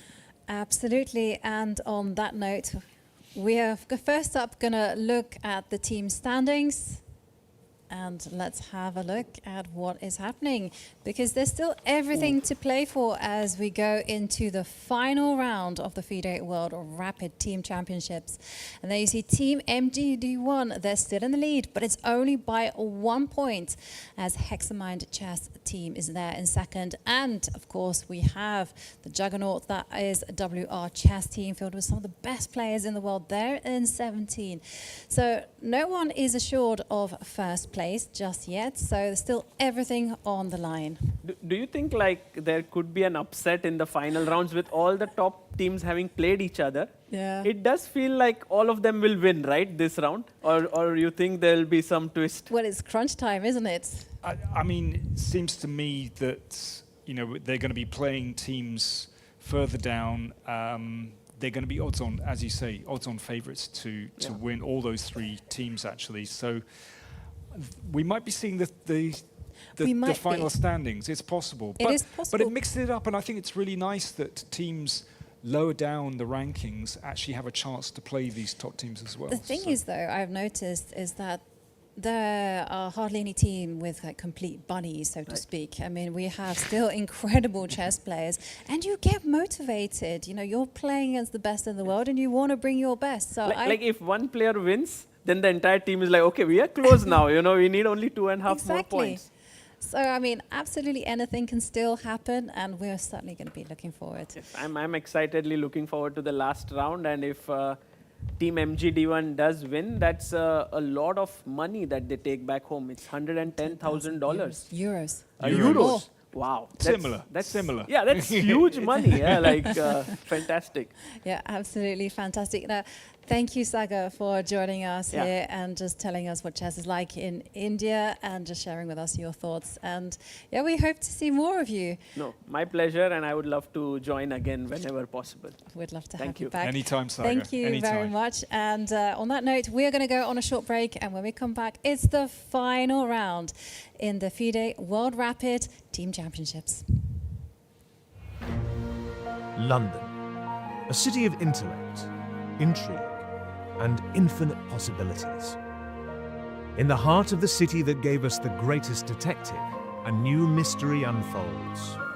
Not of crime, but of calculation. This June, London plays host to the FIDE World Rapid and Blitz Team Championships. A battle of brains, where speed is the weapon and teamwork is the key. Grandmasters, wild cards and legends will join forces into mixed teams for the world titles that will be decided in seconds. Rapid, Blitz, London. The game is afoot. Can't make it to London? Experience every move live and watch the story unfold on FIDE's YouTube channel with expert commentary by Daniel King and Jovanka Huska. I'm here with Anna Muzichuk playing for Team Freedom. Now, Anna, you've had a busy year playing the Women's Grand Prix, winning 2 of them, and just coming off of Norway Chess Woman and winning that. How do you assess your performance so far in this event? I would say it's acceptable. I won 1 game and made a couple of draws, but yeah, I am quite tired, and that's why I blundered a couple of times here, what I normally shouldn't do. You came off of a Armageddon format before in Norway, which is very stressful, and these faster time controls are stressful indeed. Do you think that helped you for this in any way? No, I think it was even more tiring because for when I was preparing for each game at Norway, I kind of had to prepare for 2 games, and I had 8 Armageddon games out of 10, so it's really a lot. And this is a lot, very on top of each other with all these events. Do you ever take time to actually rest between them? Just very short. Yeah, it was like 1 week or maybe a bit more between Grand Prix and Norway, and here just 2 days. So yeah. But after this one, yeah, I'll have maybe less than 3 weeks, and then the World Cup. Wow. Another thing, just one thing after the other. And you're, of course, playing for Team Freedom, one of the super teams here. How has your team been? Tell me about the dynamics there. Oh, it's ups and downs. So we are a friendly team led by Vishanand, and it's great to play here. But yeah, sometimes we were lucky, sometimes not so lucky, so we will see. Vishy has a very gentle nature, but does it feel a little intimidating having him lead the team at all, or does he support you guys? For me, not at all, because I have known him for a long time and we have been commentating the World Championship together. So yeah, but like the first time when you meet, you're like, okay, vicious sir. But yeah, he's like very easygoing, and it's easy to communicate with him, and he can help if you're asking him something about chess. So yeah, glad that we're in one team. And final question, of course, you travel so much, you go around the world, but how have you been finding it playing here in London? Today's a very sunny day, but in general, have you been going around at all? Not much. I have been, it's not my first time in London, so I have been here, I have seen the city a little bit, but this time not at all. It's just, well, we are playing like the whole day, and I simply don't have any time. Well, I hope you get some good rest after this event, and good luck for the Blitz and the remaining Rapid. Thank you very much. I'm here with Lequang Liam, who is playing for Freedom as well. Now, first of all, you wrote a chessable course on the London, am I correct? That's correct. How is it playing in London? Have you used the London at all yet? I haven't had a chance to use it yet, but I'll think about it the next few days. Yeah. You have quite a strong team. Can you tell me about how things are going within the team? Yeah, I really like my team. We have a lot of experienced players, and we have the legend Vishanan, and I think most of the team members are doing quite well. Yesterday I did very well. I scored 3 out of 3. Today, the first round today, I had a chance to beat Anish Giri, but I missed that. So that was a pity, because then we tied 3-3. If I had won that game, we could have won the match. And this round just now, I made a draw with Kasim Shanov. I think the results will depend on the last bar, which is a recreational player, and it's going to be very interesting. I hope that we'll win this match. We've seen a lot of the results come down to the last board. How do you guys mentally prepare your recreational player? He's like a little kid, so how does that work? Yeah, I think our team captain, Emil Sutovsky, he managed to find a really good recreational player. The kid is very young, only 9 years old, but right now his rating is low, and he's not that experienced, but I think he will improve very quickly. And as a matter of fact, he's doing very well in this tournament, so we are counting on him to do well this round as well. Yeah. Well, it's always scary playing against a kid, especially one who's so small but has such a good rating. So he's your superpower. But you mentioned something about not getting the result you want and your team drawing. Tell me about the psychology of that. Does that affect you? Do your teammates, support you after this happens? If you had a win but you drew the game and you don't go to win the whole match. Yeah, I think all chess players experience that at some point in their career, and it's a very painful feeling, but the team is always supportive, and they know that I try my best. And it was the game. Actually, you can also say that the game should have been drawn, because it was equal for most of the game, and then Anish made a blunder when we were both very low on time, and then I didn't find the best continuation. So things like that happen naturally, but I mean, as long as I feel like I'm playing good chess and I'm fighting, then I'm quite happy with the result. You seem to be quite not so hard on yourself, which is a good trait to have in these team events.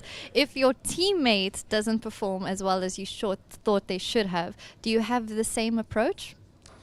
No, actually, I think in team events I feel more responsibility, because I know that the results of the team also depend on me, and it's not just myself. So compared to an open tournament, individual tournament, I'm just responsible for myself. So here it feels a little, you feel like you need to be part of the team. You have to perform well when that is expected of you.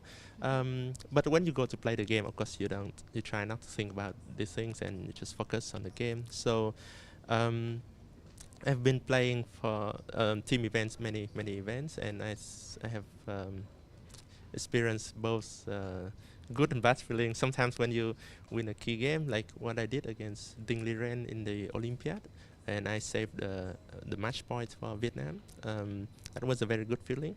So I hope that we will continue to do well here.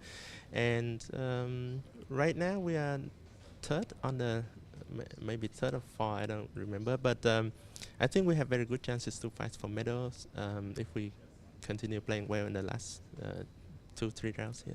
Yeah. Yeah, that's an interesting point. Like it works inversely, right? Like sometimes you can let your team down in a way that you draw, but sometimes you get that crucial victory that the whole team needed. So you experience both emotions. And final question for you is, what do you prefer, team events or individual?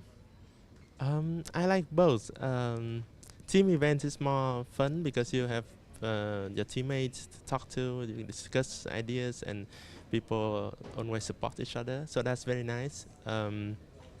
Of course, I play individual events more often than team events, but it's always nice to play both. Yeah. Thank you so much, Akrang. Thank you. Tell me you're a chess player without telling me you're a chess player. No, but okay. What's your hidden talent that your teammates might not know?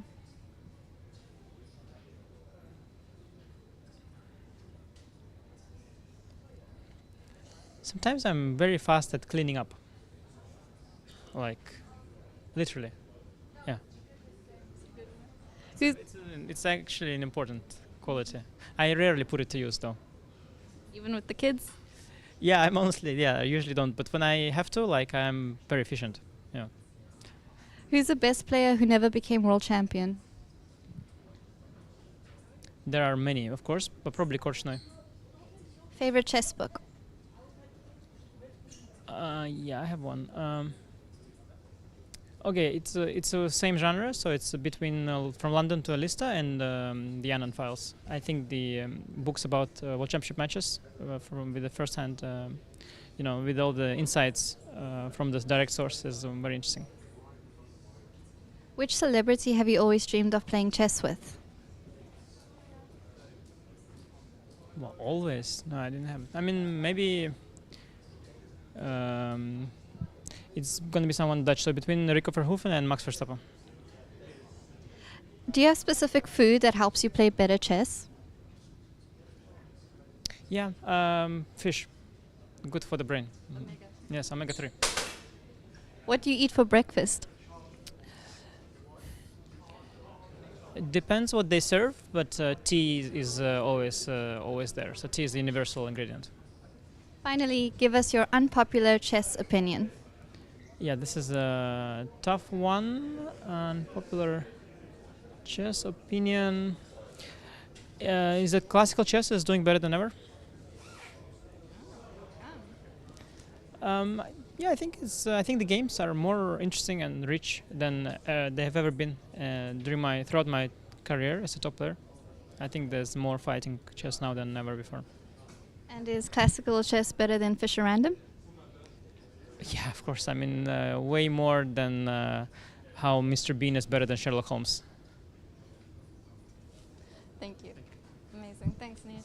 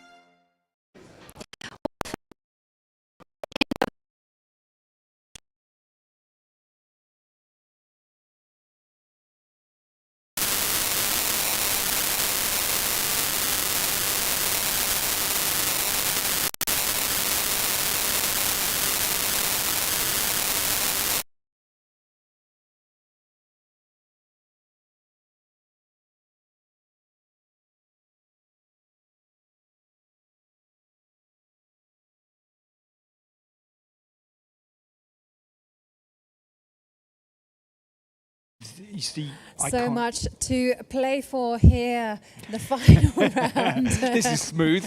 Apologies. It was very quick.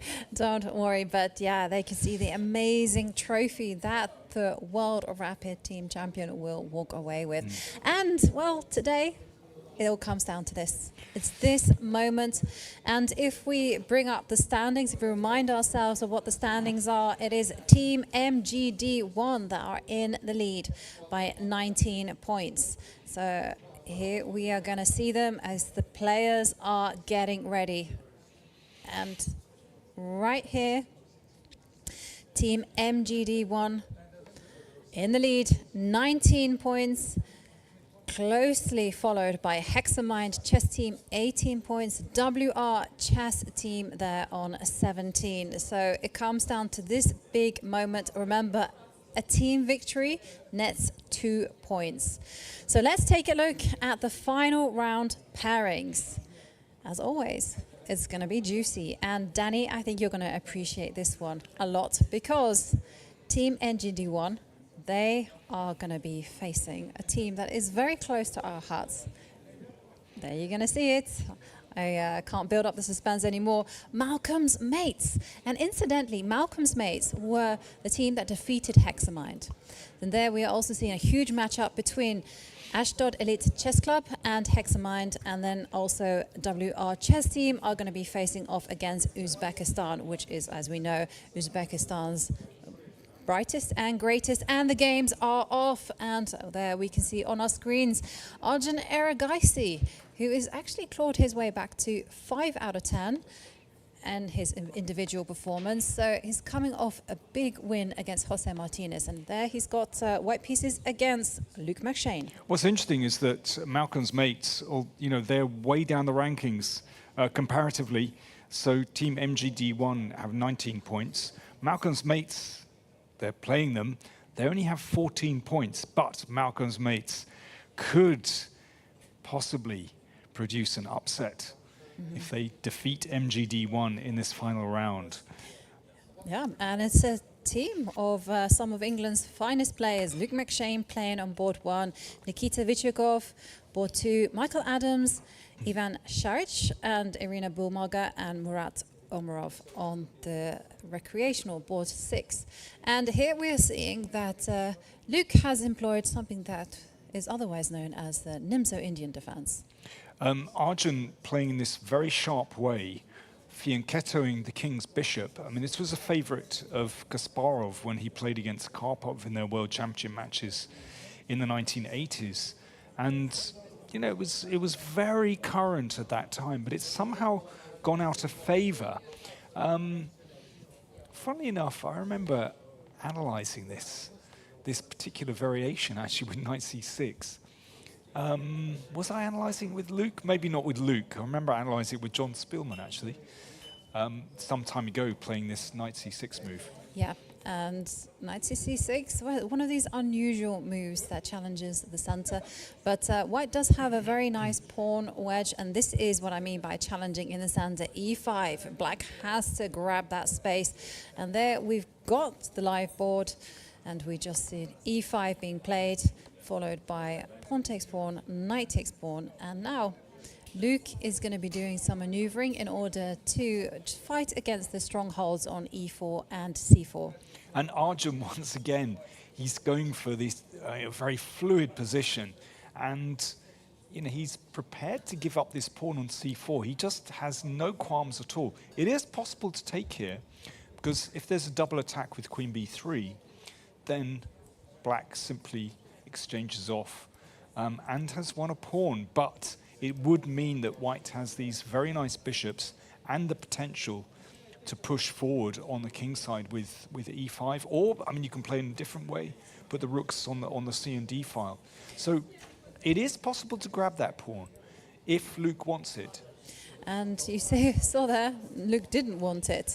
Against a player like Arjun, do you give him time and the initiative? No, he just instead wants to reinforce his knight on e5. I personally would have taken that pawn. You like your material, do you? I do like my material, and I kind of feel like it's the most principled move, right? And instead, very quick castles there from Arjun. But you know, there is a difficulty. If Luke doesn't want to grab this pawn, then at some moment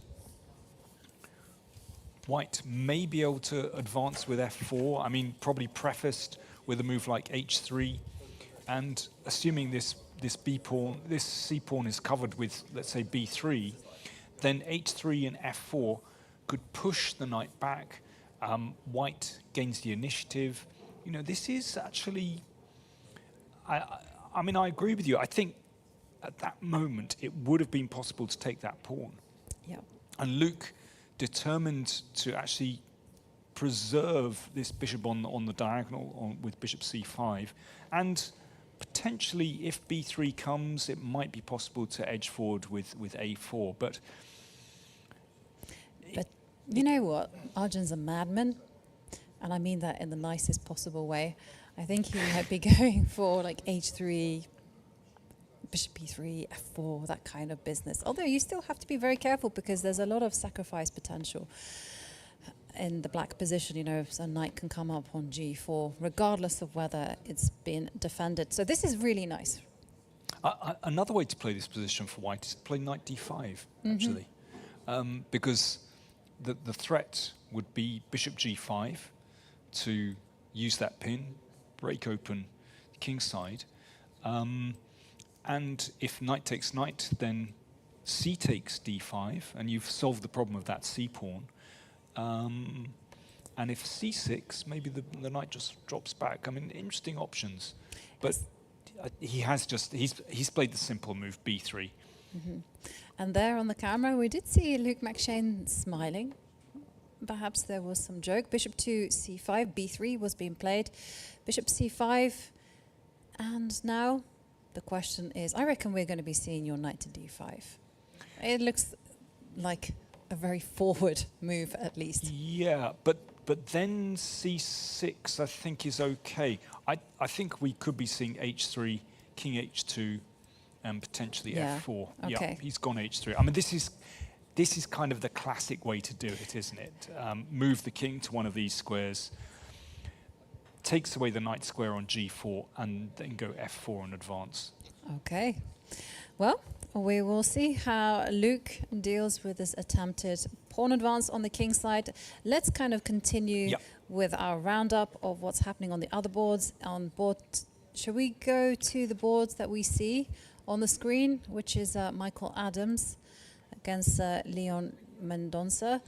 That's actually on board 3. Yep. Maybe we follow the cameras. Let's follow the camera. So we've got Michael Adams playing black, and actually it's another Nimzo Indian. I'm just going to go from the top very, very quickly.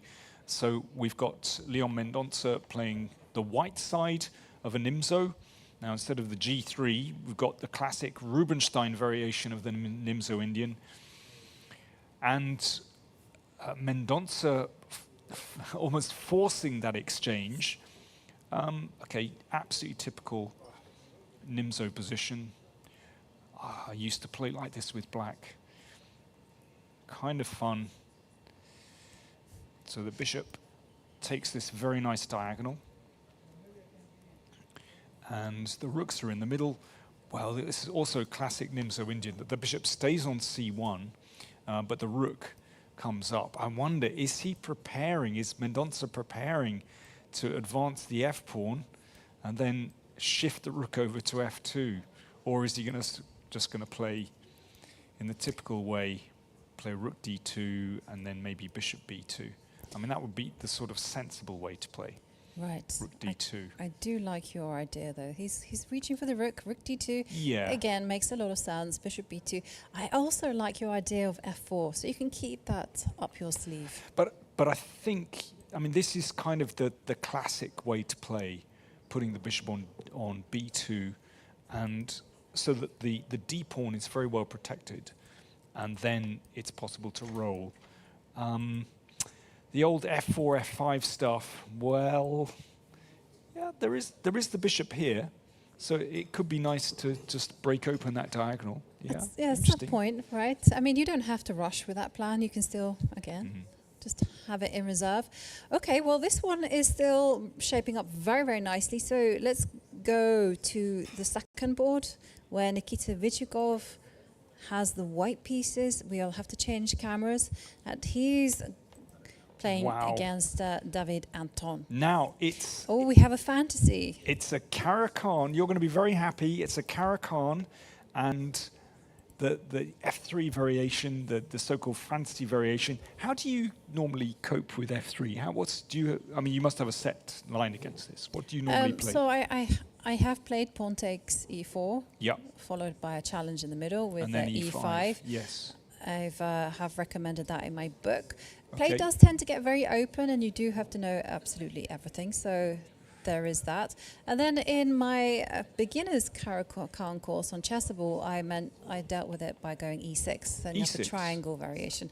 Although I know that there's some kind of tricky internet lines where people just go knight c3, and then after bishop to b4, there's like a3, these type of moves. Okay, but... So there are many ways to play against. There are many ways, but, Anton has just simply played with g6 and queen b6, and Vityukov has given up the pawn on b2. What's the story? I remember playing this one back in, I don't know, 2000, I want to say 2006 or something. So I can't remember the story that well, but I do remember that, you have to go h5, because otherwise bishop h6 is coming. I mean, it's a pretty weird position, isn't it? With all this tension in the middle, it feels to me like black should be all right here, because, after some kind of exchange here, there is always going to be a bit of pressure in the middle. But I don't know. It just feels like white's pieces are slightly oddly placed. And I was going to say one thing is that you don't tend to touch the pawn on d5. You go knight d7, knight b6. Yeah, exactly. And it would be nice to force this exchange. Exactly. Yeah. So either you're recommending this way. I was thinking rook d8 immediately. Yeah, rook d8 is also fine. Yeah. But let's see how Anton does it. So, but very unclear position, very tricky position. There's no doubt about that. Let's move on to Pranav. So Ivan Šarić playing for Malcolm's Mates, and Pranav playing for the MGD1 team. Okay, let's go from the top. We have a little bit of time, so we can do that. It's a Spanish, and this very old variation with knight e7. Knight c3. Now be careful, there are some tricks here with potential tricks with knight g5, but knight a5. Yeah, I was going to say that tends to be the response, right? Grabs the bishop. Grabs the bishop. No. And like the old wisdom was that black can never be worse if you swap off that bishop on b3 with a knight. Isn't that the new wisdom as well? I don't know. It just the new wisdom is a little bit different. Anything goes. But and I remember one of my very first coaches said, I can't believe he drew this position because he'd got like this very comfortable knight a5, knight takes b3. But okay, it's. It looks nice for.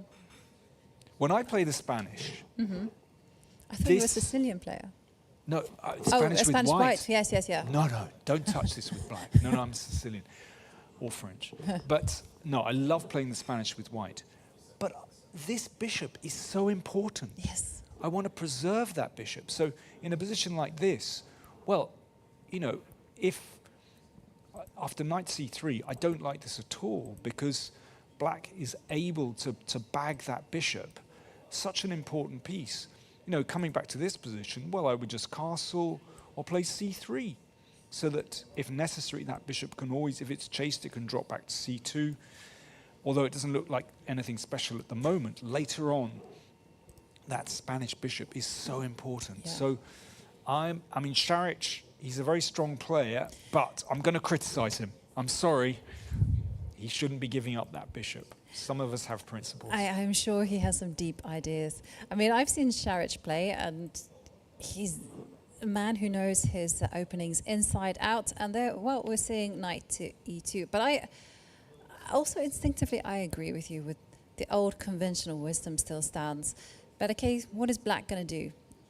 One of the things, though, with this beautiful triangle of pawns in the middle that black has, f6, d6, e5, is it completely dominates the knights. The knight on f3 just doesn't have any squares to jump to. I mean, I suppose he's looking to play the knight to g3 and potentially into f5. Yeah, but if you step up with the queen to d7, yep, that's not happening. It's not really. I mean, queen d7. Yeah, queen d7 kind of looks very reasonable in any case. Connect the rooks. Castle, and who knows? It might one day after the rooks are connected, it might pop out to b5. Yeah, queen d7 looks normal. Guess we could castle as well, but queen d7. I mean, black might actually go queenside in this kind of position. Also possible. Yeah. Although, do you want to? Because then d5 would be happening, and then b4, b5, and yeah, white has a there's counterplay on the other side. So, but I like queen d7. He's interesting. He's played king f7. Wow. Okay, that's a bit of a surprise. It's certainly a surprise. And then we're seeing knight to g3. Well, he's got his plan of putting a knight on f5. So I'm expecting queen d7. Okay, clearly he wanted to keep the rook on h8 to guard this pawn in case he exchanges on f3, I guess. Queen d7 still looks very reasonable. Mm-hmm. And how is black going to activate the bishop on e7? Or is that something that one deals with later we'll on cross down the that line? bridge. Exactly. Yeah, come on. At the moment, you're not. Yeah. Let me just break it to you. Okay. Yeah, it's not doing much at the moment. However, I guess you can go for a d5 or something later on. yeah, no, I'm not Maybe. worried because at some moment there's going to be an exchange and the bishop will come out after one of these pawns recaptures. Yeah. So I'm not fussed about that. Okay. Okay, well, this one is looking very blocked. Yeah, but I have to say I'm slightly concerned about king f7. It wouldn't be my first choice of where the king goes. We've got a result. Yeah, it was a draw between Stavrula Sulakidou against Irina Bulmaga. So, well, that's one result in the books. Let's check out Athava. How's our will friend doing? He's playing Athava Murat make Omarov. it to 100%. And Athava with the black pieces. Has he got his work cut out for the first time today? Yes, because take a look at the position. Bishop takes e7. What's going on here then? Bishop e7, is that a legal move? Is that possible? What's going on? Well, let's have a look. Bishop takes e7. Where's your attack against it? Rook fe8. Rook e8. Bishop comes Back to maybe d6. I'll do everything Ooh, with tempo. d6, why not? Okay, then queen b6. Queen b6. Can we? Knight a4. Knight a4. Yeah, still looks promising because we've got the c5 square under control. Yeah. Oh, Athava. Is he in trouble? I think, is this on the board? Not yet. No, he's just pondering over bishop takes e7. We've got this position. Sorry, still pondering, yeah. Yeah. Bishop e7, there isn't tricky stuff here with some discovered attack. Don't think so. No. Unless he's contemplating exchange sack. But where are you going to put? Okay, so he's thinking about bishop e5. Let me try bishop e5. Okay. Yeah. The computer doesn't like it. I love it. Okay, bishop takes rook. I'm munching on that one. Okay, so king f8. Maybe king f8, rook f8. I'll play rook. Sorry, that was a mouse slip. I'll play rook f8. Yeah, where I'm going to put the king. So part of me just wants to go g6, g3. Okay. Part of me. Now, is it time to sack the house? Yeah, go for it. Because we have the privilege of being able to take back.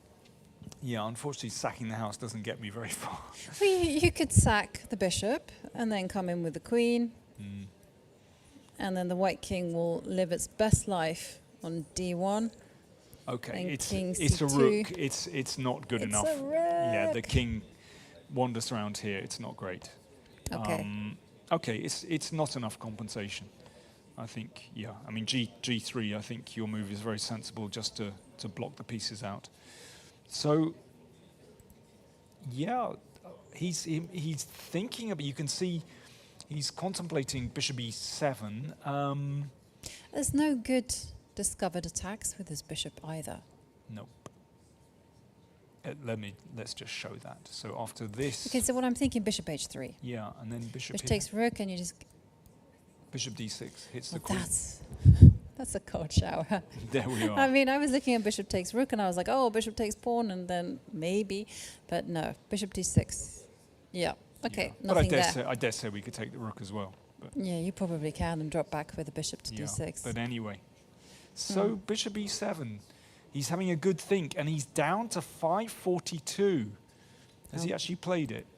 Not yet. He's down to 542. Has he got the nerve to take that pawn? Well, the calculations are very clear. That is absolutely okay. Seems to be. It absolutely seems to be, but maybe he's just kind of looking at knight. I was thinking bishop takes e7, knight f4. Could this be the plan? Is that the randomizer? I'm still going to play bishop d6. Yeah. Jesus, that move is so annoying. I'm sorry. This is my default position because knight g2. He He's does chickened something. out. He's chickened out because this would win the piece. Yeah. Oh, he's bottled it. He's bottled it, as we say in South London. He's bottled it. He's played bishop e3. He didn't want it. Oh no. Oh, so Well, Athava. his gamble has paid off because It now you can has. go rook f to d8. What's the prob? Rook Yeah. f d8, and black is okay. I think he's bottled out, hasn't he? Said from South London. I say South South London. Well, you're a good South London girl I am a as good well. South London girl, yeah. Yeah, so... You understand. I do understand, yes. Yeah, okay. Should we go? Let's check out some other boards. So that one's still very much in the balance, but yeah, bishop e7 look critical. So should we go to top board? Let's see what's happening with Arjun Erigaisi against Luke McShane. And we left the position around here where basically Erigaisi has this big space advantage, and Luke somehow has to find some way to counter this wonderful center, but it is absolutely not easy to break out. Yeah, but by the way, we have had a few results, not in this match, but in the other important match, in the second in Ashdod board, against Hexamind. Ashdod Yep. against Hexamind. It was a draw between Yulia Osmak and Divya Deshmukh. Also a draw between Hikaru Nakamura and Kazimajanov. Remember that WR chess team, if they want any chance of being up there in pole position, they do need to win. And that will allow them to either leapfrog Hexamind or tie with Team MG. Just before we go any further, you were mentioning, we were talking about our potential player of the day, and you mentioned Hikaru Nakamura is in contention for He's that. won all of his games. Someone else today, Yeah. and someone else who's done very, very well in this event so far as a whole is actually Yavokir Sindarov. Maybe we can quickly check in on him. Okay. At the minute, he's on 9 points out of 11. So we have top scorer is Athava, of course. He's on 11 out of 11. But Sindarov, big heavy hitter I'm trying for to find the Uzbek team. It's on board 3. Let me see. There we go. Yeah. And he's got the white pieces against Maxime Vacher-Lagrave. Looks to me, I mean, the computer says equal. I slightly prefer black just because the queen is really well placed and there's some control over the e-file. But okay, we trust. I guess we trust the computer. But well, you know, Maxime, I think, is let's just say very comfortably placed there with black. I slightly prefer black, but the computer still thinks got it's some level. nice squares with key 5. Okay, we'll keep an eye on that. But I do want to come back to our top board, the match between Team MGD1 and Malcolm's mates, because basically if MGD1 win this match, they will win the championship. Outright. So I think we do need to concentrate on this for the Absolutely. last round. And we got another pawn push from Arjun. He's advanced the G pawn. What a pawn front that he's massed here in this position. Well, they control a lot of squares. They you know. certainly do. When you advance the pawns, they do leave behind weak squares. So be careful, Arjun. Because if you make a move like g5, well then knight to h5 is now possible.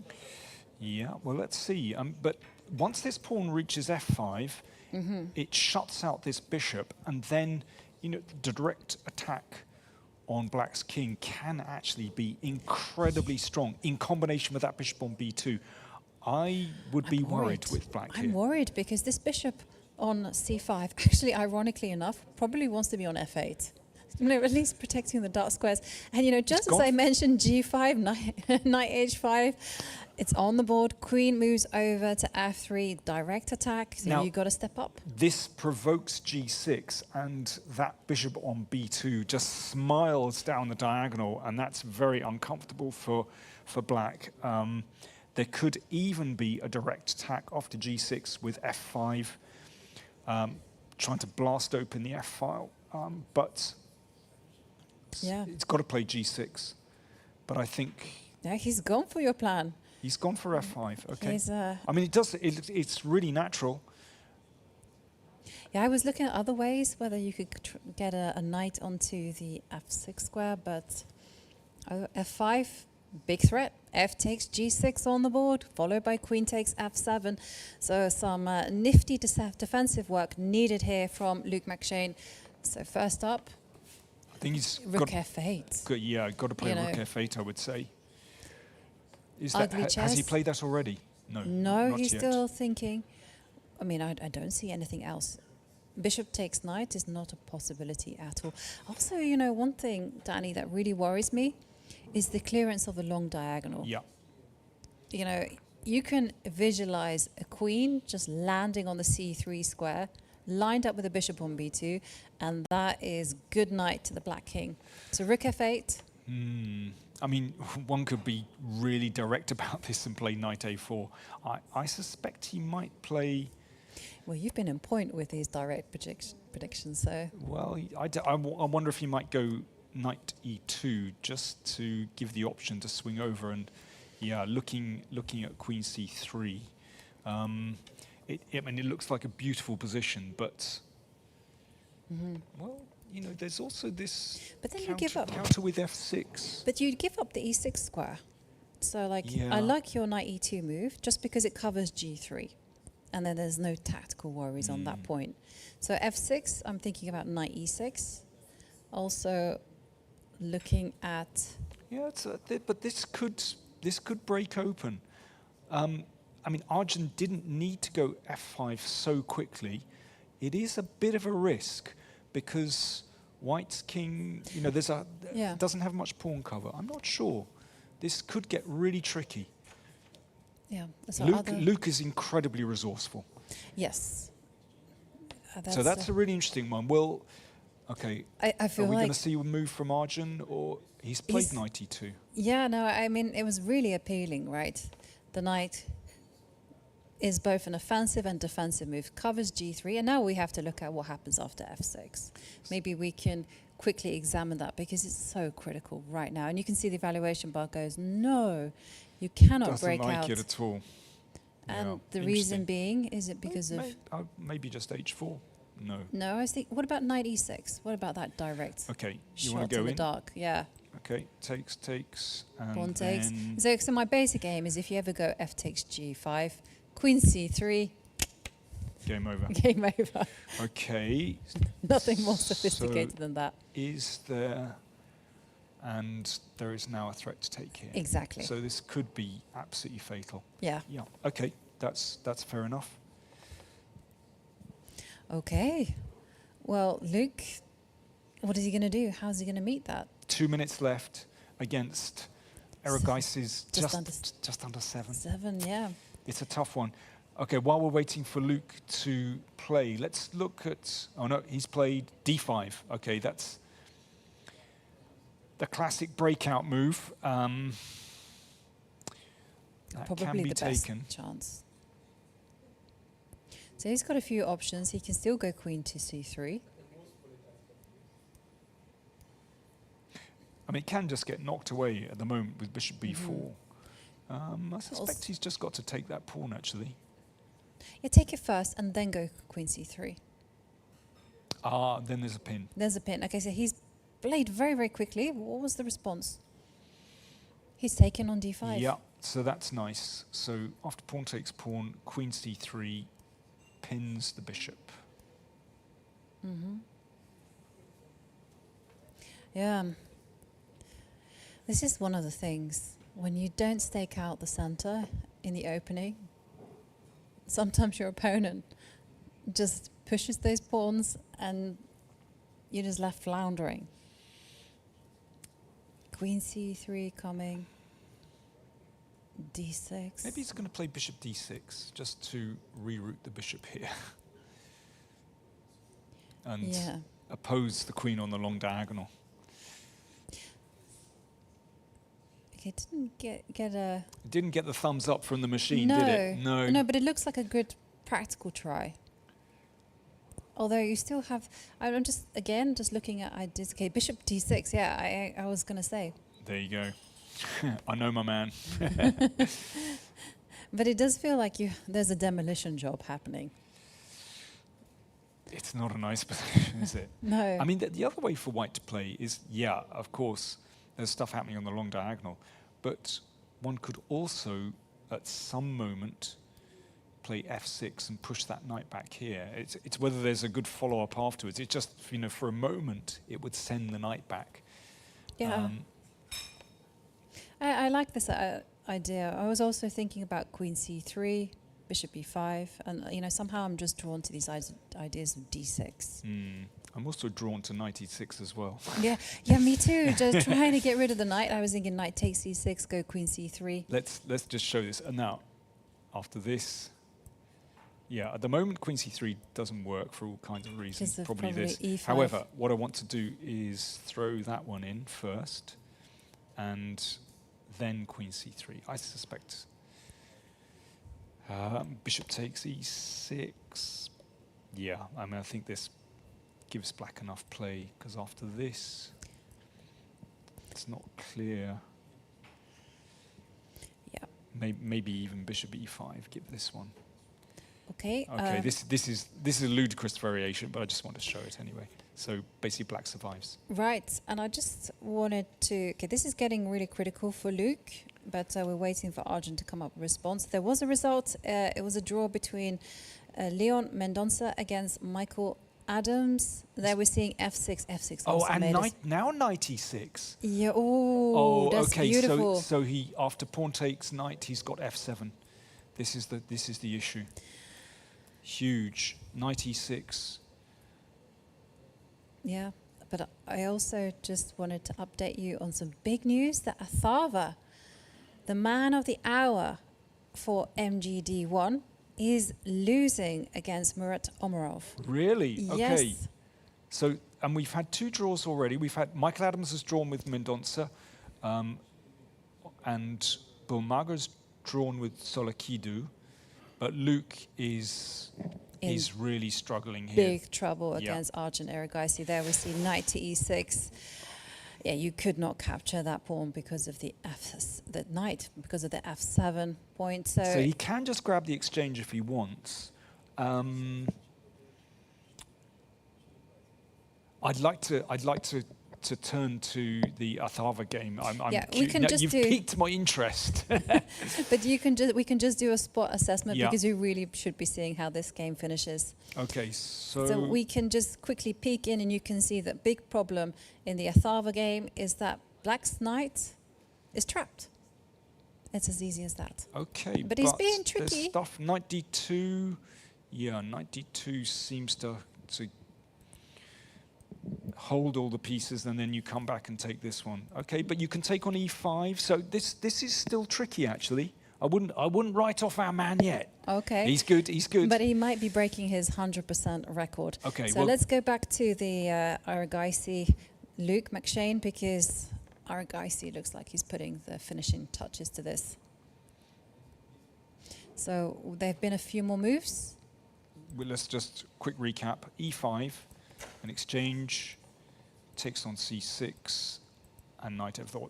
That's very nice. There's a pin on the d file, so Luke could not activate his bishop because the rook on d8 was hanging. And yeah, basically with this pin, I think that's the crucial factor, isn't it? He's just in complete control now. Complete control. So it looks like Erigaisi is going to do the biz here. Yeah, and there we see Luke just struggling to come up with a move, shaking his head. We've got two more draws. We've got David Anton drew, Luke Mendonça drew. How's Pranav? Pranav Šarić, because this is critical.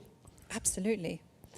And there we're seeing on our screens that Wow, I mean, Luke took the pawn on g5. No, you're completely right.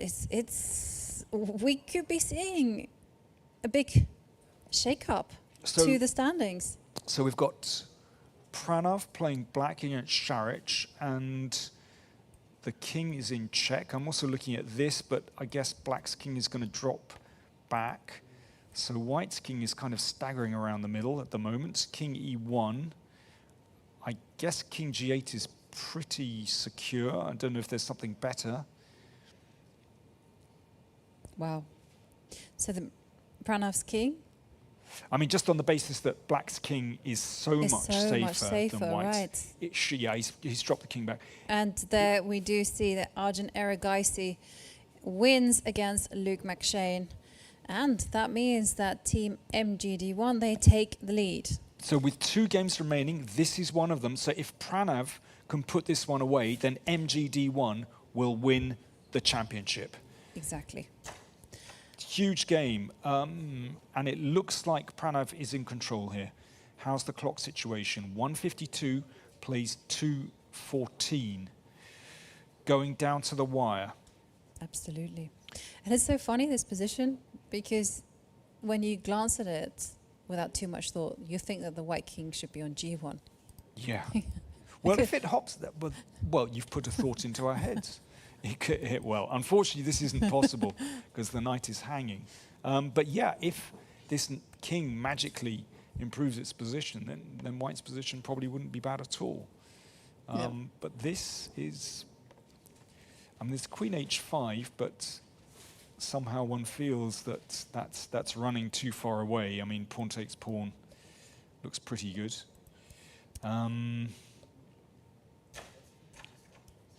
Not easy to see. I mean, what happens on pawn takes pawn?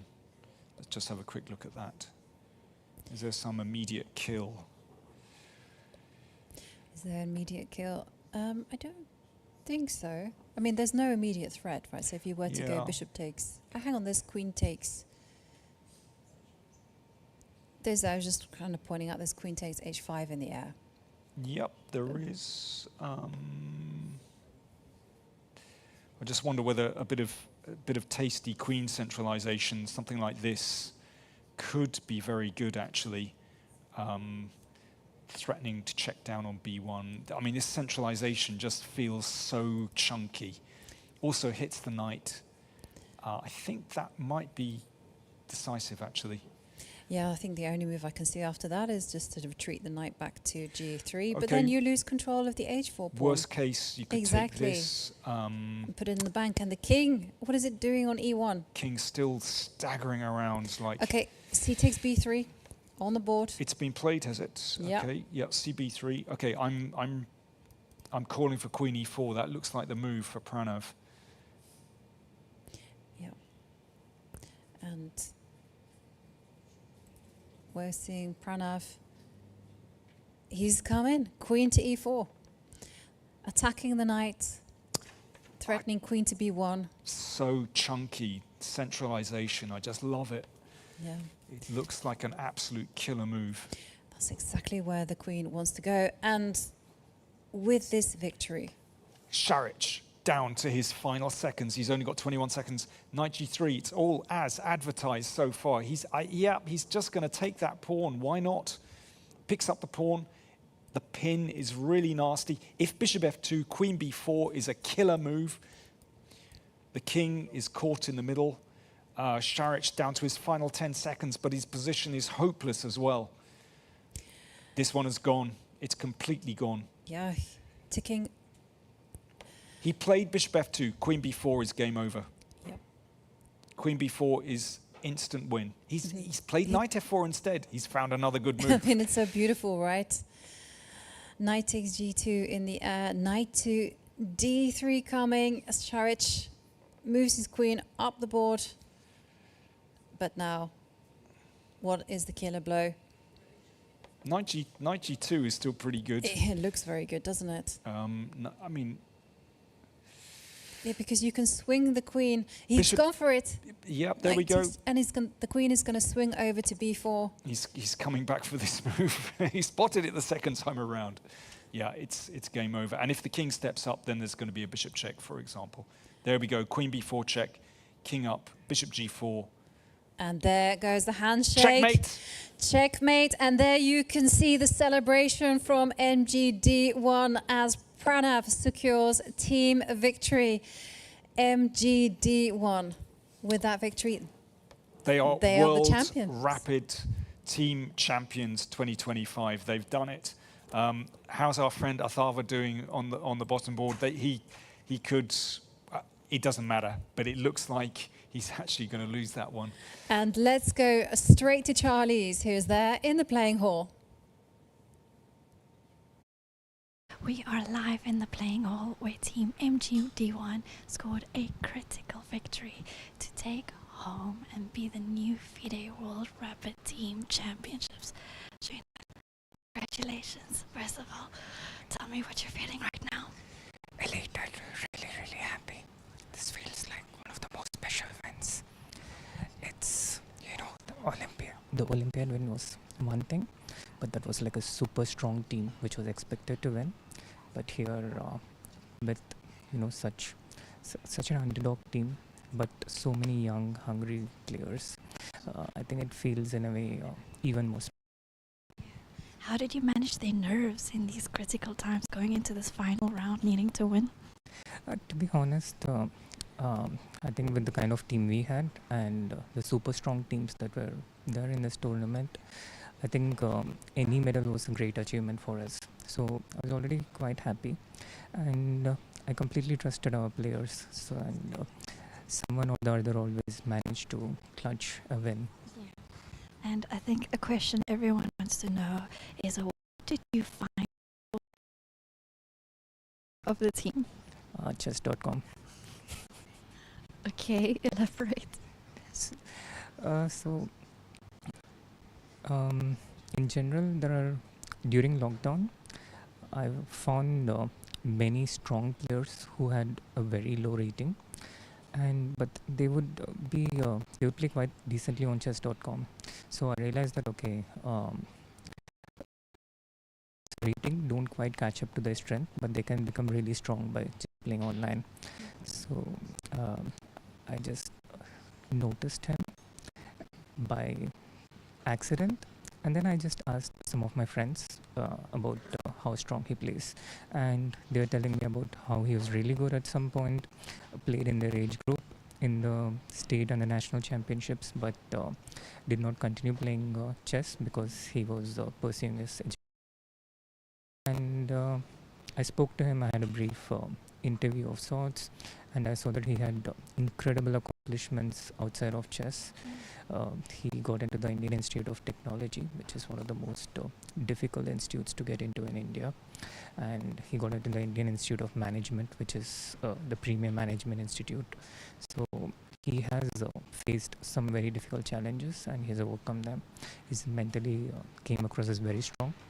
I asked him to play a rapid tournament to see if he still has the strength, and he performed pretty well. So I was convinced, and I immediately signed him up. So you're not just a great manager, you're also a good talent scout. This comes in handy. Absolutely. I'm really happy we have the under 2000 board because there are just, I think, so many undiscovered talents for different reasons, and I think it helps see beyond the player's rating to see how they play in general. So I'm happy that it also gives me a place where I can distinguish myself. Thank you so much, and congratulations once again. Thank you so much. Back to the studio.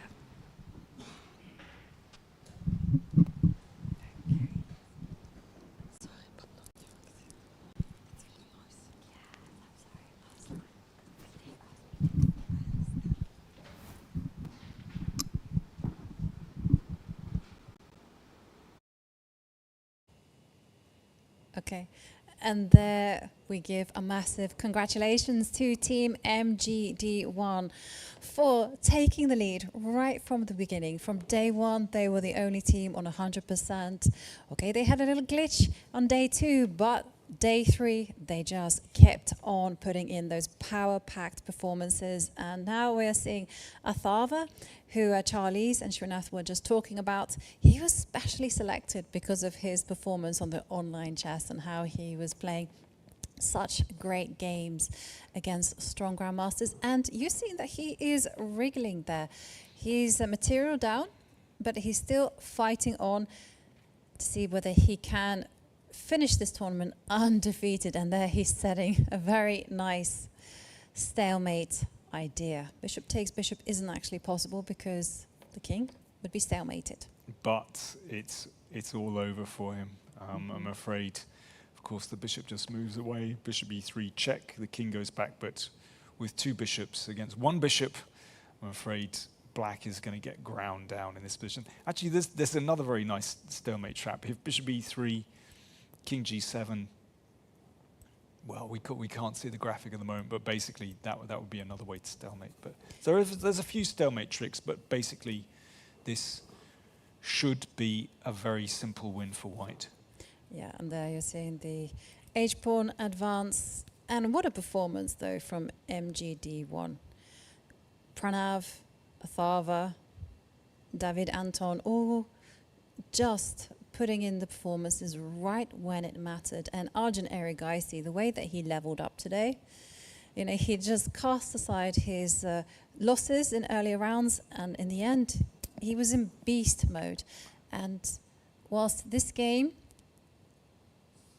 we are expecting white to win this one, maybe we can pull up the live board and have a look at the finish of Arjun Erigaisi against Luke McShane, because it was really beautiful. Yep, I'm ready with that one. Ready when you are. Okay, well, I'm sure we're going to bring up the live board soon so that we can investigate. But it was a lot of MGD1's performance was to do with this man that we are seeing. The way that he kept on just notching up those points. 11 out of 11.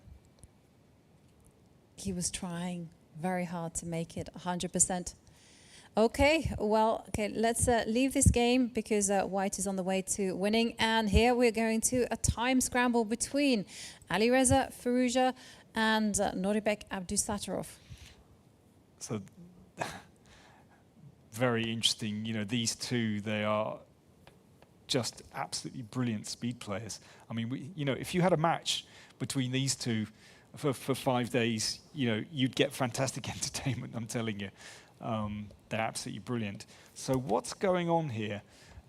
This is actually very difficult for Abdusattorov, I would say, because this bishop slicing down the diagonal in combination with white's queen could be rather tricky. If that rook were to move away, then the queen would hit the 8th rank. So this is actually quite difficult defense for black, although at the moment that rook is holding firm. Firouzja has a minute left. Nice move from him, attacking that bishop. And I mean, I was going to say advance the c-pawn, but then the rook might be able to come down. Yeah, this is the big thing. Rook a2, rook e2. Ooh. So creating a mating net of his own. I guess the bishop can come out of the way, but yeah, that's tricky. Then things drop over here. But is there going to be some counterattack at the other end of the board? That's the question. Mm-hmm. often when you have these positions with queen versus 2 rooks, it all hinges on king safety. And I'm not sure which king is safer. You know, black's king is vulnerable on h8 and g7. White's king is vulnerable on the 2nd rank. But you know, there's an extra complication with these bishops of opposite color. Mm-hmm. You know, that makes these attacks even more dangerous. Yep. And you know what? Everything is hinging on this particular game. Because as it stands, it's completely level between WR Chess and Uzbekistan. So this is like the perfect finish. If it's a draw, of course the match is tied. Whoever wins will win the match for their team. Okay, but does that have relevance for the medals, I wonder? So Well, we yes. know who's won the gold. Well, we know who's won the gold. We also know who's won the silver. Hexamind did win against Ashdod. Did they? Okay. So, yeah, they were trailing MGD1 by 1 point, so they move on to 20 points. They can't be caught. But WR Chess team, they were there on 17 points. So if they win, they pick up the bronze medal. They also pick up a lot of money as well. But if they draw, well then it becomes a little bit of a free-for-all because there are other teams that can potentially catch them up. Queen is hitting the rook. Abdusattorov has about a minute remaining, and Firuzjar has just 12 seconds. Rook d8, threatening a very nasty check here. The bishop's got to come back to d4, surely. No, he hasn't. He's gone queen c7. Okay, that steps out of the diagonal. So basically there was a trick with rook check, king takes, and bishop g2, but the queen has stepped away to a dark square. That's important. And Firuzjar being very tricky, you know, because there's no harmony now between the 2 rooks and the bishop. So where is black going to be placing the rook?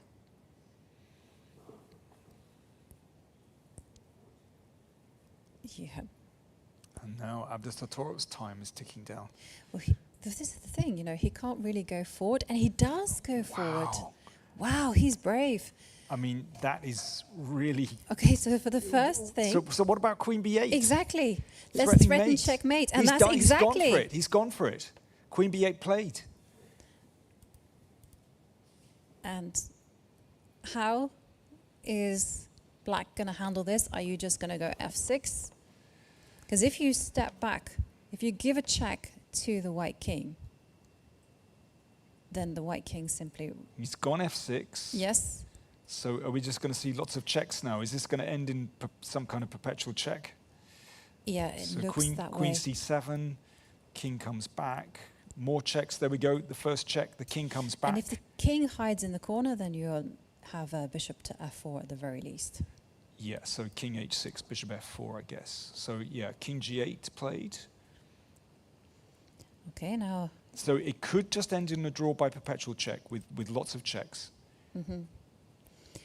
And can the black king escape? There he's throwing in... No, look at this. Bishop to d6. He's playing for the win. That's incredible. He wants the winner for his team. I love the ambition displayed by both of these players. Yeah, I mean, playing the rook down to this end of the board, I mean, frankly, looks a bit crazy to me. You know, you're leaving your king very exposed. Bishop g2, wow, Whoa. No fear at all. That's some cool calculation work there. And now we're seeing a check. King hides. Another check. This is the issue that... So he's got a draw if he wants it. He can just keep checking. Does he have more? He can check once. Just keep checking if he wants it. Wow. Now, he could take on g6. He could also go bishop to f8. Yeah, bishop f8. There is some potential issue at the other end of the board as well. Well, that requires some calculation because So rook f3 is met by king e2. Rook d3. And then you're going to get checkmated. And then checkmate with rook okay. d1. So that's very important to know that Ali Reza has to play a forcing move. He throws in another check just to buy himself some time. And he needs time. He's only got 10 seconds remaining now. Mm-hmm. He throws an f4. Incredible. Playing for the win. And this is this has to be the right way to do it. Because if you capture en passant, there's no longer that mating net that we saw with the bishop giving check on f3. And then you move the bishop in at some point. Wow, I mean, that's extraordinary move. It's super calm. Ice cold stuff there from Alireza Firouzja with just seconds left on the clock. He keeps finding the best moves, putting the pressure on, and now Nordibek. What is he going to play? Check. And now where to put the king? King runs, and but king I mean, the E1. king or king g3. Also possible. Which one? Which way to go? He's gone king e1. Attacking the rook. Okay. Yeah, He could. I mean, if he's worried about what's happening, yeah, he's given up the rook for the bishop. I mean, that's a pragmatic move. I think it needed to be done because the queen and bishop were just too powerful a combo. So queen takes d6, but now, isn't it just a case of walking the c-pawn up the board? A little bit of counterplay at some point. There you go, he's gone e3. So this is still very tricky. Can you not go queen e7 check? Pick up Munch the pawn. on the pawn. Yeah, I mean, at least this bishop is now operating. Yeah, could just take the pawn.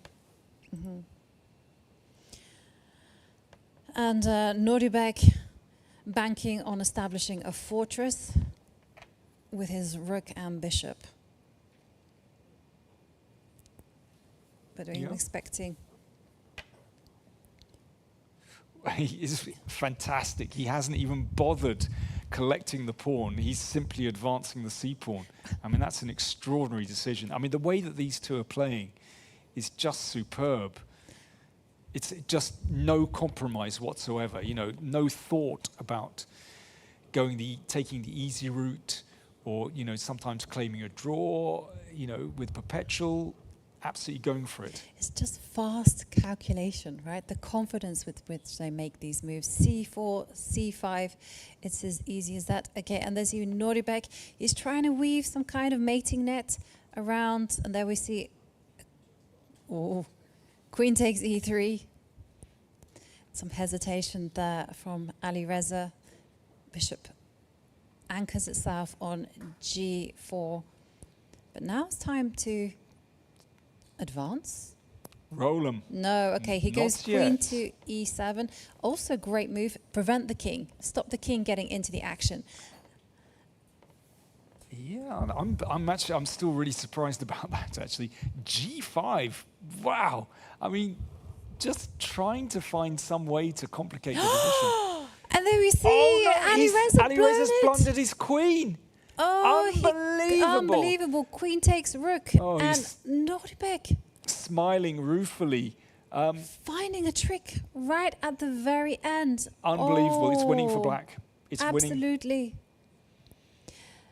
And it's the right color, rook pawn. Yeah, I'm not, but that doesn't matter actually, because basically the bishop is going to sit on f5, the And you king is see- going to come over, and Alireza resigns. And there's the Extraordinary. heartbreak for Alireza. But for Nordibek, there we see him being cheered on by his team because Nordibek saved it from a loss. Wow, what a performance. And, well, we're going to have to take our calculators out and check out the standings to see who has clinched the bronze medal. But there was disappointment from Alireza being commiserated. So Uzbekistan ended up winning that match because of that game. So they won 3.5, 2.5 against the WR chess team. Hexamind won. So, okay, what's clear is Team MGD won.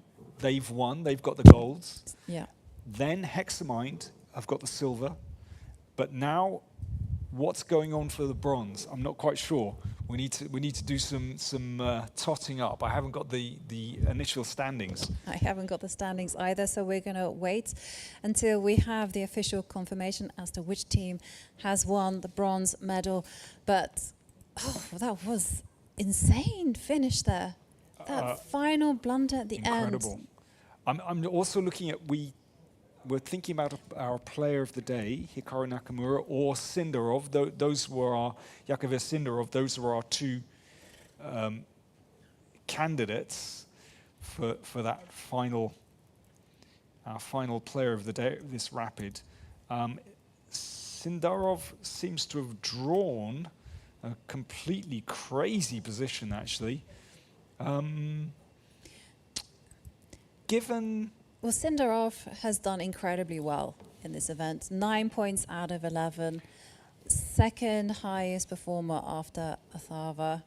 So... I mean, given that Hikaru's last round game was a bit dull, I would, and I'm just looking at Sindarov's game against Vassiliev, I would be tempted to give it to Yavahir Sindarov, if that's... That's okay if with that me. So earns your approval. Player of the day is Sindarov, our from World Uzbekistan. Rapid team champion is MGD1 with a stunning performance, and silver goes to Hexamind. Yes, absolutely. And we don't know where the bronzes are going yet. Not yet. I Bronze will medal. need to Is it wait the for Uzbekistan team? That's what, because they were my favourite. That was my tip for the top. But okay. I'm just a bit afraid there might be some tie breaks, and then everything is decided on game points. Okay, so these were the rankings after round 11. So it was MGD1, Hexamind on. It was WR chess team. They were on 17 points. Freedom are on 15 points. Uzbekistan 15 points. So we have to find out what Freedom did. Okay, I'm gonna tell you right now. They won convincingly, So 4.5. That's the thing. So which one gets it? So we're going to tie break, basically. we go into tie breaks, and that's determined by game points, and then it's also determined by the individual team scores. Oh dear. No, not their head-to-heads. Can we? Yeah, like, you know. Which one comes first? Head-to-heads? I mean, it's game points it's great. first. It's great that we're the official commentators, and we know the rules back to front, don't we? Well, I never got familiar with like. I never got familiar with like the Buchholz. I never really understood that. I always just left that to my father, or to work everything with some of opponents' scores. Yeah. I just wasn't fast. I always thought that if I put in a good performance, if I did what I needed to do, that was enough. And everything else takes care of itself. Yeah. No, I understand exactly what you mean. But here, I think it would be on game points. It would be on game points first, and then secondly, it would be on the head-to-head match score. Okay, but so whoever won. So game points, we need to look for that. But we're still waiting on the ranking. But whilst we're waiting, we had a beautiful finish in the game between Arjun Erigaisi and Luke McShane. Maybe we can show how that game finished, because it was a fantastic It'd be really effort. good. So if we could get the graphics board up, and then we can actually show the finish to that game. Of course, crucial result in that top board match where MGD1 defeated Malcolm's mates, but actually it was narrow. It was pretty narrow. Yeah. And also, I Let's wouldn't get that mind graphics board up, revisiting the drama that was Ali Reza Farujda against Nordibek Abdusattorov. This suddenly turned G5, and then suddenly it was like, oh my God, Rook E5. Well, once we get the graphics board up, we'll be able to show that one as well. So I'm giving our director a hard stare now. The Paddington Bear, a hard stare. Could we have the graphics board, please? Please. Is this an expression I'm not familiar with? The hard stare. Have you not seen the Paddington movies? No. Or read Paddington, the books, when you were a kid? Uh-huh. You didn't? Paddington Bear? Yeah, I've seen Paddington Bear. Obviously, I read some of his books. But when he was very upset with someone, he would give them a hard stare. And normally, they would crumble. All right. And he just, that was just sufficient. If someone was treating him badly, then he would give them a hard stare. Okay. Yeah. Well, there we go. So that's what it is. Well, maybe we can have a look at the results of the round. Let's take a look. It ended in a very spectacular, very fiery way. And there you can see Team MGD1. They won by 1 point against Malcolm's mates. And Athava, he was the man of the hour for many of Team MGD's games, but he did lose, and sadly didn't get that 100% score. But incredible performers. Arjun Erigaisi, Pranav putting in incredible games and well-deserved victors. New World Rapid Team Champions, and then in silver, Hexamind. That was a fantastic performance. 1.5, 4.5. And then moving down, we've got the WR chess team, who were actually the favourites at the start. But they've had a little bit of a collapse and actually lost in that last round with that incredible turnaround where Noribek Abdusattorov defeated Alireza Firuzjar. So narrowly edged out 3.5, 2.5, a win for Uzbekistan. What's interesting, because I'm looking at the tie breaks on the unofficial page, and tie break 1 is the score, tie break 2 is the game points, and they're on 512. This is Freedom. Uzbekistan were on 499.5. Okay, so probably Freedom have got the bronzes. And I want to point out one result. So the Freedom team won 4.5, 1.5 against Night Dance, and Vichy on top board defeated Jorn van Foreest.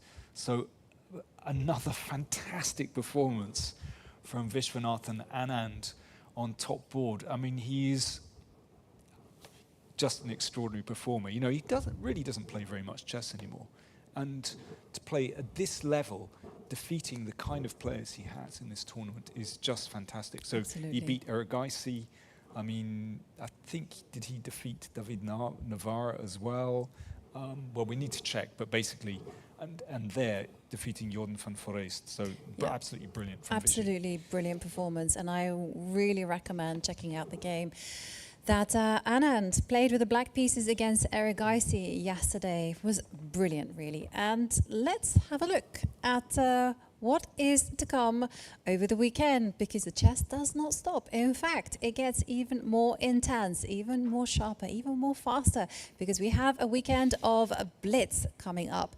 So tomorrow, check out this. So first up, it's the pool stage, where the teams will be playing in 4 pools, and it's an all-play-all.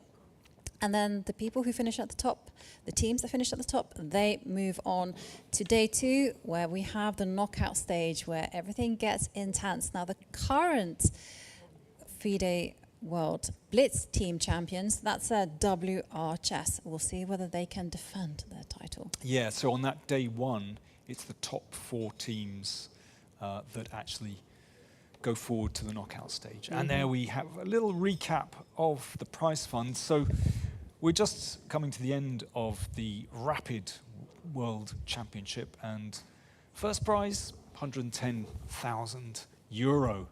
That's not bad. And in the Blitz, well, €75,000 first prize. So, and that's going to be decided at the weekend. For 2 days work. Not bad. Well, that was an incredible day of action, and that's a wrap on the Rapid. And we've got to give our biggest congratulations to MGD1 for their sterling performance from start to finish. They were the team to beat, they were the powerhouse, and they certainly displayed incredible team spirit. But don't go far. Remember, the Blitz Team Championships, are coming. It's faster, it's sharper, it's even more intense. You really don't want to be missing it. And I'd like to give a big thank you to Danny King for just sitting by my side, guiding us through the action and just making it incredible, enjoyable. Great fun to pair up. Big thank you to everyone at home for joining us and following along. And remember, tomorrow, the action gets even more intense. 2 It's p.m. faster. 2 p.m. You get ready to watch those pieces fly. See you then.